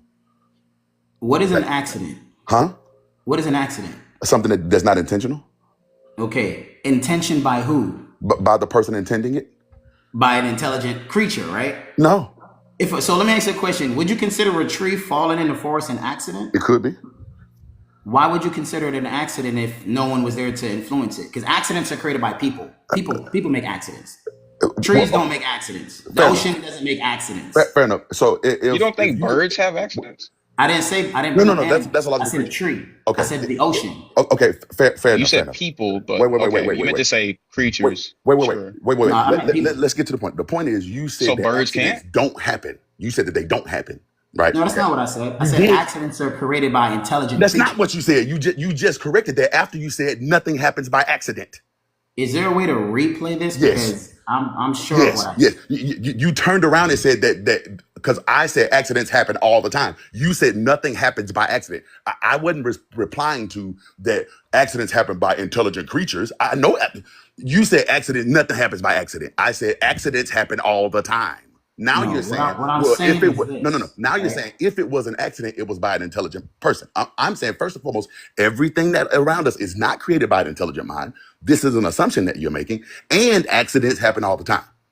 Okay. all right. So let's get back on point. Right. Okay. So Now what's happening is same thing I was accused of doing. No. I'm trying to get you back to the point. You were saying you made two statements, and keep in mind what mine was. We're inferring things off of an inference, The first inference that you're making here is things are created by smart people or intelligent beings make things. Thus, all the things that are made by intelligent beings. That's an inference. You need to back that up. I can back it up because nothing that you use in life was created by accident, brother. Who said anything about an accident? Well, Is a landslide an hold on, watch this, right? Here's what I mean by accident. If I have a water bottle, if water is in this bottle, somebody had to put it there. But nobody put the water on the planet. I'm talking about the water on the planet. Right? So how did the water on the planet get here? Hydrogen and oxygen came together. The same way How did they always come together. and where did hydrogen and oxygen come from? They came from the strong and weak molecular force. They come from energy. Okay. And where does energy start? Energy cannot be created or destroyed. So where did it come from? It just exists. Oh, just like how God can't be. God doesn't have a beginning. Right. And Okay. end. Good. So now it's the same thing. You call it energy. I can measure energy. I can measure energy. I can prove that energy exists. I have absolute. I can measure it. I know that it exists. 1 second, That's Bash. not a faith. Dapper, calm it the fuck down, bro. Just calm it the fuck down. You stretching the very edge of my patience, man. Recognize that you are having a conversation, bro. You keep trying to steamroll shit. We are not here to hear you talk exclusively. Okay. I don't have to infer energy. right? Energy exists. We can measure it, right? That's not an inference. Well, mathematically speaking, we know the math of energy. Energy cannot be created or destroyed. We know this. Okay. That's not something we're inferring. That's not something that we're guessing about. This is mathematically provable. So when I say these things about energy, I can show you the math. Okay. So that's not an inference. That's a deduction. Okay. You're inferring that, the things that we use are made by people. Thus, everything must be made by someone. I'm asking you to substantiate that. Right. But all the elements are made from energy. Okay. If you're saying, where did energy come from? Again, energy cannot be created or destroyed, and there's math for that. Okay. So I would like you to do the same thing. Keep in mind, this ain't even about a God. We're talking about heaven or hell. You keep moving to God. I'm talking about heaven or hell. Okay. All right. Let's try this one more time.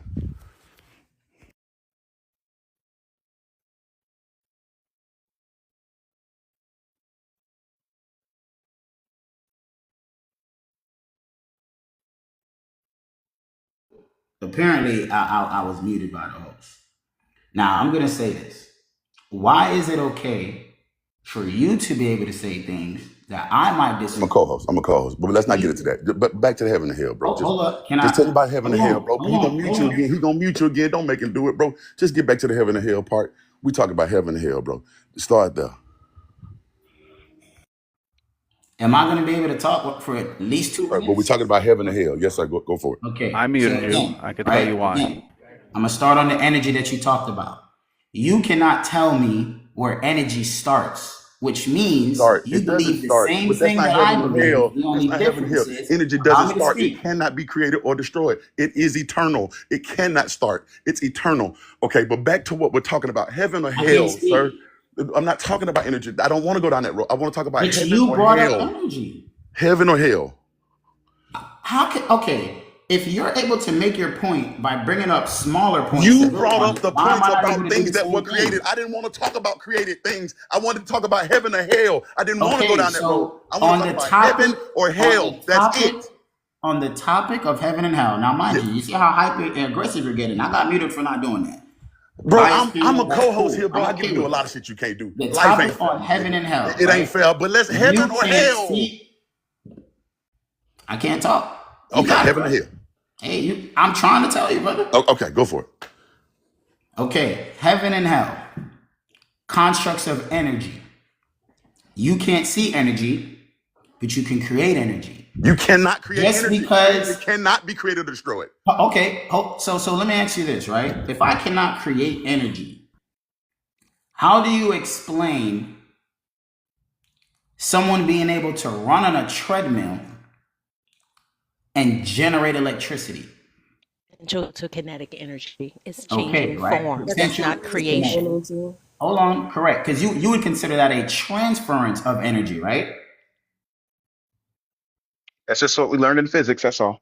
Okay, so that's a transfer of energy. So my question is, where did you get the energy from to be able to transfer it?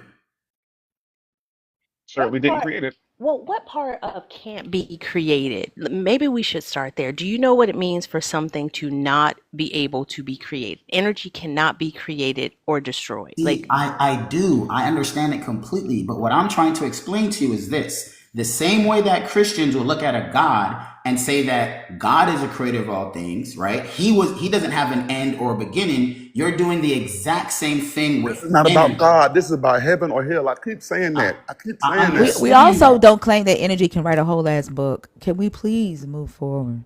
Or energy has a preference. How could you create something without energy? I know that went over your head, but can we please move forward? No. How can I create something without energy? Just create heaven or hell. Get back to that point, please. Dapper, I think it's simple. Heaven or hell, right? I believe Fee's talking. Hold on. Heaven and a hell. Fee's talking. Hold on. Fee's talking. Oh, so he wasn't. I'll let him finish what he's saying. Maybe. Nah, I'd rather hear from you right now. He's pissing me off. Well, I think we're going in circles because we're conflating terms. To Bash's point, we started talking about the existence of heaven and hell. So it would be easier because I'm not sure that you understand what we're saying when we say energy can't be created or destroyed by the subsequent sentences that you utter. So it may be easier to have this conversation if we focus on heaven and hell, because that's ultimately where you started. My statement, and I think it started from my statement, I don't want to go to either. I don't think either exists. And the reason I don't think either exists is because we don't have evidence of them existing. And There's that's been a no fair thought. demonstration of their existence. I'm sorry? I said that is a fair thought. But what I'm trying to say is, right, what I started with, I asked a question. I said, what do you do with people who said that they have seen it, right? It's no different than us never being to Spain, but there's people who say that Spain exists, right? We have to treat it all the same way. So he then asked a question about the Hold on. Quran That and does other not make any sense. That things. does not follow logically because we could go to Spain. I've been to Spain. Me I too. understand that. I know that you have been to Okay. Spain Go to because you heaven and tell have me the what it's like. means to go to Spain. But Sure, go do to you heaven and have tell the me what it's like. means? Hold on. Do you have the means to get to heaven or hell? Do you? You do in your dreams. No, I don't. But what I'm saying is, what are we going to do with the people who said that they have been to heaven and they have been to I hell? told you, We don't in have the the means to dreams, go in there, their right? dreams. Like literally, I knew you was getting ready to bring up near-death experiences, which are dreams. Well, so here's the thing, right? Why are you saying it's a dream when scientifically these people were pronounced dead? Why is it now a dream? If there is no scientifically being pronounced dead, they were not dead. And then the same way as also asked you, someone who is not a believer in your God having a different experience. For example, my 14-year-old niece, when she stopped breathing, she had no experience whatsoever when she was overdosed on fentanyl. I'm sorry, I shouldn't have said that word. Somebody laced the thing, right? Dumped her at the hospital in the front of the ER doors. Her heart had stopped. They had to break her ribs to get her back. And she saw absolutely nothing. She had no experience whatsoever because she doesn't believe in your God. There was no heaven or hell experience. People have different experiences. True, and I would agree. Also, I'm just gonna throw this in here. Have you ever met anybody that's been pronounced scientifically dead? I should have said medically. Fair enough. All right, but medicine is a science. Also, So death, again, but death is a process, right? So just because someone is showing no pulse, it doesn't necessarily mean they're dead. so what is death? Death is a cessation of bodily functions. If So you when are your seeing body something, stops if to you are function, you're if you are considered dead. seeing something and experience something, you have brain activity. When you're dead, Necessarily, you are not dead in the sense that you're saying, right? You are not responsive, your heart's not beating, but your brain is necessarily working. so how do we define death? What is death? Is it your heart stopping, or is it your brain stopping, or is it a combination of both? I said it's the cessation of all bodily function, Okay, so when your including heart, your lungs, brain. So you're not dead, right? You would appear colloquially dead, but that's not. It's not what you're implying it is. okay, so here's what I think, right? What I'm trying to get to understand. Death is when your body stops working, right or wrong, right? Everything in your body shuts down. That would be considered dead, right? All functions have ceased, yes. All Okay. bodily functions have ceased. Okay, perfect. Now, just to give to Faye's point, the reason I asked that question, Her name right, is Fee. is because I understand because Her name is Fee. Fee, it's okay. It's Fee. It's Fee. Cool. All right. It's Fee. So It's Fee.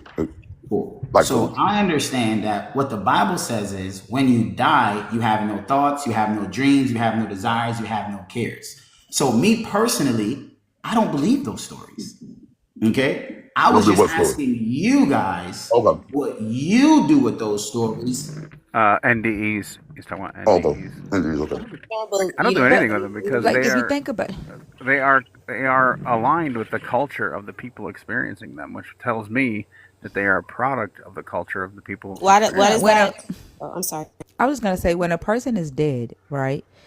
Their their sensations are not reversible, right? Like you can't, if they're completely brain dead, you can't bring activity back to their brain, right? But we know that to not to Hold be on, true. hold on. If they are clinically dead, right? To be dead means that it is irreversible, right? The sensations of your vital organs are irreversible. That is dead.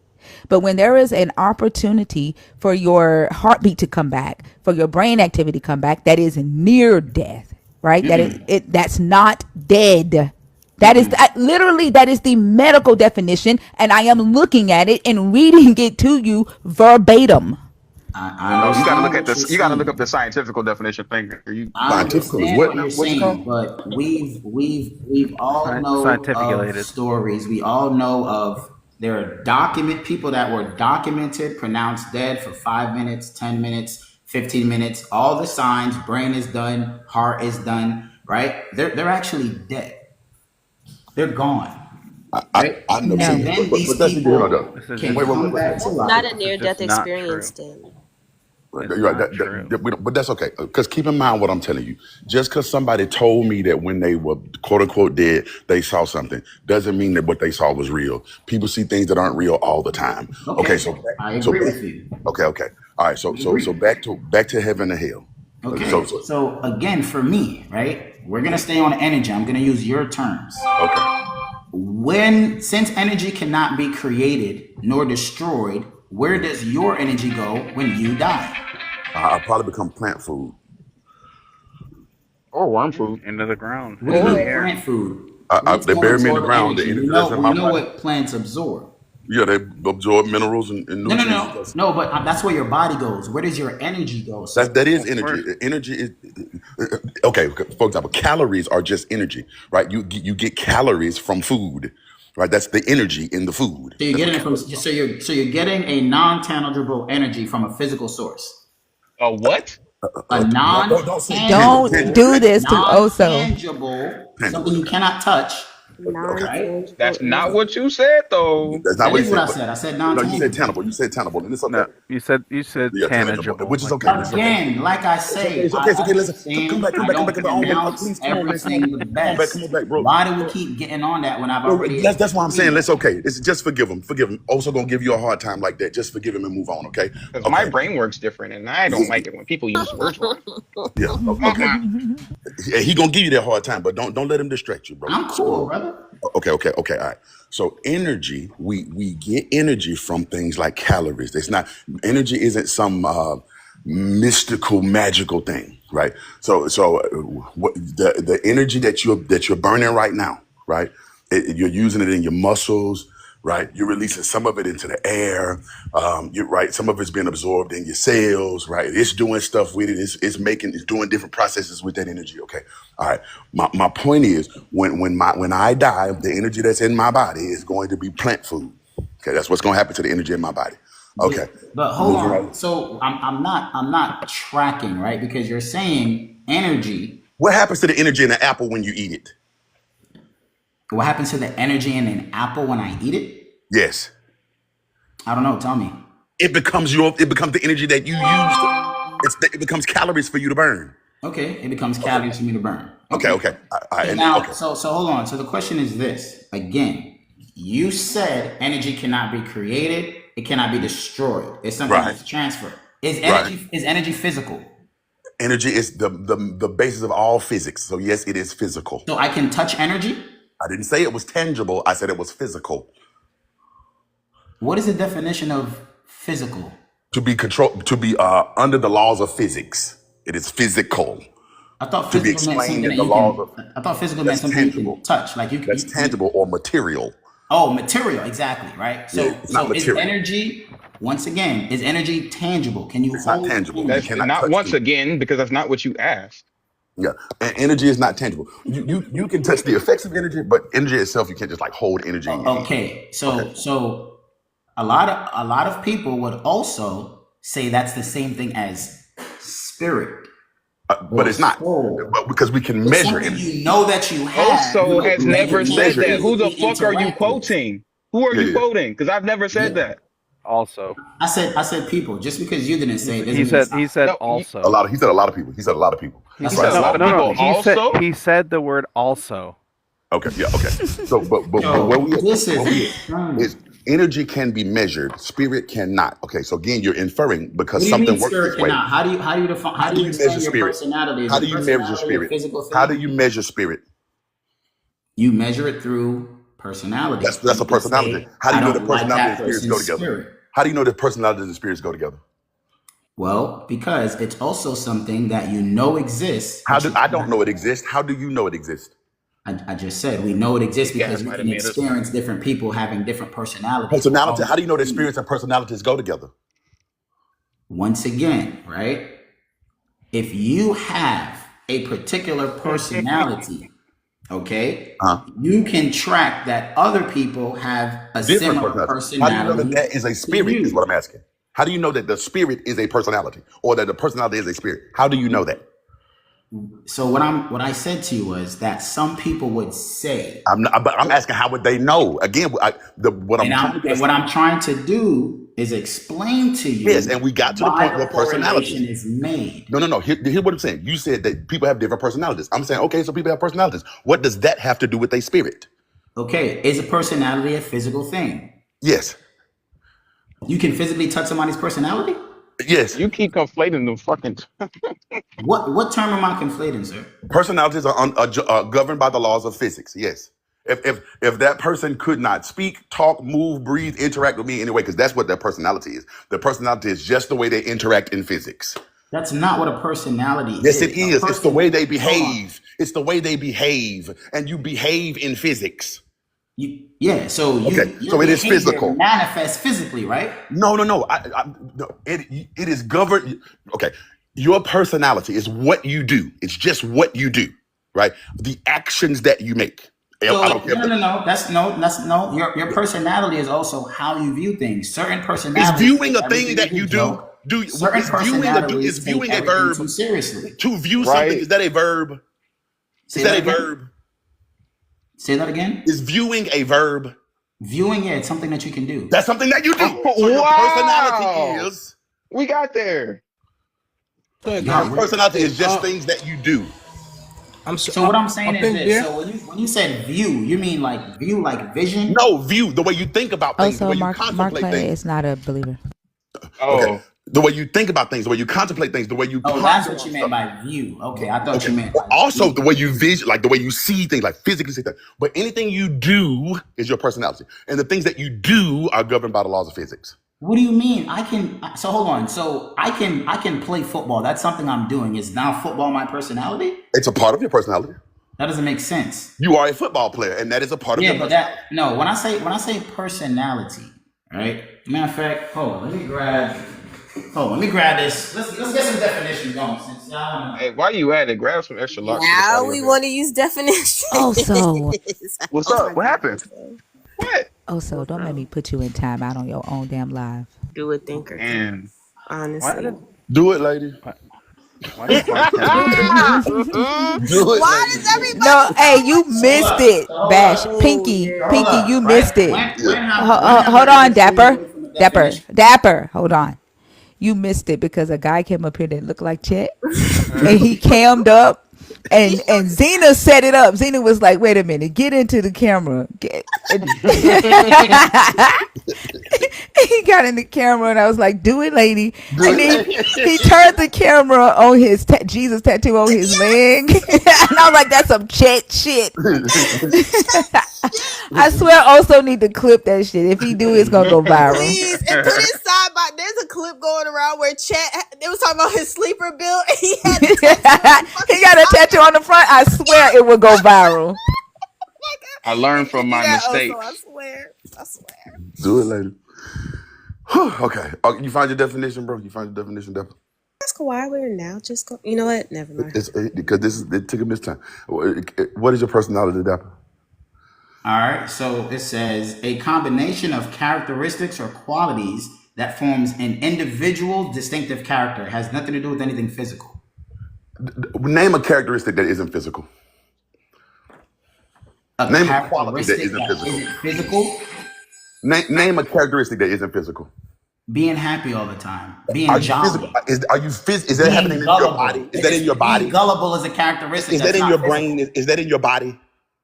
Being gullible? Is that in your body? Is that happening in your brain? People are gullible in their In their brains. brains, right? Mm-hmm. Okay, that's a physical thing. Why is it a physical thing? Because it's happening in your brain. Your brain is physical. But It's a process. your brain is something that sets off electrical signals to Right. tell you. And the end result of that electrical signal is gullibility. So what It's I'm trying physical. to understand is this, right? And this is the point I'm trying to make to you guys. Everything that you believe about energy, right? That's not the What point. We're I'm talking about heaven saying and hell. is, Don't mention God to me. I'm talking about heaven and hell. Hell. That's what we're talking about, bro. I So, okay. understand that, right? Okay. But since neither of us can go there, how are we going to have the conversation? Well, you brought it up. Whoa, But I no, think no, Dapper, I Dapper, didn't bring it up, sir. I Dapper, didn't. you And did. this is the issue that we're You having. did bring it up. You brought up heaven and hell. You What were said, you saying, no, Fee? let me show you how you did it. You said you can't control what happens when you die. You don't want to go to hell, do you? Or it was either you don't want to go to hell, or who doesn't want to go to heaven? One of those two. And Fee then said, I don't want to do either.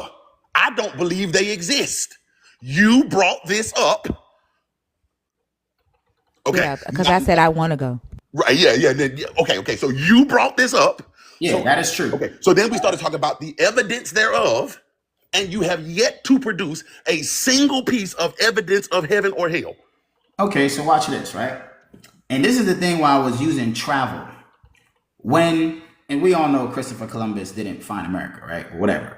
But when there were lands that were not yet discovered, and people believed that there was a land there, but they couldn't prove it, what did they have to do in order to prove what they believed in? They went. Okay. Now, what I'm trying to explain to you is, just like you don't have a way to get to the ether, right? I can say I don't have a way to get to heaven. Okay, Or well, then- to get to I hell. asked for Because evidence it's not of a it. place I that asked my for evidence physical of it. body I asked for can evidence exist of it. in. I asked for So evidence of it. I didn't ask you to go. For example, I how don't can you have prove? Okay, hold on. If I can't go there, I don't have to go to a place to prove it exists. I have never been to Australia, man. I've never been to Australia. Australia exists, man. Right? Based on the preponderance of the evidence. someone else has though. See Right. what I'm saying? Right. Someone else has. But until we got there, we couldn't say it was there. Okay, right? Okay. But So it you didn't can't change tell the me fact that that it heaven is there. existed. Say it again. Just bro. because we haven't gotten there yet, it didn't change the I fact didn't, that the place bro, existed. Is listen that right to or what I wrong? said. Listen to what I said. I said you Whoa, don't whoa, have whoa. any Is that right or wrong? evidence that it exists. Listen to what I'm saying. Listen to what I'm saying. Okay? You haven't given me, you just said that it could exist. Okay, fair enough. It No, I could didn't say that it exist. could. I said Yeah. that it did. You just didn't have a way to get there. No. What you're, that's not what you said. I'm sorry. I apologize. You're laying out the case that it could exist. No, Right? No, Yes, that's you not. are. See, Because all you're saying is we haven't been there. That don't mean it don't exist. okay, Right? So, fair enough, right? But what okay. I'm trying to do is I'm sick and tired of this shit, bro. This is not your fucking. You still talking? Like, calm the fuck down, bro. You cutting the man off too. He's trying to. Okay, you corrected him, cool. But you were gonna stop him to talk some more. Goddamn, you just got finished talking. Let the man talk. He wanted to talk 2 turns ago. hold on. When I'm No, wait. He said what he said. Just accept it and let's move on. Okay. when I'm asked the question, why? Oh my God! See, don't do that. He gonna keep muting you now. Just accept what he said and move on. Okay? Just accept it and let's get back to the That point. doesn't make. Can Yes, I it answer does the because he question? can do what You he wants keep to do asking me here. about heaven You or can't hell. stop him. So just accept it and let's move on. Okay. So basically, what you've done so far is you've given me reasons that heaven could exist. Okay. Anything could exist. There could be a mystical Baskin Robbins in the sky that has 32 flavors, right? That could be the case. Okay. No, I have that's no not what reason I'm to saying, believe that it brother. is the case. I have no evidence of it, and so this is where we are. Okay. We have no evidence that it is there. You're saying, well, it could be there. Okay, so could the 32 flavor Baskin Robbins. It could be. Do you believe that there's a 32 flavor Baskin Robbins? I hope not, because there is no evidence of it. Okay. All right. So back to that. If we could just accept that point, right? That you believe that it is there, but you do not have any evidence of it, and that's okay. Right? But to try to say, well, when you die, this is going. You don't know that. You don't know that. You have no evidence that that's going to happen. So my thing is this, right? The existence of heaven or hell, all right? It's a place that we can go to. There have been many places in our lives that we could go to and we didn't know how to get there. But that did not mean the place didn't exist. I didn't listen. I didn't say that it didn't exist. I said that we don't have any evidence that it does exist. Listen to what I'm saying. I'm saying we have no evidence that it does exist, and I tend to believe things that have evidence. Okay, that's you have not. okay. Okay, and you have not given me any evidence that this place exists. You have stated that the place exists, but you have not substantiated that in any way. What I'm trying to what's explain happening to you here is is this. a lot of post hoc Again, rationalization. say that again, Mark. So what's happening here is a lot of post hoc rationalization, right? You're saying that people believing Australia was a place was justified when there hadn't been evidence for it, right? So they're just because you're using what was discovered after to justify what was theorized before. And that's not fair. That's not the same thing we're doing here, right? There is no discovery of heaven, right? There are people making claims, and they have there's insufficient evidence to support it today, right? But you're saying, just like back then, they didn't have it, but it actually existed, so they were justified. They weren't justified. You're not justified until you have sufficient evidence. Y'all leave him alone about the names. We know he meant Mac. Yeah, he did call Y'all trying to act like y'all not used to it by now. Yeah, that's what I'm saying. Y'all used to it. Leave This him is not alone. this. Because when y'all talk about him, you talking about me. This is not the time because you don't also do the same thing with words. Right, exactly. So when y'all talking about him, you talking about me. Like y'all know he meant Mac. Do this to me on your live. Do this to me on your live. Don't do this to me on live. You notice I didn't. I can tell you how many times what I've I'm been trying to called. say to this, right, Mac, is that we understand that just because we don't know something exists, it doesn't mean that it doesn't exist. That's my Yeah, but entire you're not justified in saying it exists until you I demonstrate have that to it be does. justified because it's happened numerous times where people were saying that they believed in something they could not yet prove, and then Do later mermaids proved it. exist? What that? Go ahead. Do mermaids exist? I've never seen a mermaid. Does I don't Bigfoot know. exist? Well, Say that hold on. again. Right, but you can't answer yes to that question, right? You're not justified in saying yes, but there are people who have had experiences with mermaids and yetis, right? So does that mean that they exist? No. But they These have are just as claims. strong as the There are belief people as who you have do. claims of those experiences. So let me ask you this: if somebody had an Nah, experience fees with a next. mermaid, Fees next. Fee is does it next. not Go prove ahead, Fee. mermaids exist? They No. didn't Is this actually nigga have the deaf or experience, what? they claimed it. Fee is next. Go ahead, Fee. And no, Dapper, it doesn't. It believes that they believe that they had an experience with a mermaid. And I think the problem here is that if you believe something first and then you go looking for evidence afterwards, you're not seeking truth, you're seeking confirmation of what you already believe. And that's a dangerous way to approach investigating a claim. And I get that you have to think about this from a scientific perspective, right? Think about the scientific process. It starts with a hypothesis. Like, I believe this should be the case, or I think this based on observation, based on a lot of different things. But you don't stop there, or the next step isn't, hey, do you believe the same thing? Do you think this can be true? Yep, therefore it's true. That's not how it works. And if what you want to believe is something that's true, there has to be a consistent methodology that you follow to determine whether or not that thing is true. And it can't be coming to the claim with the conclusion in hand. Because if you believe that heaven exists, every piece of evidence you find is going to substantiate that. And we all know that people can believe there are people that we talk to on a daily basis that believe that God speaks to them. They believe that, and it may be your God, it may be another God, but they believe they hear the voice of God. That doesn't make it true.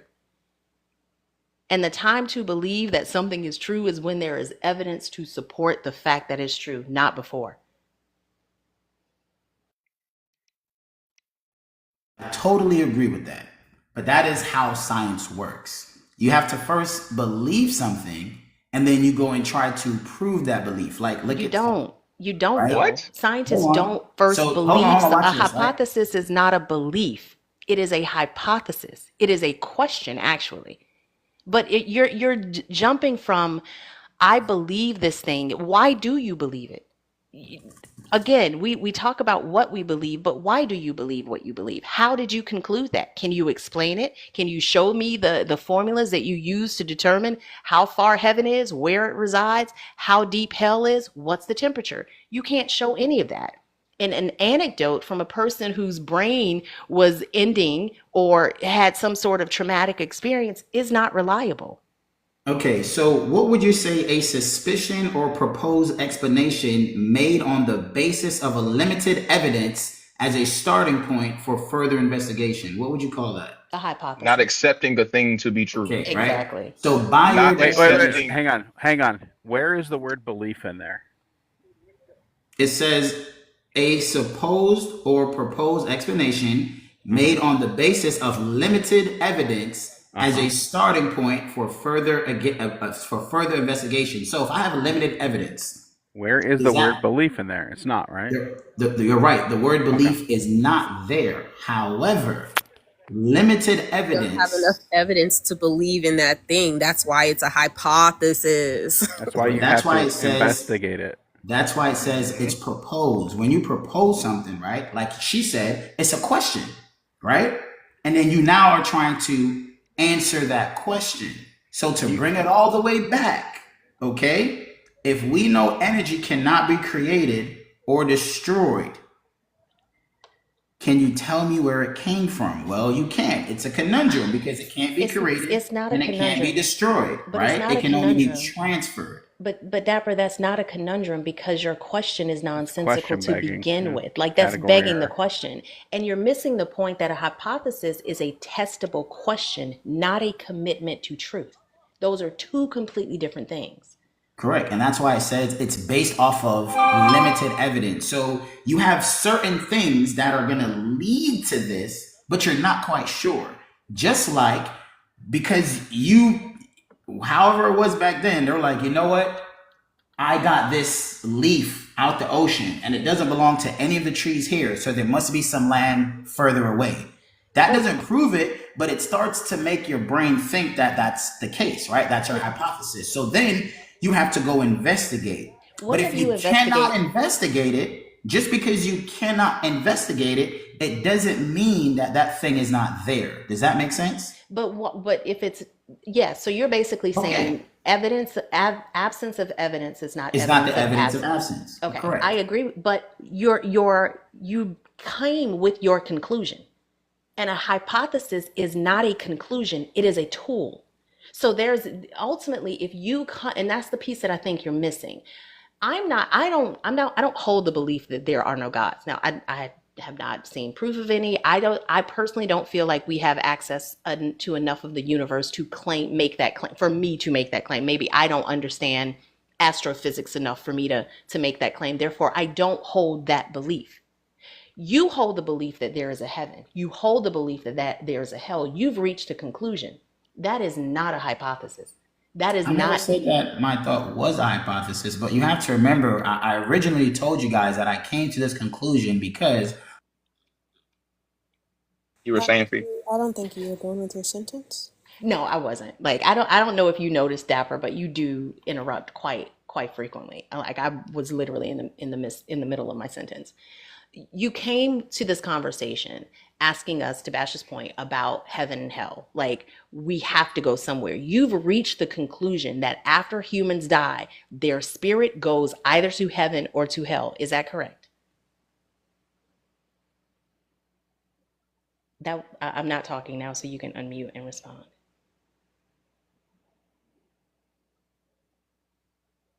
so just in the spirit of fairness, I understand that I'm the oddball in Yeah. Just to save you from like that, whatever you were about to say, best friend. If you ever talk over Fee or anybody is. So again, in the spirit of fairness, I understand that. Oh. See, then it happened again. Xena was still talking, Dapper. Yeah. I don't know if it's a delay or not. I'm not sure. Maybe it's a delay on your end. Yeah. I'll give you the benefit of maybe it's a delay, but like you literally, It's Xena was not still a delay because she. Oh. So you're intentionally cutting people off. Okay. Yeah. So we were trying to be like, maybe you're not You hearing. told me I can speak now, No, so. but she was still fucking speaking, sir. That's the thing. Like, I If mean, like I don't, what are you okay this morning? Like, are you good? I think what happened was when I told you to answer the question, you were going to kind of go on off on a tangent about the dynamics of the live, and I get it, Right. right? Like, we know each other, we're all friends, we talk every day. I understand all that. So if you could just answer the question, that would just make it easier. Like, you came with your conclusion in hand, correct? What is he doing? I'm not sure. I think he's leaving. I don't know. Oh, is he doing? it's all love because I would love to have a conversation. It was cool. I'm not disrespecting anybody, right? I'm not calling You are anybody you names. are okay, you are disrespectful when you continually talk over people. And we've asked you several times to stop. That's the disrespect. Talking over And stop. Okay, you can go to the point, but like here's the thing. Oso's like done. He's that, you see his face? He's done. I Right? understand that, but So you've got to stop that if you want to stay and have the conversation. That's all we're saying, bro. And then when you have the conversation, answer the question that's directly asked of you. You don't have to go off on this long tangent about fairness or unfairness or being the oddball. Clearly, you are the oddball if you're the Christian, but we are trying to engage in a conversation with you. Can't do that if we have to babysit you and police you all of the time. That's not fair that's to not us. what's I see happening. as I'm talking right now. You see that? Do you There's see Some a people that? be going link to in me my all night. bio. All Do of There's a us you link. see started that their Hold I'm on, sentences talking hold to on. right interrupt the now? middle of mine, but it's There's a cool. there's a link in my bio. 5 + 5. Tens across the board. That's the no, that's the answer to the question that's in the comment. Miles, we got to be aware because I did put this one up here. Mm. You feel Tens me? across the board. Tens across the Tens board. across the board.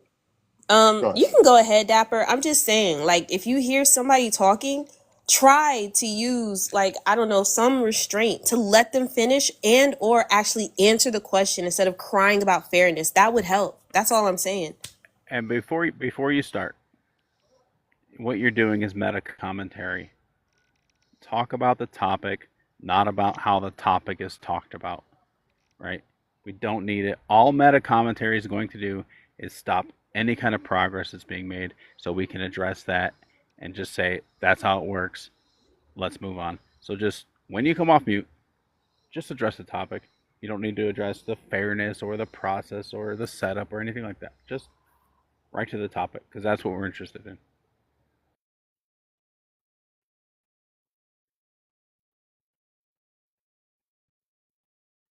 Did you hear what I was saying about coming with your conclusion in hand and how, that's a faulty foundation to start on because it doesn't allow space for correction. It doesn't even allow space for you to be wrong if you've already concluded that these two locations are that you can't get to are real because other people have told you they've been there.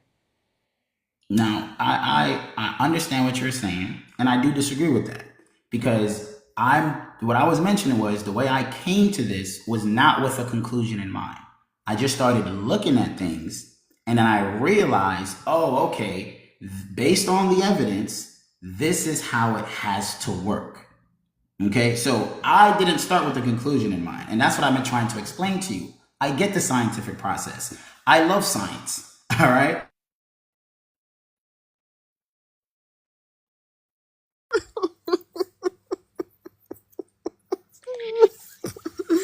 And the crazy part about it is that I genuinely think he was being sincere, but I think that his foundation is so incredibly flawed because to Oso's, I think it was Oso or Twin, I can't remember who made this point.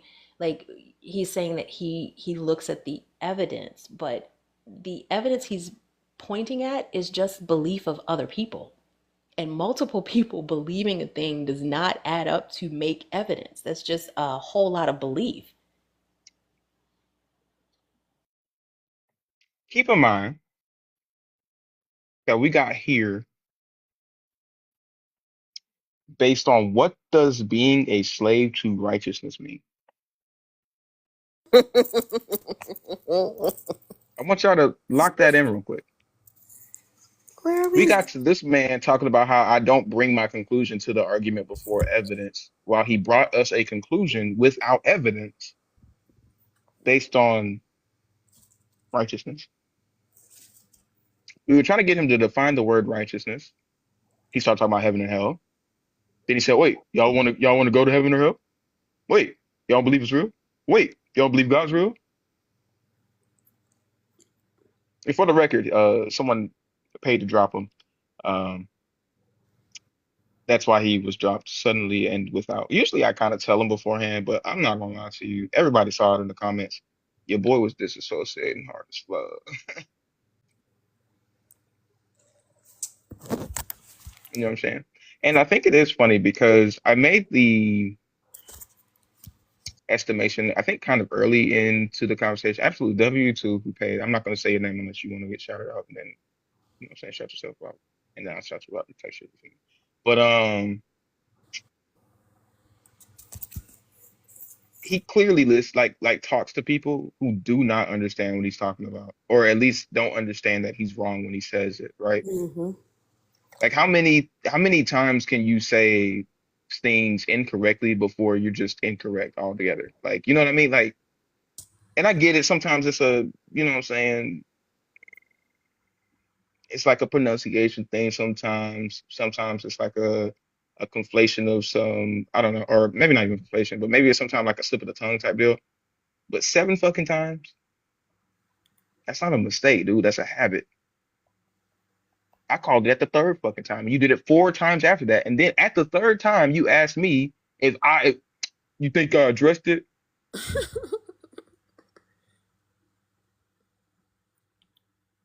Honestly, it was eight, but I let you slip on one. I let you slip on fee. Even though you've heard us say it, I've said fee is talking. Fee was speaking. I've said it several times, Hey. but I let you slip. Go ahead, Z. No, I was just saying. No, correction. I did not back him up. Thinker, I I don't. defended myself. I didn't back him up.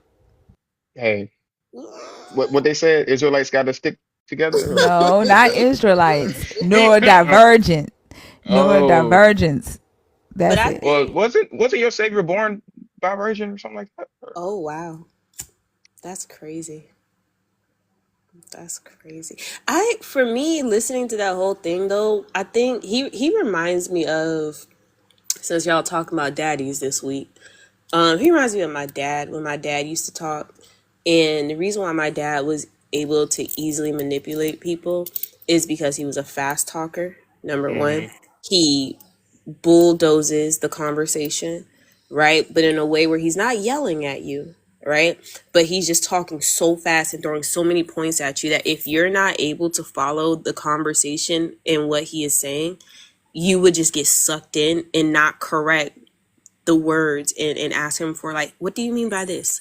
Why are you saying this? My dad was very good at picking people out who would not push back on that. And that's why he was a pastor, right? That's why these young men, like it, and it's just that air of arrogance that he has, that he's, Mm. I don't think that he's ever been pressed like that without people automatically believing at least a little bit of what he is saying. And that's when you get that nasty attitude that comes out of defense, right? And all that stuff. Hmm. Yeah, Has he been in here before? I don't remember talking to him. I don't know that dude. I don't think so. Nobody. Yeah, I think it's new.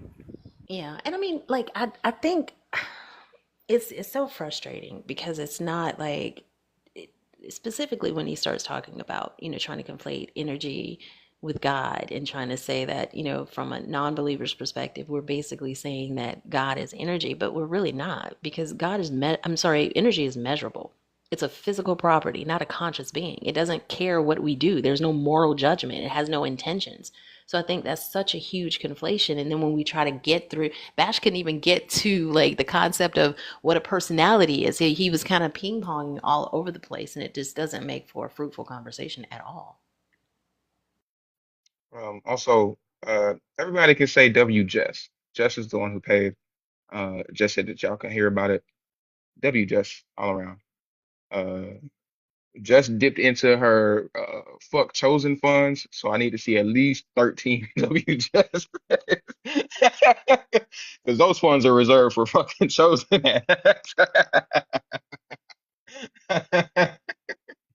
um, but yeah, no, I don't know, man.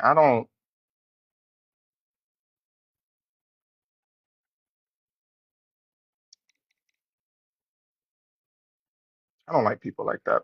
Like he came into the conversation expecting to be smarter than everybody else. I think he like slowly started to realize that, which is when he got more ornery about stuff. And by the time he got to the whole, look, I get it. I'm persecuted amongst you pit of vipers, but shut the fuck up, bro. You've been constantly dodging. Like I said, we moved from this, the thing that I woke up at fucking 4 o'clock this morning to talk about today, right? We moved from this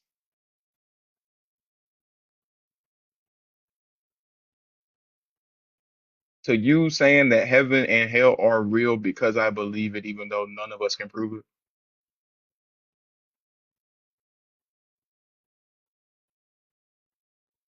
It gets worse when you start appealing to other people's claims of having gone there, especially when those claims are so incredibly inconsistent. Yeah. Jason sent me, I couldn't find a good time to work it in, but he sent me this article about from 2011 about the guy that whose heart stopped beating for 96 minutes and they brought him back. Like that further demonstrates that dying is a process. Like they used a machine to like measure the amount of like carbon dioxide coming out of his breath when they were like doing CPR on him. And they could tell from the amount that he was excreting that he wasn't like gone. So they continued to work on him. And 96 minutes later, he came back. Like if you were dead, you wouldn't remember what right? Like you wouldn't remember what you experienced. Your brain is shut the fuck off. Like, Hey, Mike, can I ask why you're so homophobic, or what's up with that, Mike? Oh shit, never mind, Mike. I thought you said gay. I'm so sorry. I don't got my glasses on. Bye.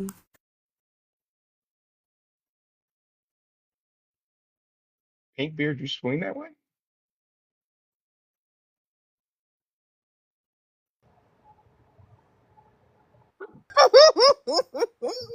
But wait, it, who's his beard?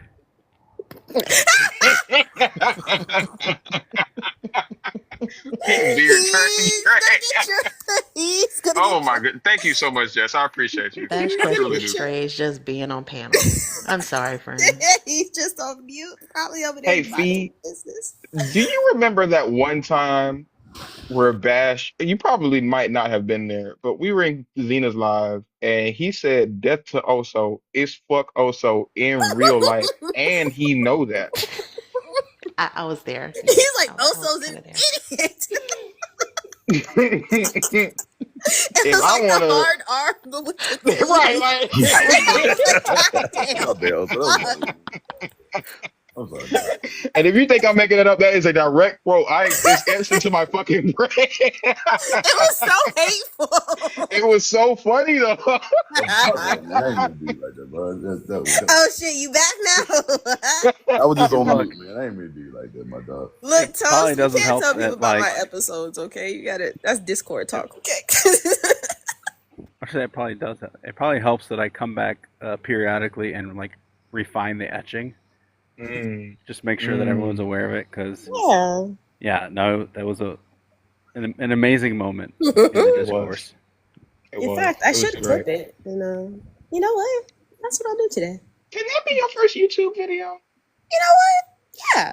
Yeah, it can be. I like Yeah. that idea. That was an Thanks. interesting live. Yeah. Yeah, let's do it. I'll do it today. Project. Bolo kept trying to run away from Bash. Bash, come on back here. Bolo was like, it's too many people though. Oh my goodness. It's like when no degree Was with gets up his and tries to. stalkerish ass. I forgot that's the reason why he said he hated you.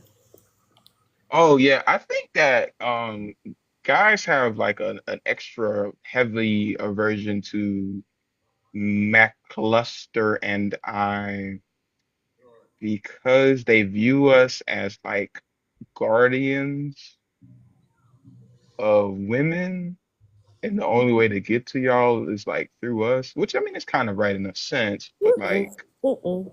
Mm-mm. I mean, not like in a sense, you know what I mean? Mm-mm. Because like, if somebody come up here and was like, "Fuck Xena," I'll be like, "Oh, whoa, whoa, whoa, whoa, whoa, whoa, whoa, whoa, whoa! Okay. Yeah. Okay. Okay. You got to get through me first, motherfucker. Well, You got to fuck me first."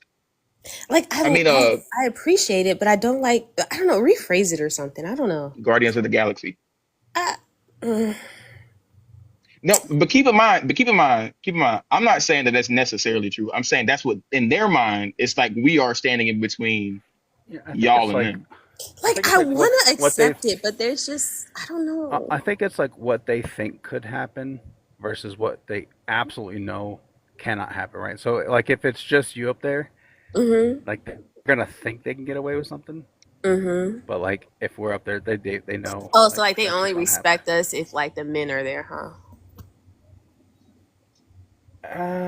Yeah, I wouldn't even I'd say say that. I'd say that's Oh. fair. So like we can only like have like conversations and stuff like that. No, it's their perception. Like I'm saying, like they think there's a chance to like Get one over on you. No, and you yeah. guys are there just guardians guarding us. No, I'm there to talk.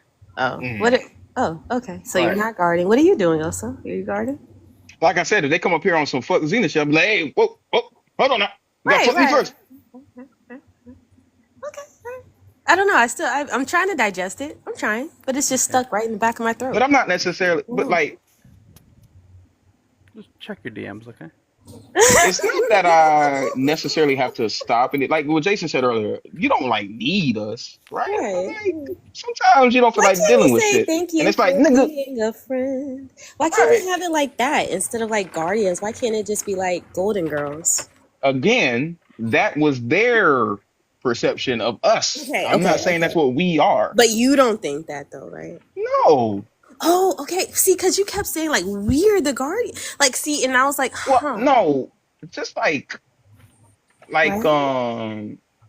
Yeah. like how sometimes you don't feel like dealing with a motherfucker, but they gotta be dealt with. Yeah. You know what I'm saying? Or like, for instance, when we in my house and if somebody will come up on some weird shit, I'm gonna be like, hey. But most of us actually, like 98% of the time, I don't say nothing because you got it. Right. Sometimes you don't really feel like doing it, so I'll be like, ah, fuck it, I got it. I get it. So we're Golden Girls. Thank you for being a friend. Da-na-na-na. As long as I get to be Betty White, I'm Absolutely. fine. Absolutely. You gave that Absolutely. up way too easily. No. Why? Rose? Yes. Your heart is true. You're a pal and a confidant. Who do you want to be? I'm Sophia. Or I take Blanche. Blanche is such a hoe, but she's such a Southern delight. And even though Daddy Blanche was is in the great. Confederacy, she tried to give back. She did. She did. She did a lot of. They had a young Hispanic and Black man on the show, and she made a difference in their life for at least 30 minutes or so. So. Or was she giving the finger to her dad? These are questions that young Oso had to ask himself when he was dibbling and dabbling. Interesting.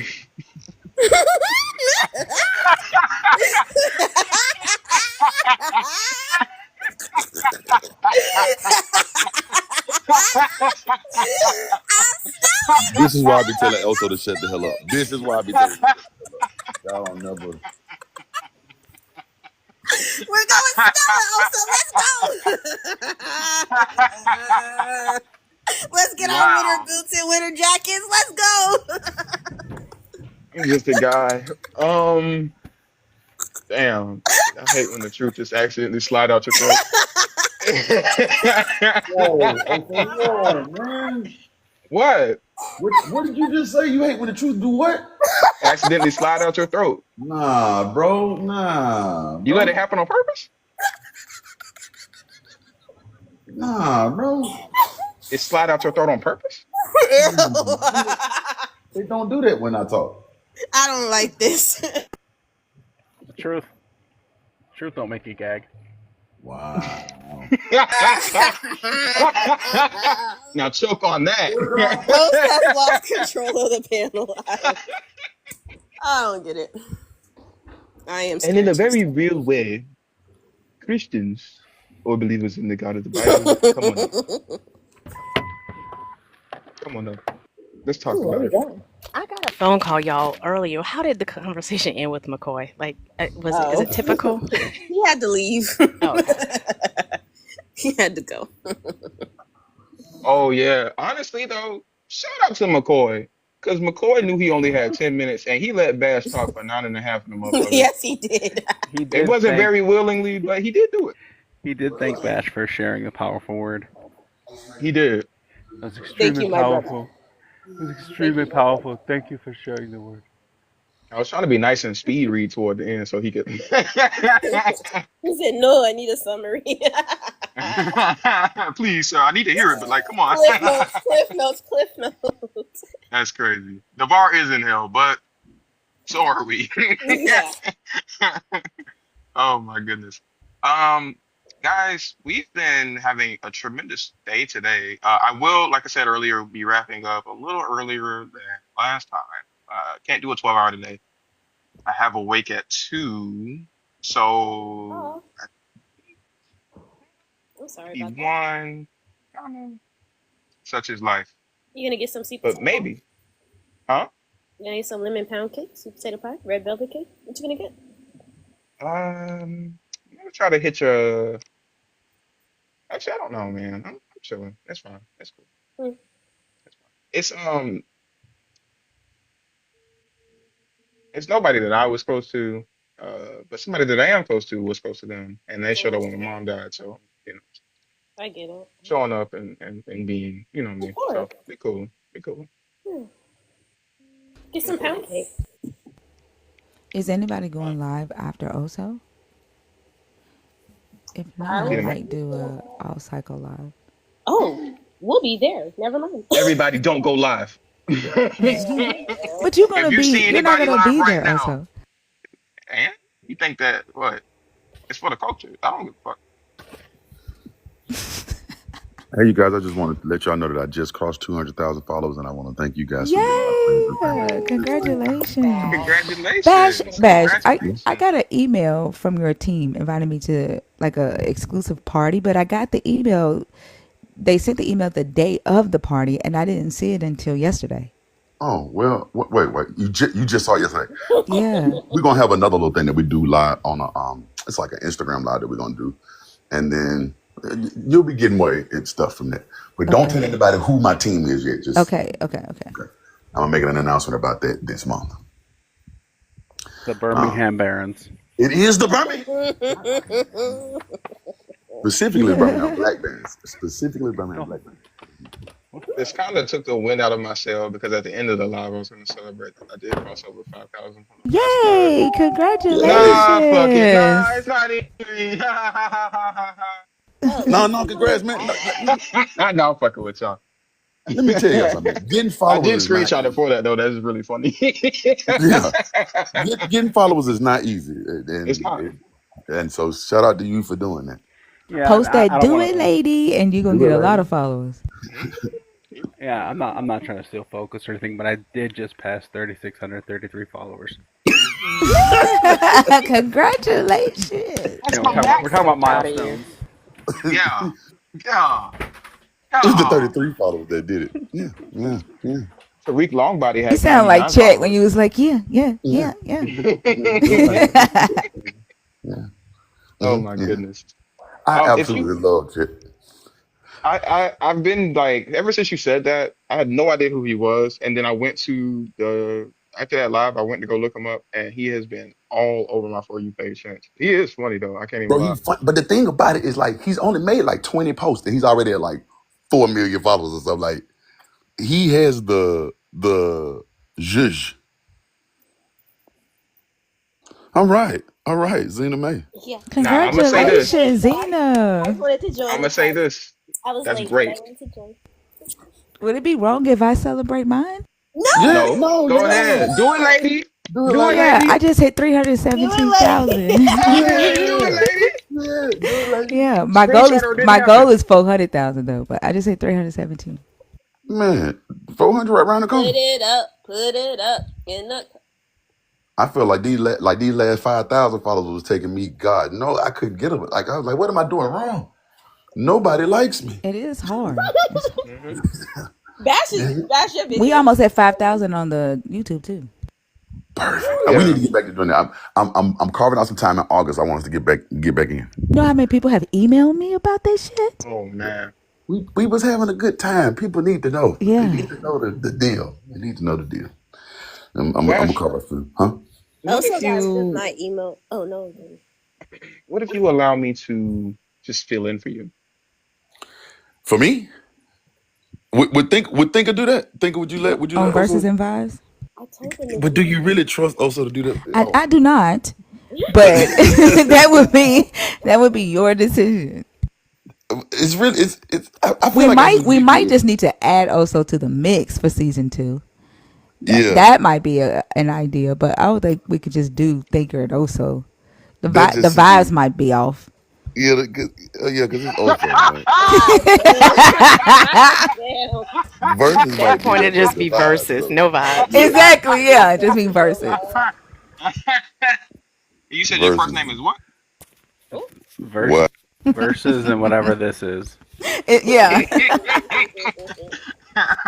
It would be fun, Thinker. You have a blast. Yeah, I think we might add Oso for season 2. Nah, Verses y'all and want me. Vibes and Oso. Don't do it, lady. You don't want me. Special guest for this season. Oh, so long body, Sweet. long body. Oh my goodness. Tariq was That my would be great crazy addition. if that the whole time that he's pretending to be a Christian during the whole live. I mean, during the whole, yes, that would be, yeah. Oh, there goes your guy. Also, Hey, I told my him he boy said what up. Robert. Hell yeah, I appreciate that. He said what up. I took that picture just to let you know. You see, Hold on, who is man, that? R-Truth. Oh, that's me on the right. On the Yeah, I Oh, know that's you. I'm talking about the other person. that's R-Truth. He's a wrestler. We did a show together in Nashville Thursday. He's a musician, Oh, right? that's the party that I was invited to. Oh, okay. Yeah. Yeah. We did that Thursday. can you dig it, Yeah. sucker? Tariq has to pick his accent before season 2. Yeah, you Great. gotta have one. cut 'Cause that up last night on Mezzo's live. I think that tighten it's that shit up. funnier that I don't keep a consistent voice. I was disappointed. Call me old fashioned. I wanted long body. I think you could have gone farther. I could have. Long body is just such a dumb name. My father gave me that name Why? That's just because it's her last name. He didn't understand how Junior worked. Right. Wait. Fuck you, Matt. It took you a second. I thought you were saying Bass doesn't know how Junior works. I was like, wait a second. Leave my dad's name out of your mouth. This is my son. Long body. The second. If you are a Christian and you want to rescue the chat from the inclinations of our words, come on up here. We can have a little conversation. I got a couple of minutes left. Y'all come on up here. Ooh, long Oh, so do body you only square. wear polos or button up? No, I wear other things. Okay. Y'all do be seeing me in button ups a lot though. I was wearing a hoodie earlier. Oh, were you? I was asking because that's all my ex-husband wore was polos and button ups. and I don't wear jerseys. I'm 30 plus. That's I don't wear jerseys. That is true. I wear t-shirts and stuff too sometimes. I don't know. Something about polos disarm police, and sometimes. Does it? Mm-hmm. Think Trust it me. does. Like honestly. Now this gonna sound like I'm making a very insensitive joke. I promise you this happened. I almost took a picture of it because it was so funny to me. A wild disclaimer. Wow. I was in the airport yesterday, and there was a guy in there who happened to have one arm, right? And his shirt said, "You're safe. I'm unarmed." And I swear I almost took a picture, but I didn't. I swear on my life. And he has a whole brand where he like it's for people with disabilities to like take the shock out of you. We talked about it the whole night. Yeah. Like, yeah, his whole brand is like, oh yeah, I know you're looking at me because I got one arm. I get it, and yeah, but the shirt literally said, "You're safe. I'm unarmed," and I was like, wait a I goddamn love minute. that. I like people like that who like That's dope. they're like the best to be around. They're like, all right, brother. You should have showed him Yeah, your yeah. TikTok following and said, "You want to take a picture with me?" I, you know who I did run into yesterday at the airport? Same airport. You know that guy that does the, black people. I ran into him yesterday. Tony? Yeah, Tony. Yeah, we were in the line together. Getting on the airport. I mean, getting on the airplane. But he was going to Atlanta on the next flight behind me. Oh wow. Yeah, I was like, this is crazy. And we had the same Louis bag. Well, that's what made me notice him. I was like, hey. He's like, oh, nice bag. I was like, nice bag. I was like, oh, you're Tony. Yeah, it was cool. Yeah. Now I done been in a lot of airports a lot of times. I ain't never not once ran into a motherfucker that was just like, oh, hey. Really bad. Never not once. You gotta be the right airport at the right time. Brother, I man. used to work at Delta in Atlanta. You don't get no more right place, right time than that.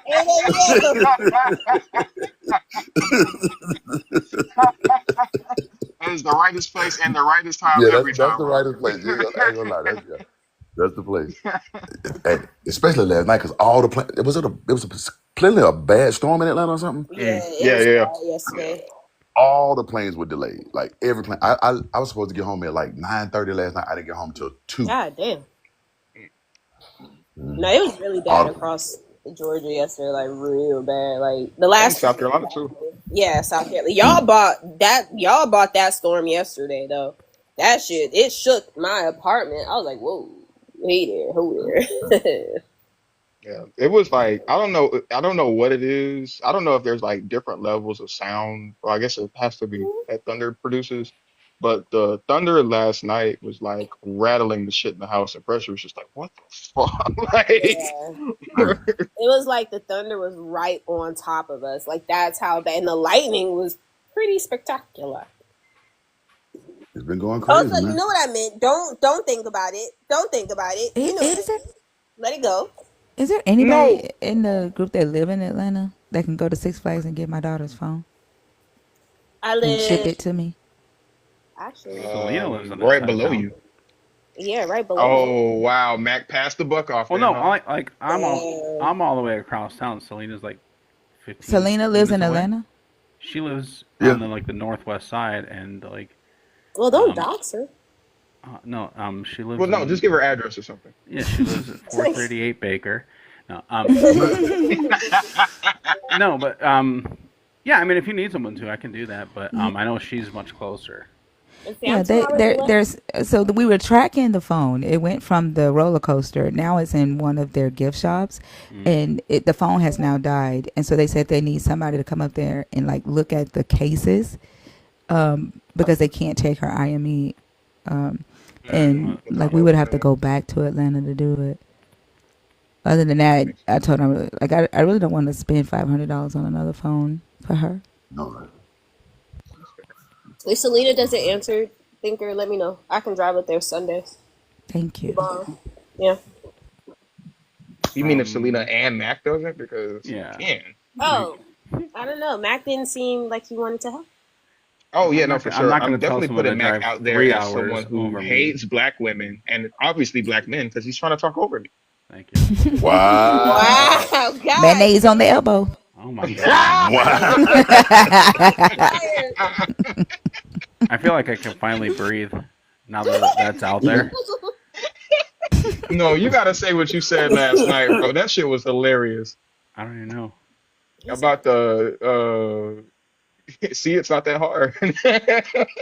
Oh yeah, in the see, y'all don't understand. My movie nights be wild sometimes because the shit like it's I don't know. Oh, We what just was be that having about? fun. It was Last night about was wild. like it was like Fast ass emotes. He's a goner. He's a trash. shit, it was about accepting something. I remember I'm like 90% there. I just don't remember the exact subject. Jimothy. Jimothy. Jimothy followed by a bird. Yeah, but I'm trying to remember. Like, oh no, it was about like segregation specifically. Yeah. It was about what? Segregation. Oh, We were picking at Mac. Somebody brought up segregation. Oh We yeah, were said like, it "Yeah, couldn't Mac, you go. can't drink here. This is a Yeah, blacks only fountain." He said finally. and I said, okay, those are your rules. You see how easy that was? oh, Yes. oh my Yes. gosh! This is why I don't like Mac, because you can't get him almost every once in a while. All you gotta do is comply. I don't know what you guys are complaining about. Easy enough, pal. Got a guy. Hashtag Mac for truth, Yeah, I everybody. know a guy who gave a whole dissertation on that on TikTok one night. Compliance is key. Speaking of keys, I heard there's a kingdom that has one, and I've heard that it does exist, although we cannot approve it.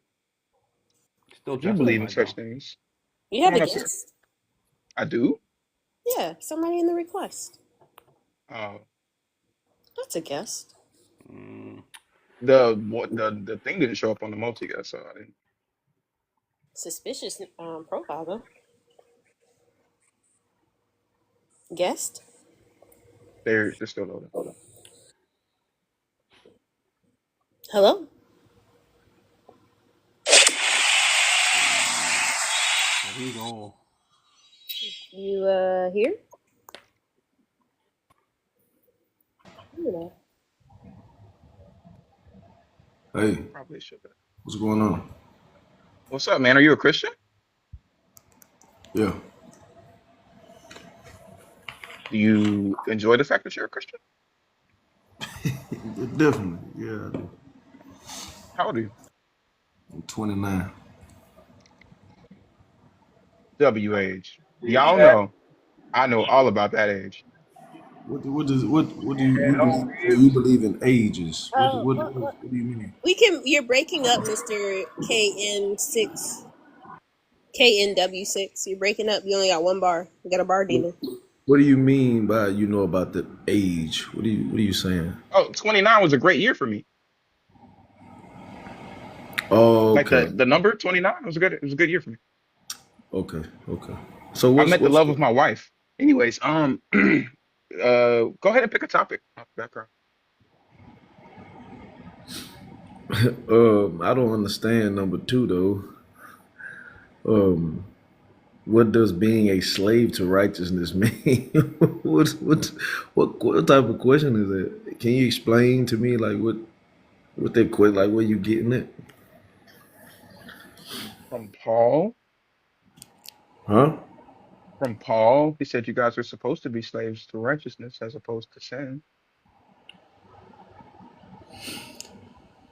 So wouldn't you rather if you're giving it all to something wrong, why wouldn't you give it all to something that's right? That's that could save your life. The Bible really just tells you what to do, what not to do. Should you rape someone? Should you murder someone? Should you do these things? I don't, I don't understand. Hey, Mr. Midnight. Yeah. To protect his life, I'm gonna ask that you use things like grape, schmurder. His life be a little sensitive sometimes. That's all. My bad. But also kind of gross. Please continue. Yeah. So I mean, these are just Hold these. on, These one more second, Midnight. My fault. One more second. Go ahead, Fee. I was just going to respond to what he said thus far about, not graping and not murdering people. I agree with you. The problem is that the God in this Bible doesn't have an issue with either of those things. As a matter of fact, he commands those things repeatedly. So when you talk about righteousness, doing the right thing, I don't think we disagree. I just think we disagree on the fact that those instructions are found in the Bible. I mean, I wasn't really done though, but that God does not instruct no one throughout the Bible to Uh-oh. do any of those things. He hasn't sent a prophet That's so anyone who is labeled a prophet or disciple, whatever they're called, he hasn't sent one of those men to go do anything to a woman or a child. He ins- Oh, that's not true at Do all. you no, know? no, Hold no, on. look, Are you see, familiar with I don't know David, what Bible y'all reading, the Holy but One? Do you know who David is? yes, I know who David is. Did he go through with it? Sweet, Did sweet, he? sweet, Did he? sweet. No, Did no, he no, go no, no. through? Hold on. You don't know where I'm What? going. Just watch. I know he wants What to know was if did God's David punishment? sacrifice his son? Huh? What was God's punishment? Right. What was his punishment? What do you mean? To David. Yeah. What did God punish David with? You remember? Inform me. Do you remember the story of Bathsheba, David and Bathsheba? Yeah. Yeah. Right.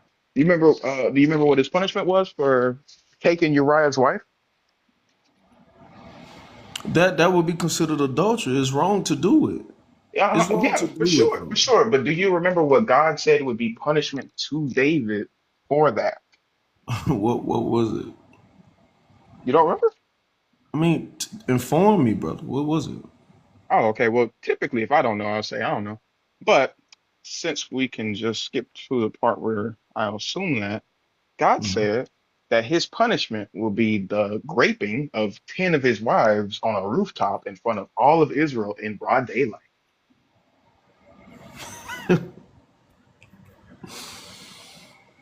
Hey man. He's so crazy. It's in the Bible. It's in the Bible. I don't know which one you've been reading. Just for extra spices, he also unalived his baby. So the very things that you said God would never command his prophets to do, he quite literally did.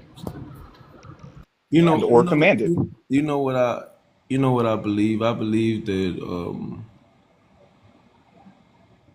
God is just he don't play in a way. You know what I'm saying? There's certain things I don't understand, just like you guys. Um, but I can't bend the rules. I'm just I Because can't. you said God doesn't do that, and we No, he pointed out don't. examples of God doing that. No, I'm still. I would say there's been some things that's been allowed or happens under the sun that I may not understand why it happens. But No, God did that. no, It's not no, allowed. No, he struck the baby ill and it died from that. God did that. And we can He read didn't it. tell somebody to do it. He did it himself. We read it for him so he can see it. so Midnight, is it Yeah. okay if we read it hold for on, you I first? got. Yeah. You can. But look, let me ask you this. I mean, but maybe your question might be answered if we actually go to the scripture, because you're What? saying not a No, lot, just but so let me. okay, I'll shut I the said fuck up. yeah. You got Just it, hold best on. friend. So do you believe in karma? No. I believe in caramel. Do you don't believe in karma? No. No. So you don't. If Okay. karma was real, So then if black you people would be up on crap. so so so you don't believe if I come and rob you. Karma is to the person, right? Karma should be to the person. It shouldn't be to the family, right? Like your God dismisses that. Well, he conflates that, not conflates. It's a, how do you say, a contradiction, right? In one part, he says sins won't go to the son. Another part, he says that it will. But here, just I think if you actually look at it and see God actually cursing the child through the prophet, right? You will see that what you said specifically, that God don't send no prophet to do X, Y, and Z, that's fundamentally incorrect. And we don't have to talk about karma cycles. Like we can actually just look and read it for ourselves. Thus says the Lord, I will raise up trouble against you from within your own house, and I will take your wives before your eyes and give them to your neighbor, and he shall lie with your wives in broad daylight. You know what happened to his 10 wives? What happened to him? What this said. But it doesn't say what you say it said. It said grape. It didn't say that specifically. See, I thought you were going to Hmm. point out something specific. Well, it Hmm. specifically says He will I take will from you and take give them. your wives. What do you think that means? No, God said He speaks in specifics and Yeah, parables. He specifically, shall he said, lie with I them. will take your wives. What does that mean? Take and give. I mean, you're not finishing the sentence. Right. I will take your wives. What does that mean? To take from you. It does not mean grape. Now, if you saying it mean, What now does what it's does not. I His will take your wife, wives mean? yeah, Take take them your from wife, you and give them to someone else. and then they shall And what's lie he with going to your do with them? wives in broad daylight. That is not saying grape. For you did it secretly, but I will do this thing before all of Israel and in broad daylight. For So you again, did it if he's gonna secretly. hold on, because you can only take something that is what? Everything is his. It's not. That is It's what? No, you can only take something that's not yours. but I'm gonna take your this is wives. God of everything. So he's not. He's I'm going not. to He's not take, taking no, I something will take your wives before your eyes, and I will give them to your neighbor, and he because shall lie with your wives in broad daylight. he Let me did ask you, this. hold Hold on, on, midnight, bro. hold on, Look, midnight. You keep hold trying, on, no, you hold keep trying. on. He There said ain't for no you. I got him. hold on to, thank you so much, Matt, because there ain't no hold on to me, dog. This is my shit. This is my show. He Damn. said, I will He's take gone. you, motherfucker. I'm gonna do it anyway. Yeah. I will take your wives and give them to your fucking neighbor, and they'll be laid within broad daylight. At any point in this fucking verse, where does God say, I'll ask them for their consent to do it before I do, though? Huh? Or does he say, I'm just gonna take them and give them to somebody else and then have that person fornicate with them on fucking on a rooftop in front of everybody? What does it say? Oh, you want to run away from it? I guess that's better than sitting up here and apologizing for fucking grape, you weirdo. He I this I think is also under that category of like people who just don't get questioned. Oh yeah. Like the confidence and then the immediate like destruction of that confidence. Now I know what you're thinking, and the answer is yes. Okay, third polo, baby. Somebody did laundry recently. The scripture, that's 2 Samuel chapter 12. The whole interaction is like verse 1 through 15, and then halfway through 15 is when the other punishment happens, and Bathsheba's child dies. Uh, so yeah, and then I think it's what the like 2 or 3 chapters over where 16, yeah. yeah, so 4 chapters over then, where the 10 wives get raped in front of Israel on top of a fucking rooftop. I don't know. Uh, and I think it's really cute that he was like, "What Bible are you reading?" The one that's currently in your possession. Like if you crack that motherfucker open every once in a while, you just every once in a while, you know what I'm saying? You just kind of every now and again you might read some shit. I don't know. I'm just a man with a couple different polos. That's all. Yeah, that's what I'm saying, Mike. Like I think it's kind of a W because you didn't sit here and stand in defending rape, but also you could just be like, "Oh man, it's fucked up. I don't believe that shit. I don't believe that's right." Well, Robert, we were going to kind of get into it a little bit. Um, yeah, we're gonna just a touch though. I ain't trying to go crazy, but like I'm selling bean pies. Well, you see, my brother, the thing you actually fucking right. Damn, I didn't even see them. So now, It has to put on a bow tie and Yeah, just call it a fucking what's it day. called? Like a Nehru collar? hold on. A what Whoa, whoa, whoa, collar? whoa, whoa. Max What collar? Gluckster, say that one more time. Nehru. Whoa, whoa. He did not say neighbor. I didn't know what I heard. I was scared. He Right, did not PC? say I was neighbor. scared. I was like, whoa. Okay, y'all, don't judge me because I don't feel like finding my. I have like this like fucking bright ass orange bow tie, but I don't feel like finding it. But that's okay because we still here, and a bow tie is a bow tie. Now, is this technically a sleep mask? Sure, but the thing about fashion is, it is what you make it. Wow. Wow. Gonna say wow again. Wow. I look like Dr. Wait, Boy. turn it upside down. What is that fashion? Is that a sleep mask? To Yeah, there you turn go. both sides? Oh, Oh well, wow. I meant like the whole thing. It's very like Yeah, right. ancient Egyptian. Like it looked like a Yeah, turn it. Yeah, yeah. Turn it the other way. Yeah, yeah, yeah. There you go. Yeah. what if And you twisted there you it in go. the Yep. middle? See, there you go. Do you get the vision? Do you get it? Do you get it? Yeah, But there you go. what There if you you go. twisted it in the middle? No, no. This is perfect. This is perfect. Oh, You like a see? pinch type of. But Yeah, it but was like already giving do like a that. twist, right? Get a rubber band or something. Just get a rubber band. Oh, okay. Or do that. This one's lower effort. I guess. Also, I don't Mm. like how would a rubber band Nope. work See, with look how me that fucked up. wearing it? Look how it fucked you up. Look how Yeah, it fucked because I you up. wasn't done with it. Yeah, Your yeah. idea threw me off. A safety pin that might actually work better.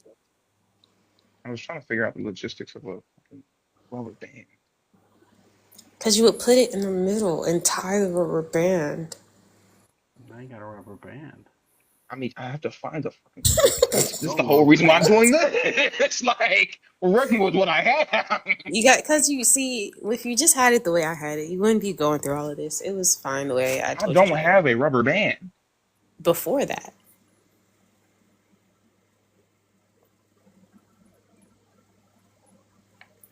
No. Yes. Wait. Put it in the middle. Put it in the middle. Put it in the middle. Adjust it. Scotch tape. Oh, I do have duct tape. Wait, There how you do you go. get a rubber band over that? So, first of all, you would put it in the middle, right? And you wouldn't put the rubber band around, like it. Oh my God. Why you would tie the rubber band inside of itself, right? So, one end, the other end, the face mask in the middle, you tie the rubber band to itself, creating a pinch. And Like a then you garbage bag have. tie might work a little better. Guys, the thing about being a critical thinker is that sometimes the answer isn't obvious, but sometimes we can find the answers in Genesis.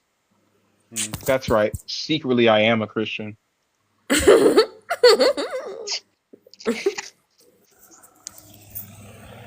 Yeah, that's what kept She's the a ark runner, together. she's a track star. She gonna find a way when it gets hard. You really do look like a Hebrew Israelite, though. I'm not gonna hold you. Uh-oh. Get a Thinker, can I newspaper. fuck up names now? Get a newspaper. She gonna get you. She's gonna get you. You Worse gotta since make she it got me thinner. on my You gotta own make it live. thinner. Don't. It's not supposed to be like big. You gotta make it thinner. What do you mean? See, this is what I'm talking about. Now it looks like shit. Now it looks like shit. You should have just trusted me and done what I fucking told you to do. But you want to listen to a white man. So now we're here.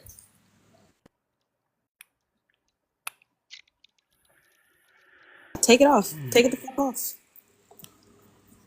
I'm saying, like, people don't always remember what you said to them, but they Take it always off. remember how you made them feel.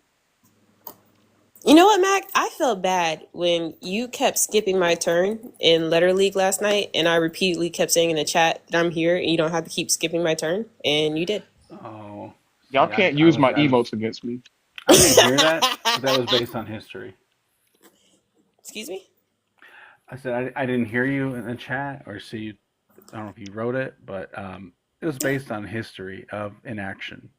Yeah, okay. Well, that's your neglect for not paying attention. Anyway, also, if you would just do what I said, here, like, get a rubber band like this. Like, hold on, I'm gonna show you. Just skip. I don't know how many different languages I'm gonna have to say it in.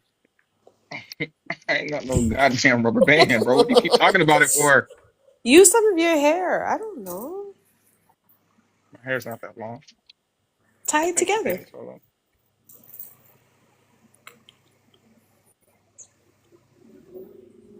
Rubber band man, always in trouble, man. 9 on my right, 45 on the other hand.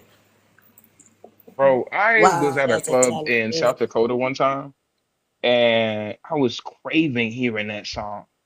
I needed to hear it. And I go up to the DJ, I'm like, yo, man, I need you to pop that rubber band man joint in. He was like, okay.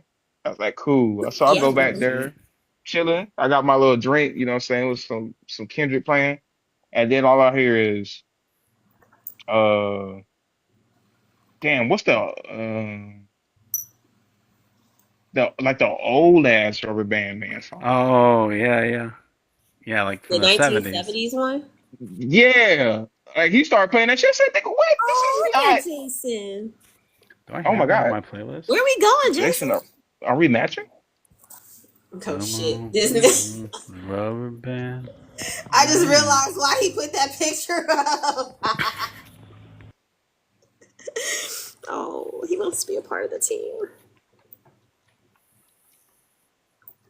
Jason, I don't know. Luna, you gotta be I have to respectful. use duct tape for mine, that was all. Yeah, that's the song. Not Jason outdoing you. God damn. How you feel about that, Osa? You been out I Israelite mean, either, I but could spend 20 minutes in my closet.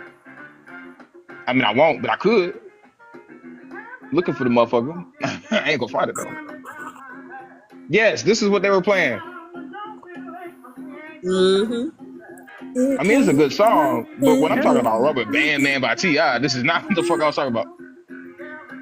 That's probably why he looked at your ass like. I know now.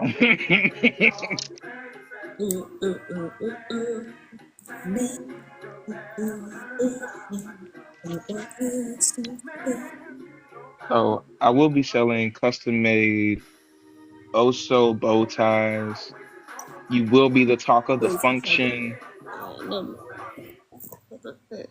They are branded. This is my personal logo and not a cruise line. Are you gonna put them in different colors? Can I have pink? You have to take it up with Royal Caribbean. They're my supplier. Well then. I've only ever gotten blue. Well then.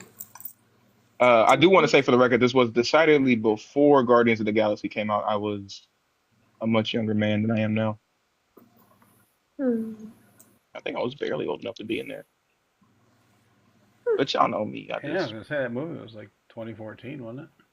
Guardians of the Galaxy? Damn. was it? Maybe 15. Time is really speeding up, bro. I'm not gonna hold you. There's this Yeah, podcast no, I it's listen 2014. to called Not Another D&D Podcast, and sometimes it devolves into trying to guess when things were created, invented, or debuted. That would have been a great installment. I would have guessed it was a little bit later than that. That would keep me up for hours. I'm not gonna hold you. The game? No, like that. Like I like conversations like that. Like trying to figure out, like, okay, when was this created? When was that created? And realizing that shit isn't that long ago, or was over fucking 10 years ago. And like some things we've progressed with so much, and other things it feels like we're still in the fucking dark ages with. So it really gives me an unsettling feeling sometimes when those type of conversations are taking place, because I feel like personally it's hard to keep up with time in general for me, honestly. But I feel like I missed out on certain things when I hear the fucking Guardians of the Galaxy was in 2014. Like, where the fuck did that time go? So I think it would be interesting. I want to say for my friends down there in the chat that are confused about how old I am. Old, I mean not old, age much like sexuality, gender. It's all fluid. It's all fluid. At least for me, my age is. Yeah, Let see, me I let me like. be specific. You're right. You're right, Zena. Because let me be specific. My age is. Yeah, cause You right about that. You're right about that. Let me not lose my integrity in the joke. My right, age is fluid. right. I'm All trying to y'all help you. motherfuckers is static. I appreciate it, and I'm gonna take that and I'm gonna run with it. My age is fluid.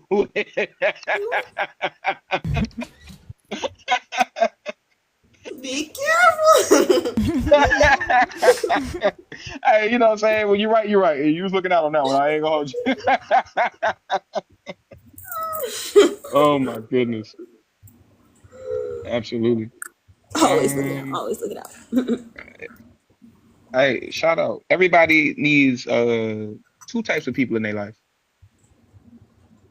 Me, myself, and I. Hello, somebody. Are there no more Christians in the audience? I don't know. I see. I like Zeno was talking about like the time thing. I was looking up examples of this because I like the we're closer to X than X was to Y. Right, like we're closer in time to the T Rex than the T Rex was to the Stegosaurus. Yeah, Okay. stuff like that. Yeah, like shit like that. Or That really puts me in a real. It depends where my brain is at when I'm reading shit. Like if I'm in a good headspace, it's just interesting, fun shit. If I'm like going through some shit and I start reading that, I'm going through the existential. What do they call it? Existential crisis. Like how how is that? Not how is it possible, but like it's just. I don't think we take into impact what 100 years is. I don't think we take into impact what a fucking day is. That many days equaling 100 fucking like in the moments in time all over this fucking globe that's people are experiencing it. Kind of what Bash said, you know, the sense is that nobody's ever going to see what you fucking see at that moment in time. So there's so many stories to be collected and so many experiences that happen with just that millisecond of time within that day, within those hundreds of years that we'll never know.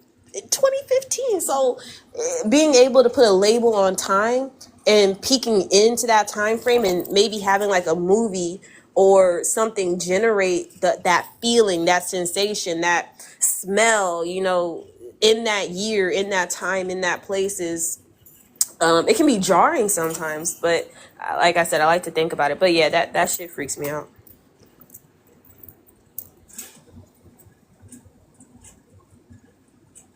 Sorry, y'all. I didn't mean to rant. No, you fine. My dad was texting me about meeting up. They just got off of a boat today, so they're driving up here from Florida to go to some coordinating meeting up and stuff, which is crazy because the family member, well, it's too much. Anyways, if We you have a. are, huh? You want me to bring them up? I don't know if they're. Oh no, never mind.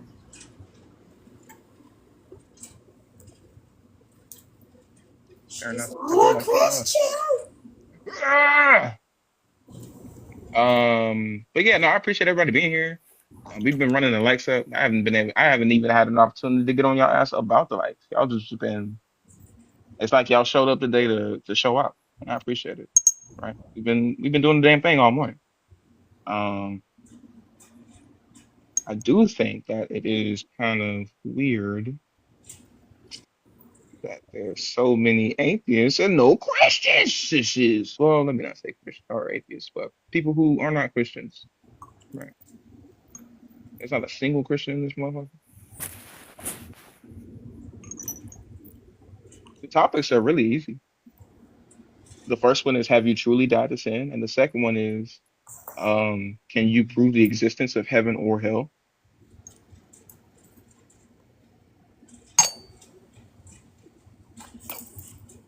Somebody earlier typed in the comments, let me up so I can prove the existence of God.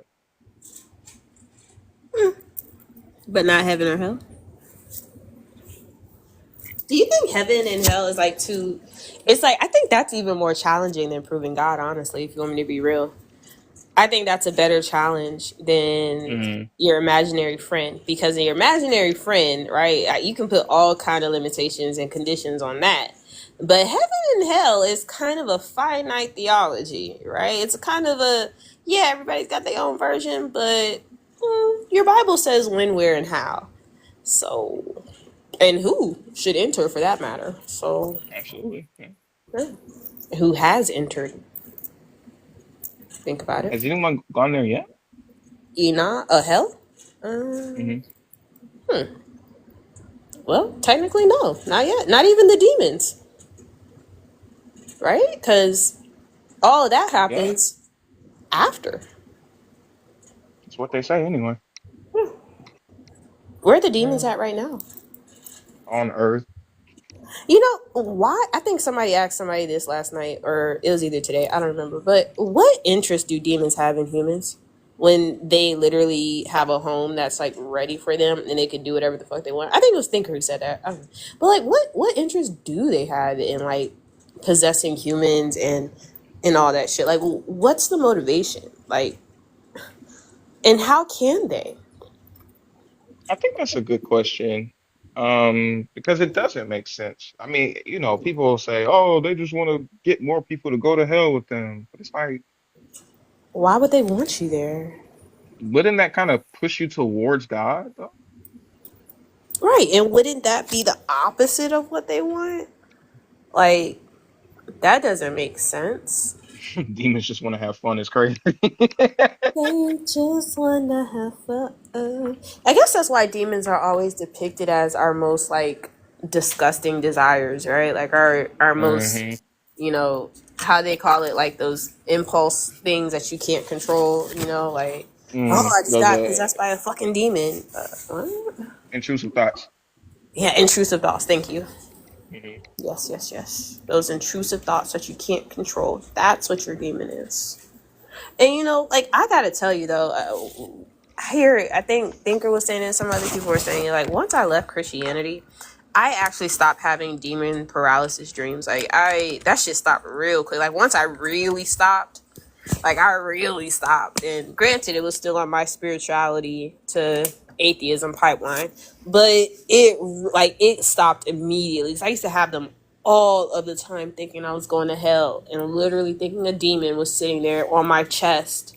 Like, I could not breathe, I could not move my body, and I would have to literally sit there to a point in panic where I'm like counting: 1, it's not real; 2, it's not real; 3, it's not real; 4, like literally counting until I could literally start moving my legs, like not my leg, like my feet, like Kill Bill. Like, I'm like, okay, move your big toe, like move, like move your arm, Yeah, move your fingers, yeah. close your eyes, open your eyes. Like, I had to take my body through all those steps so that I could have release over my fucking body, bro. Hmm. Hmm. Yeah, I had like I experienced something kind of similar to it. It wasn't necessarily that like something was sitting on me or I could see any apparition or anything, but I did like wake up and I was just like, what the fuck? I can't move. That's weird. And then I just like focused really hard on a body part.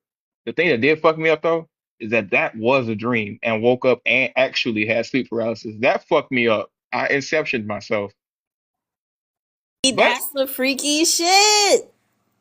I inceptioned myself before the movie came out, which was obviously in the year. I don't Oh, you're supposed know. to guess. It's 2017. Solid. What was it? I don't know. I haven't looked it up yet.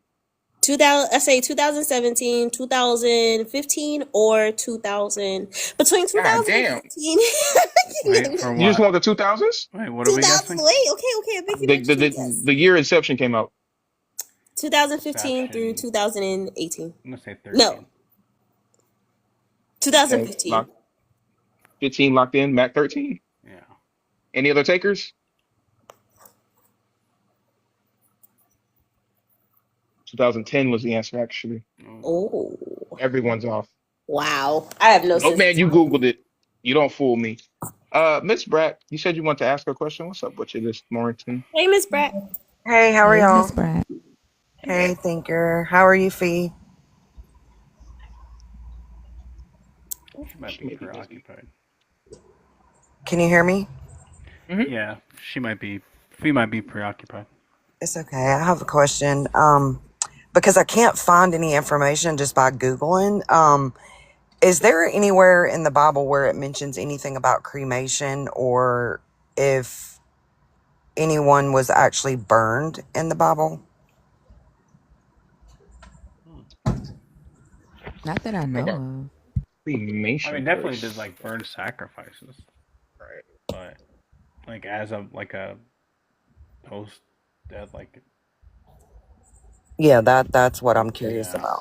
Yeah, because I searched the word cremation, but I know obviously it could have mentioned it and used another term. So you don't know of anywhere that it mentions anything about cremation or Did it say anything like about a funeral pyre or anything like that? not that I can remember. I took notes, but I don't have them with me, unfortunately.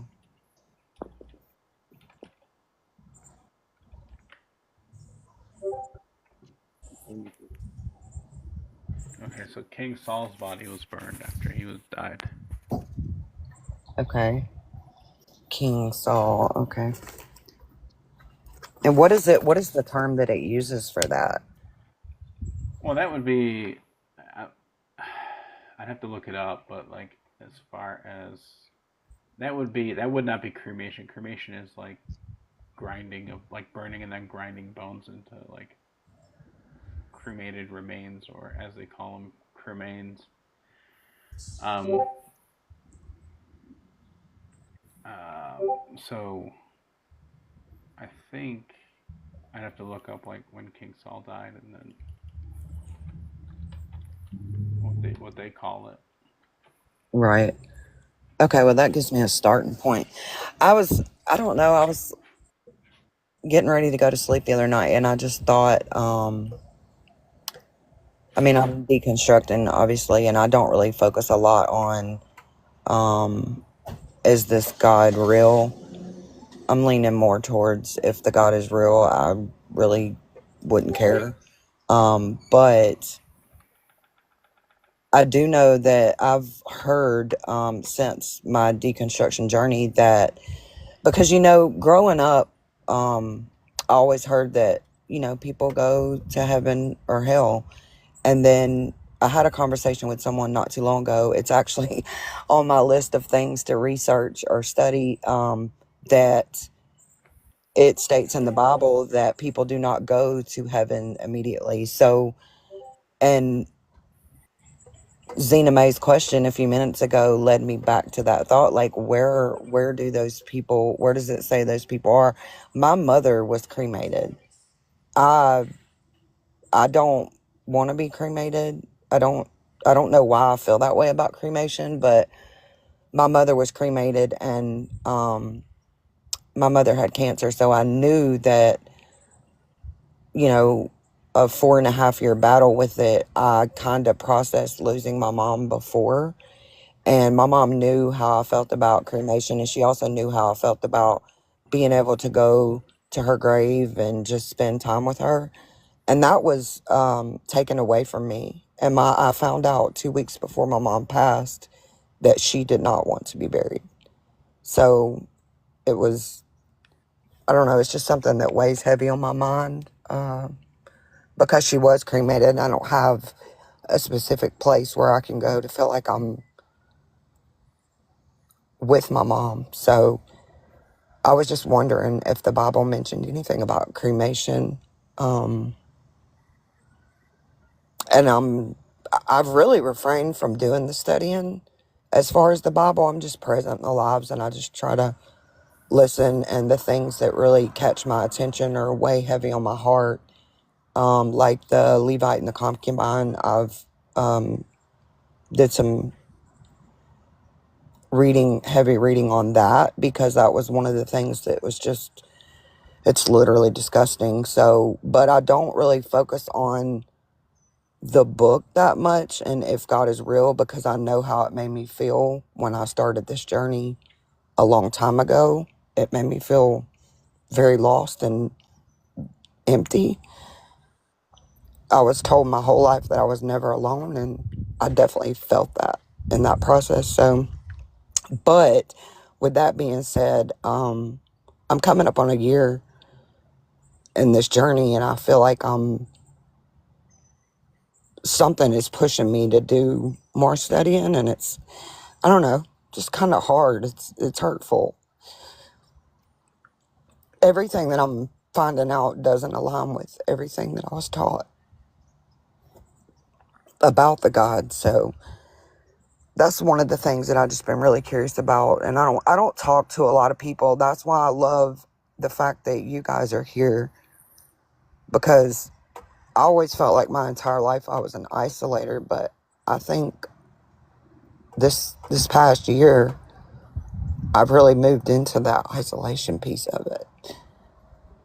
And some days it's tough.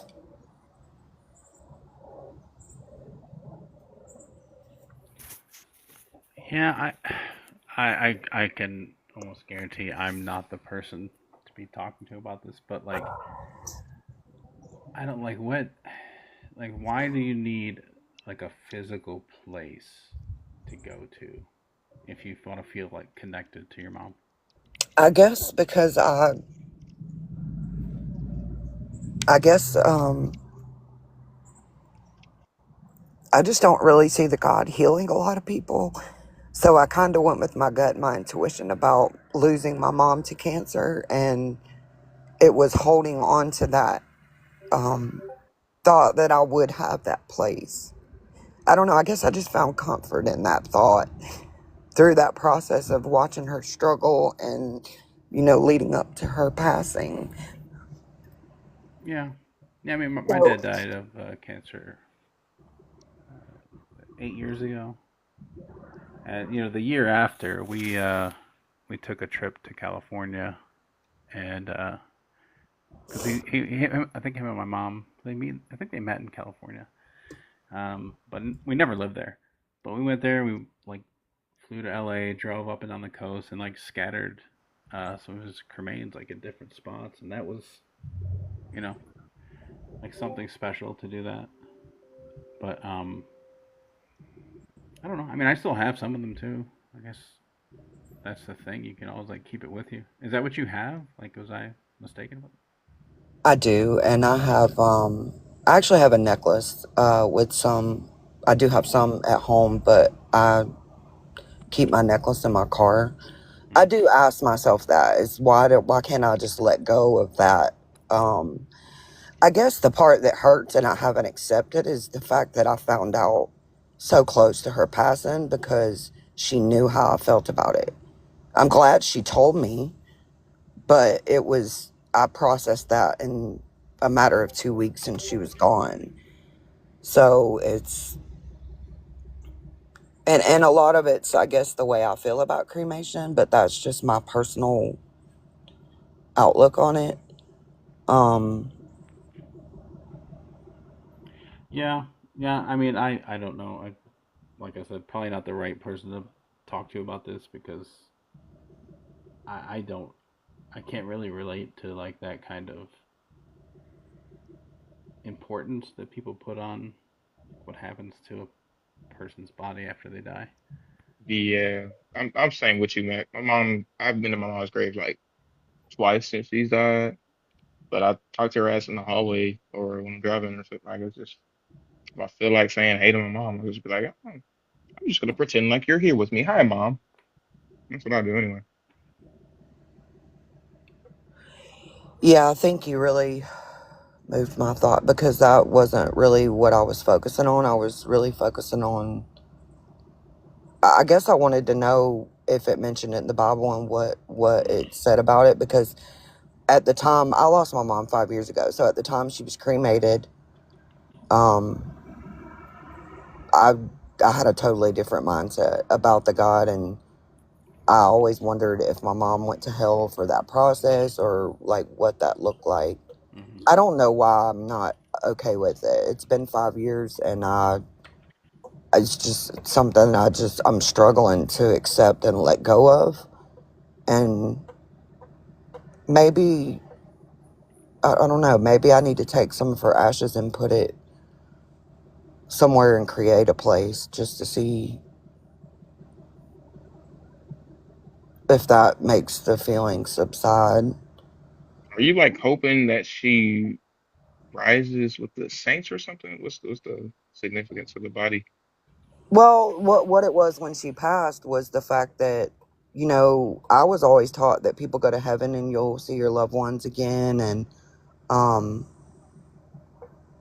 I don't know that I believe that anymore. So I think at the point that I lost my mom, that was my thought. Well, did she not go to heaven because she decided to cremate her body? And I think it's just a lot. I can't really pinpoint what it is that I'm struggling with there. And I think a lot of it may be that I still, I mean, I really hate to say this, but a lot of me still wants to lean back toward this God because it's what I've always known from a baby. So I know this is a process, and I'm being completely honest by saying I haven't really let go of a lot of those habits when it comes to my thoughts, and I don't really know what I believe, but I do know that if the God is real, I'd like to have a conversation with him because just everything about it is disgusting. It's not something that I want for my life, and I don't know when that will. I just don't know when that whole. I don't know when it shifts. I guess it's just, I don't know. It's just today's one of those days that my mom is weighing heavy on my heart, and I have a lot of conflicted thoughts and feelings about all of it. There's something that I'm not accepting, and Thinker always tells me to journal, but this is just something I've avoided. It's quite natural to fall back on the tools and resources and coping mechanisms that we were exposed to in childhood if we haven't replaced them with something else. And I don't think there's anything wrong with acknowledging that some days are going to be easier than other days. Like there are days I miss my dad terribly. Like there are days that I think about anytime I hear a Frankie Beverly and Mays song, I'm going to think about my dad because whenever we would do things together, that would be playing, right? So there are going to be days that I miss him. But I think regardless of where he's buried or interned from being cremated, like those memories are still alive. Those experiences, no matter where the matter that comprised his body is located, those memories are with me. Sorry, y'all, my kid is on the game. If you hear the noise. And I know y'all I know how recognize that it. go. Good to hear that. I'll tell you that much. I know, right? Wondering Good what to is hear going him up and on. about doing Yeah. stuff. I like that. He is doing so well. I'm so proud of him. But yeah, so I think that piece doesn't change. So when you talk about, and I think deconstruction, that's what we talk about. It's not linear. It's not a one size fits all. And the process looks different for every single person that goes through it. So in those moments that you're like, why do I find myself going back to feel comforted by something that doesn't make sense to me or something that is, in my estimation, cruel and mean and heartless like this God is? Like, why would that bring comfort for me? And it really, I think it boils down to identifying the thoughts that we have and challenging those thoughts when they don't align with what we know to be reality. And that's all any of us can do. And I think, give yourself some grace because your mom is your mom. We only get one, and, despite the struggles that you had with her at the end of your life, she's still your mom. And those moments and those memories that you have will still be with you, regardless of where her physical body or the remains of her physical body are located. Yeah, I think you just said something that really, I think that's what it is. I think when I do have these days now, because they're different than what they used to be, I was used to going to him for comfort. But today it sits different. But when you said it, it dawned on me that that's automatically what I'm trying to force myself to do. But then when I get there, it's like, this doesn't feel right. So I just think this is part of the process. And I've had so many waves of different types of days and growth and different mindsets. So I just have to remind myself that this is going to pass, like the way I'm feeling today.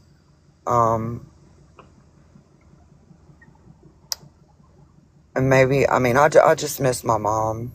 And if the God is real, I mean, I'm sorry for my language, but I'm mad as fuck at him for not healing my mom from cancer, but making her suffer. Like, she suffered so bad.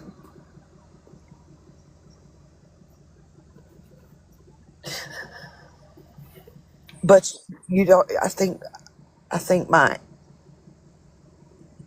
answer, like cremation, that was one of the things that I've been really curious about, that I just couldn't let go of, is what is in the Bible about cremation.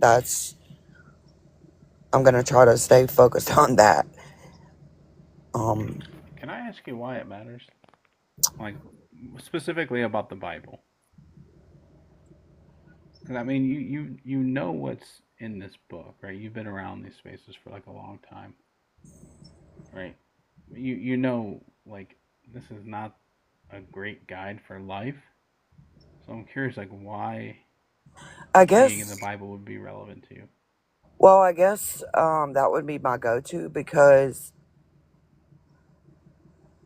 I guess it's sitting with my mom's decision to do that. And I really didn't get to express any of that to her. Like, it wasn't, I found out literally 2 weeks before she passed. So I didn't get to tell her how I felt about it. I don't really know. I really can't answer that question. Wait, am I unclear? Her desire was what? To be cremated. Okay. But I didn't know. She told me 2 weeks before she passed that that's what she wanted. I mean, would you try to talk her out of it or something? Like, No, I didn't. right. I'm saying, like, what? In a way, I wish I would have had the conversation with her, but she knew how I felt. She knew that I was looking forward to her, just the whole process of it. Like, I didn't get any of that. Like, I my mean, family ultimately, chose she that. did what she wanted to do with her body, though, right? Yeah. Well, and that's the main reason I didn't say anything. I mean, those were her wishes. That, I guess it was just the process of finding out at the last minute and accepting it, and she's gone. Yeah, I mean, it sounds like it's the jarring nature of that, I guess, more than the decision herself. Or at least I would hope that you would respect like what she Yeah, wanted. most definitely. It's Yeah. not, yeah. But it was hard because my family chose not to even have a service or a memorial. Like, there was nothing. I mean, Just, my dad opted for that too. Like, and he's Catholic. He was Catholic, and like he didn't want to. He didn't want like a morose affair, right? We had like a memorial, like a picnic kind of thing at a lake that he liked to go to with my mom, and like that was what he wanted. That was the send off he wanted. That, and that's what he got. Like, you yeah, know, that if people was, wanted a funeral for him, like tough shit to them kind of thing. You know, it's like that's what he wanted, so that's what he got. yeah, that's why we didn't have one. She didn't want it. They told my family and local friends this. I'm gonna tell y'all this now. When I die, y'all better go take some shots and eat some cheese dip, because I don't want any of that nonsense. None of that is needed for me. So you sound just like my Flip me in the mom. ocean, flush That me My down part. the mom toilet. said, y'all better be playing some music, Plant me, some good plant me food. with a tree, and then come back when the tree is grown up, and then burn trees under the tree. That's what Oso wants. That part. But yeah, that's much Indeed. sense. I think But sometimes I think fish food is good. You know, I think. Fish food. I'm That's down with decent. that too. Yeah, in the With the ocean. ancestors that decided that it was better to die than live in bondage. Am I right? Well, that's what I got that I'm from. guilty. I said, what did oh shit, now I'm drawing blanking on his name. Killmonger. Killmonger, yes. Aren't you supposed to be like the next white great like hope? What are you doing? Yeah, so they were trying to represent my people in the sequel. Oh yeah, White Panther. Yeah, No, you no, guys know that's coming out. what's the guy's He name? talking about Namor. Namor. They kind of missed the mark, but That's tough. I haven't even seen that.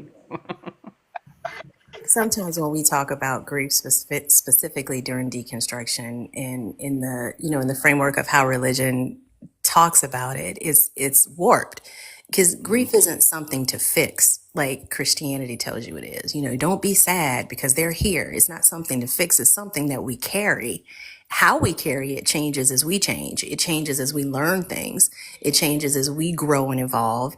But the grief is something that's always going to be with us because we miss that person. And I think that reframing even how we talk about death. Like I tell my son all the time, people, as you guys can hear, I tell him all the time, like in Western society, we don't talk about the cycle of life. We talk about living forever. We frame these imaginary concepts as though they come to reality just because we want them to be. When in actuality, we know that we're human, we're fallible, we're going to die, we are mortal.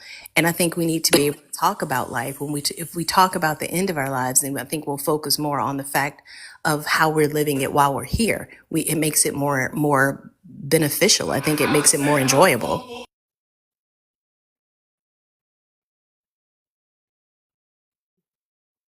I think because I kind of do find myself wondering about myself and like the way that I view things, and I think like being pretty much like a lifelong skeptic and never really into that thing. Like I don't have this. I don't have that like fear of death that hmm I think a lot of Christians have like drilled into them, right? And so to me, like I do genuinely find myself like, have I really grieved my father? And I don't like, to me, like I accepted it. Like the acceptance took like no time, right? And like I know I love my dad. I miss my dad all the time. But I couldn't. I was never like so broken up about it that I couldn't function. Like it was to me like very cause and effect, right? Smoked for 40 years, got cancer spread, he died, right? So like that's like the nuts and bolts of it, right? But like obviously, I miss having my dad around. I wish I could talk to my dad all the time, but at the same time, like it just, and this is the part that makes me wonder about me, is like I just accept it. Like that's reality. That might have been your grief process. Everybody doesn't grieve the same, right? Like Yeah. accepting might have been a part of that. My dad has been dead for 9 years now, and I've never gone to his grave. He's in Indiana. I've yet to go. I cannot take that final step. I just haven't. I don't want to. So it's still a process for me. But you may have found like a full circle process, right? And it could still be grief when you kind of think of him, but I don't know. I don't think grief is finite. I guess that's what I'm trying to say. I also would think it's like it's not a template for it. Like when Bash was talking about the qualia thing the other day on I think it goes back to that, right? Like Christianity tells you what grief is supposed to be like. Christianity tells you what love is supposed to be like. Religion frames all these things for you, and it completely robs you of experiencing it as you experience it. Like I think about the fact that my sisters and I have three. I'm the youngest of three girls. We all love our mother. We all loved our father, and we all have very different relationships with both of them.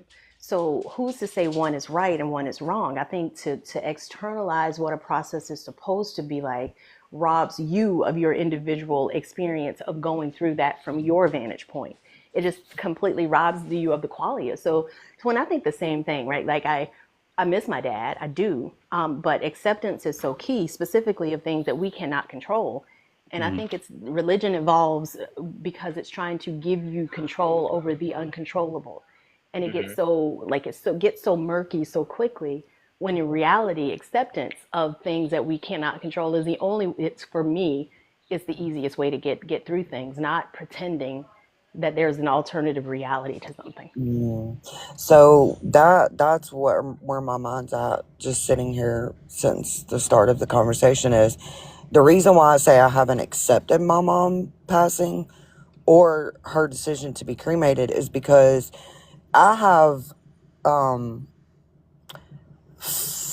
I want to say maybe fleeting moments of my mom throughout, you know, several times a week, but I don't allow myself to go into deep. So the process since my mom passes, just have these days where I get into deep thought about it, and it, you know, Max said something a few minutes ago. It's crippling.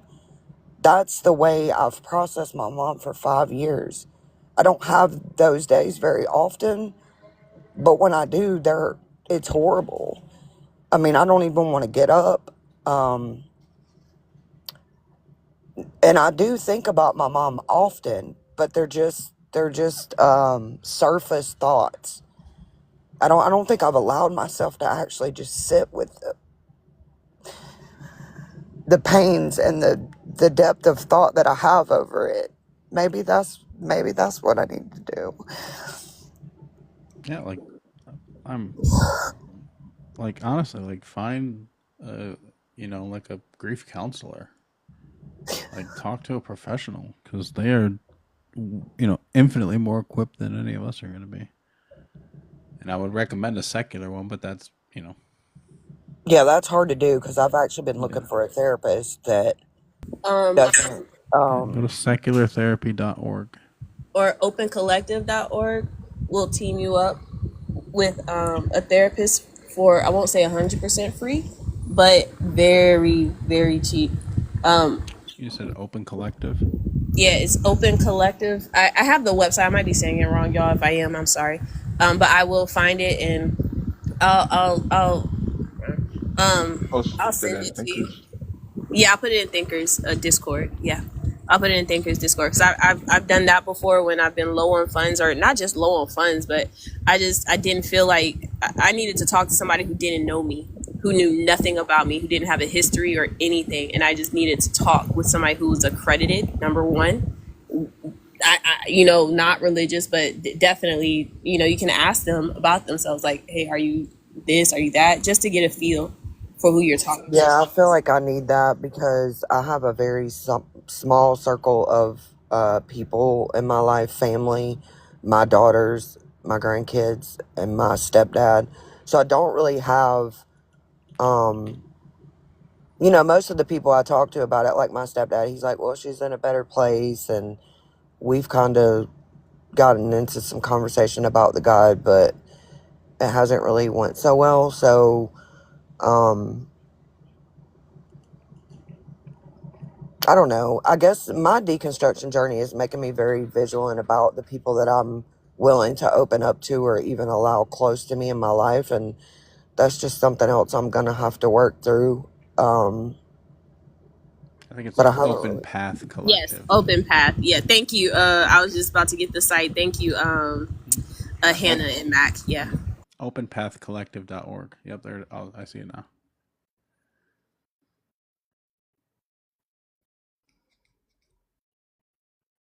Sounds like Open Collective Foundation. Ooh. That's a very different thing. It's like a 1-star thing. They're shut down. They have a scandal. Like That one. You want to get better and gamble? Also, go to your provider, right, and look to see who's in your network, but don't go to like your doctor. Call your insurance specifically and ask them, because a lot of times they will have free, 100% free, like oh man, I hate to say it, I know you need to go to a non-secular one, but a lot of churches will have Yeah, I do not. counseling group. Yeah, they'll host them. They won't necessarily, like, the person hosting it won't be like a Christian or anything, but they just typically they host them there. Like I had one that I went to like right up my street, so I could just like walk there, you know. But yeah, call your insurance directly, and they will have resources for you that are often free. Before you want to leap into actually getting a therapist that you pay for, you know what I'm saying? So you can kind of Right. test the waters with that. Well, I've searched grief and loss groups, or courses, classes around in my area, and um, they're all biblical based. It's like, and so that's been a little overwhelming because I've had a couple of people suggest that I go to some type of grief and loss. I don't know what you would call that class, I guess. Like a group? Yeah, most of the ones that I'm finding are based around spirituality. Like I haven't come in contact with not one that's not God based, and I don't want to do that. I don't want to go to any counselor. I don't want to go to anything to do with Christianity or any God. I mean, I've done that throughout the span of my life, as far as from childhood issues to, and it's never helped me, or it's just never sit well with me. Oh yeah, and another great resource, Ms. Brett, if you a lot of jobs have it, and a lot of jobs will provide it for you. EAP assistants, they are really great at literally being your Google, your researchers for you. And a lot of times they've already have those lists available. So ask your job if EAP, employee assistance. I forget what the P stands for. But yeah, ask them, and usually they have a number already. You don't even got to ask, HR or anything. They usually have it posted in your legally. They're supposed to have it, I think, posted in your like break rooms, or like if you don't have a break room, like wherever you get coffee or something like that. Communications for employees, they have it there. And I loved you using EAP because they helped me with a lot of things. In the past. So that's another, I'm glad you said that. That's another great resource. And oftentimes, they will, again, free. Like, they helped me with my car for free. They found me some deals and stuff. So, yeah. I work for a very small organization, so I will check into that though. What was the name of? I hate to be that guy, but we're gonna have to kind of.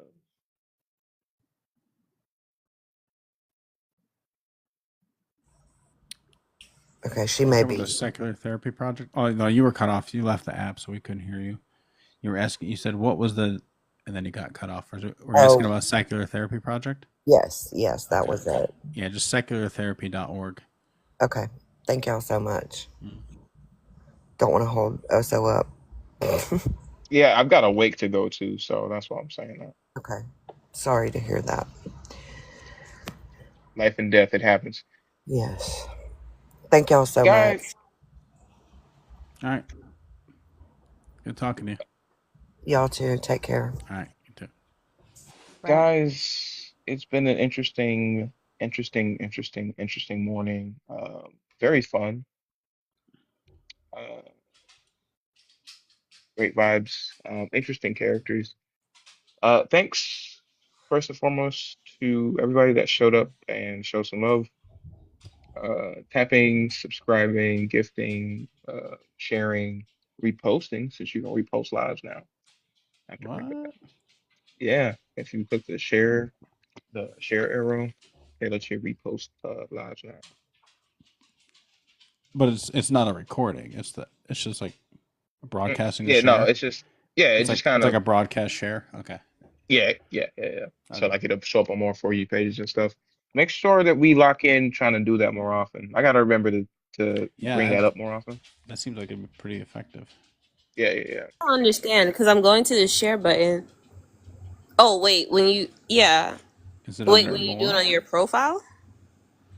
No, the in the bottom right when you click the share I'm arrow, on your share. Yeah. you should see repost like You on might that have to list of update your like. app.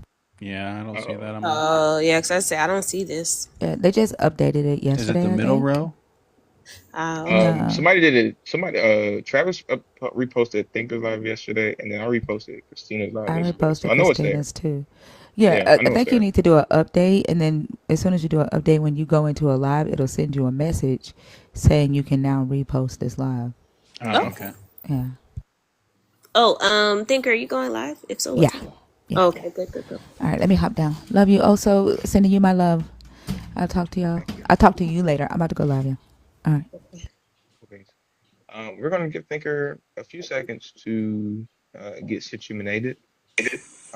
I have 257 shares. I really can't. I don't. The thing about I don't know if this is the same for y'all, but after like 100 or so shares, the share number completely disappears off the screen. Like I cannot tell you how many we're at. Really? Yeah, it Shows does it every 200. live. It shows 257 on my side. Mm-hmm. That's not Same. bad, guys. That's not bad. How about I've we seen a finish lot this gift worse. goal though? Like, Huh?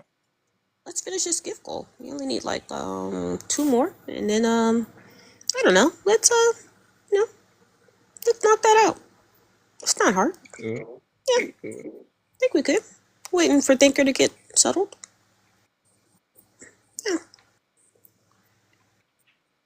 Yeah. We could. Yeah. We're gonna Yep, there we go. There we go. Yeah. many thanks, many thanks.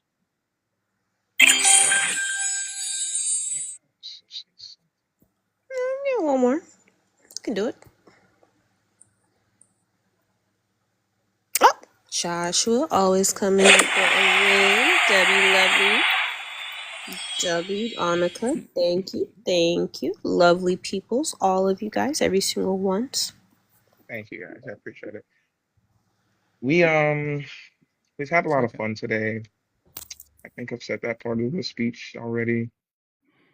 My thoughts are completely scattered now. I do realize that I have not eaten yet, and I should do that before I leave. Oh wait, no, I did. I had pears. Is it sleep? Why the fuck is my brain at right now? I had two whole fingers in front of everybody. Well, not whole, because pressure ate them That's all. not really eating, Gotta get some Yeah, carbohydrates. it's like 90 calories combined. Yeah, that's not enough for a full-grown boy. I'm making a very late breakfast. Oh, so you're welcome to it, but there will be no ketchup or honey put on the eggs, FYI. Ugh. I'm out. Oh, Can you call them eggs? leggings. Like, what are they at that point? Thinkers up? Swag. Yeah, it's just like. Hmm. Just want to say Guys. that I'm just looking down Twitter real quick. Like, these Trumpers are so dumb. They're now calling to like fire Pam Bondi, and there's a movement to replace her with Matt Gaetz. Oh my God! Like they don't know what Matt Gaetz was charged with. They're so dumb. Back and forth, just dumb, dumb, dumb. I just don't know when I'm Top supposed to to bottom. finish or not. Like, I need somebody to tell me when I'm supposed to go ahead and make like really bad life decisions or not. Like, that's what I need to know. Like, and if I have to pay for those bad life decisions, like, Like when we're past the. yeah, threshold. like, are we Yeah. there yet? Is it over? Like, Yeah, like, are we? I know. Also, you got to go. I know, but I'm just just food for thought. Like, are we? Or no? I don't Possibly think not. so. I don't Okay. think we're there yet. Possibly not, but also possibly so. Yeah.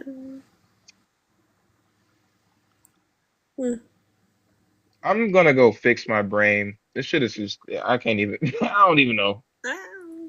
I'm freezing this shit. I don't even know what's going on. Guys, it's wonderful to see you as always. Please go put Hella, Salmon, and Thinker's chat. She knows where y'all coming from, but fuck it. I think it's funny. I'll see y'all probably tonight. Somebody goes live tonight, right? It's Saturday. Yeah. If nobody else goes, I'll go. Max should go. I think Max should go. I didn't even know I was back on my main. I forgot You that I are back switched. on your main. I forgot that I switched accounts on my phone, and I saw that like I didn't notice that like the other guy called me Mac. I'm like, wait, it's Lack, and then like it was like, oh no. That did fuck me up too. Mine I ain't gonna lie. actually. But yeah, my website told me that you are listed as inactive, so you gotta get cracking. Oh, well, It's been that's too their many fault. They days since didn't. you've been live. They didn't write me back after they bananaed me. They I didn't submitted like 3 tickets and they kept telling me, no, he deserves it. So that's why. for the recent one. Hmm. Oh wow, they didn't even like. I figured that was like the holiday weekend thing or something. Just got dropped, but who knows? Hmm. They said he deserved it. He must be doing something right. Guys, I'm gonna go do things for the time being. I will see you lovely people several hours later in the day. I will let y'all see the baby before we go. The second half of the show has been pressure rest. Look at him. He's just so like he doesn't care. He just does not give a fuck. So he's like, if he were orange, and he did that, he would look like a traffic cone. Yes. Like the way that beef body just goes up into that snout, it's just like a perfect taper. Mm-hmm. It is. It is. That's my beautiful baby boy. Yeah, again, thank y'all for being here. I can't say that enough times. I really appreciate everybody. Go over to Thinkers Live. I'm gonna go do things. In Thinkers Live and in these TikTok streets. Bye, y'all. Have Y'all a later. good day also. Hopefully it goes well for you. Appreciate it. Thank you. Bye. Later.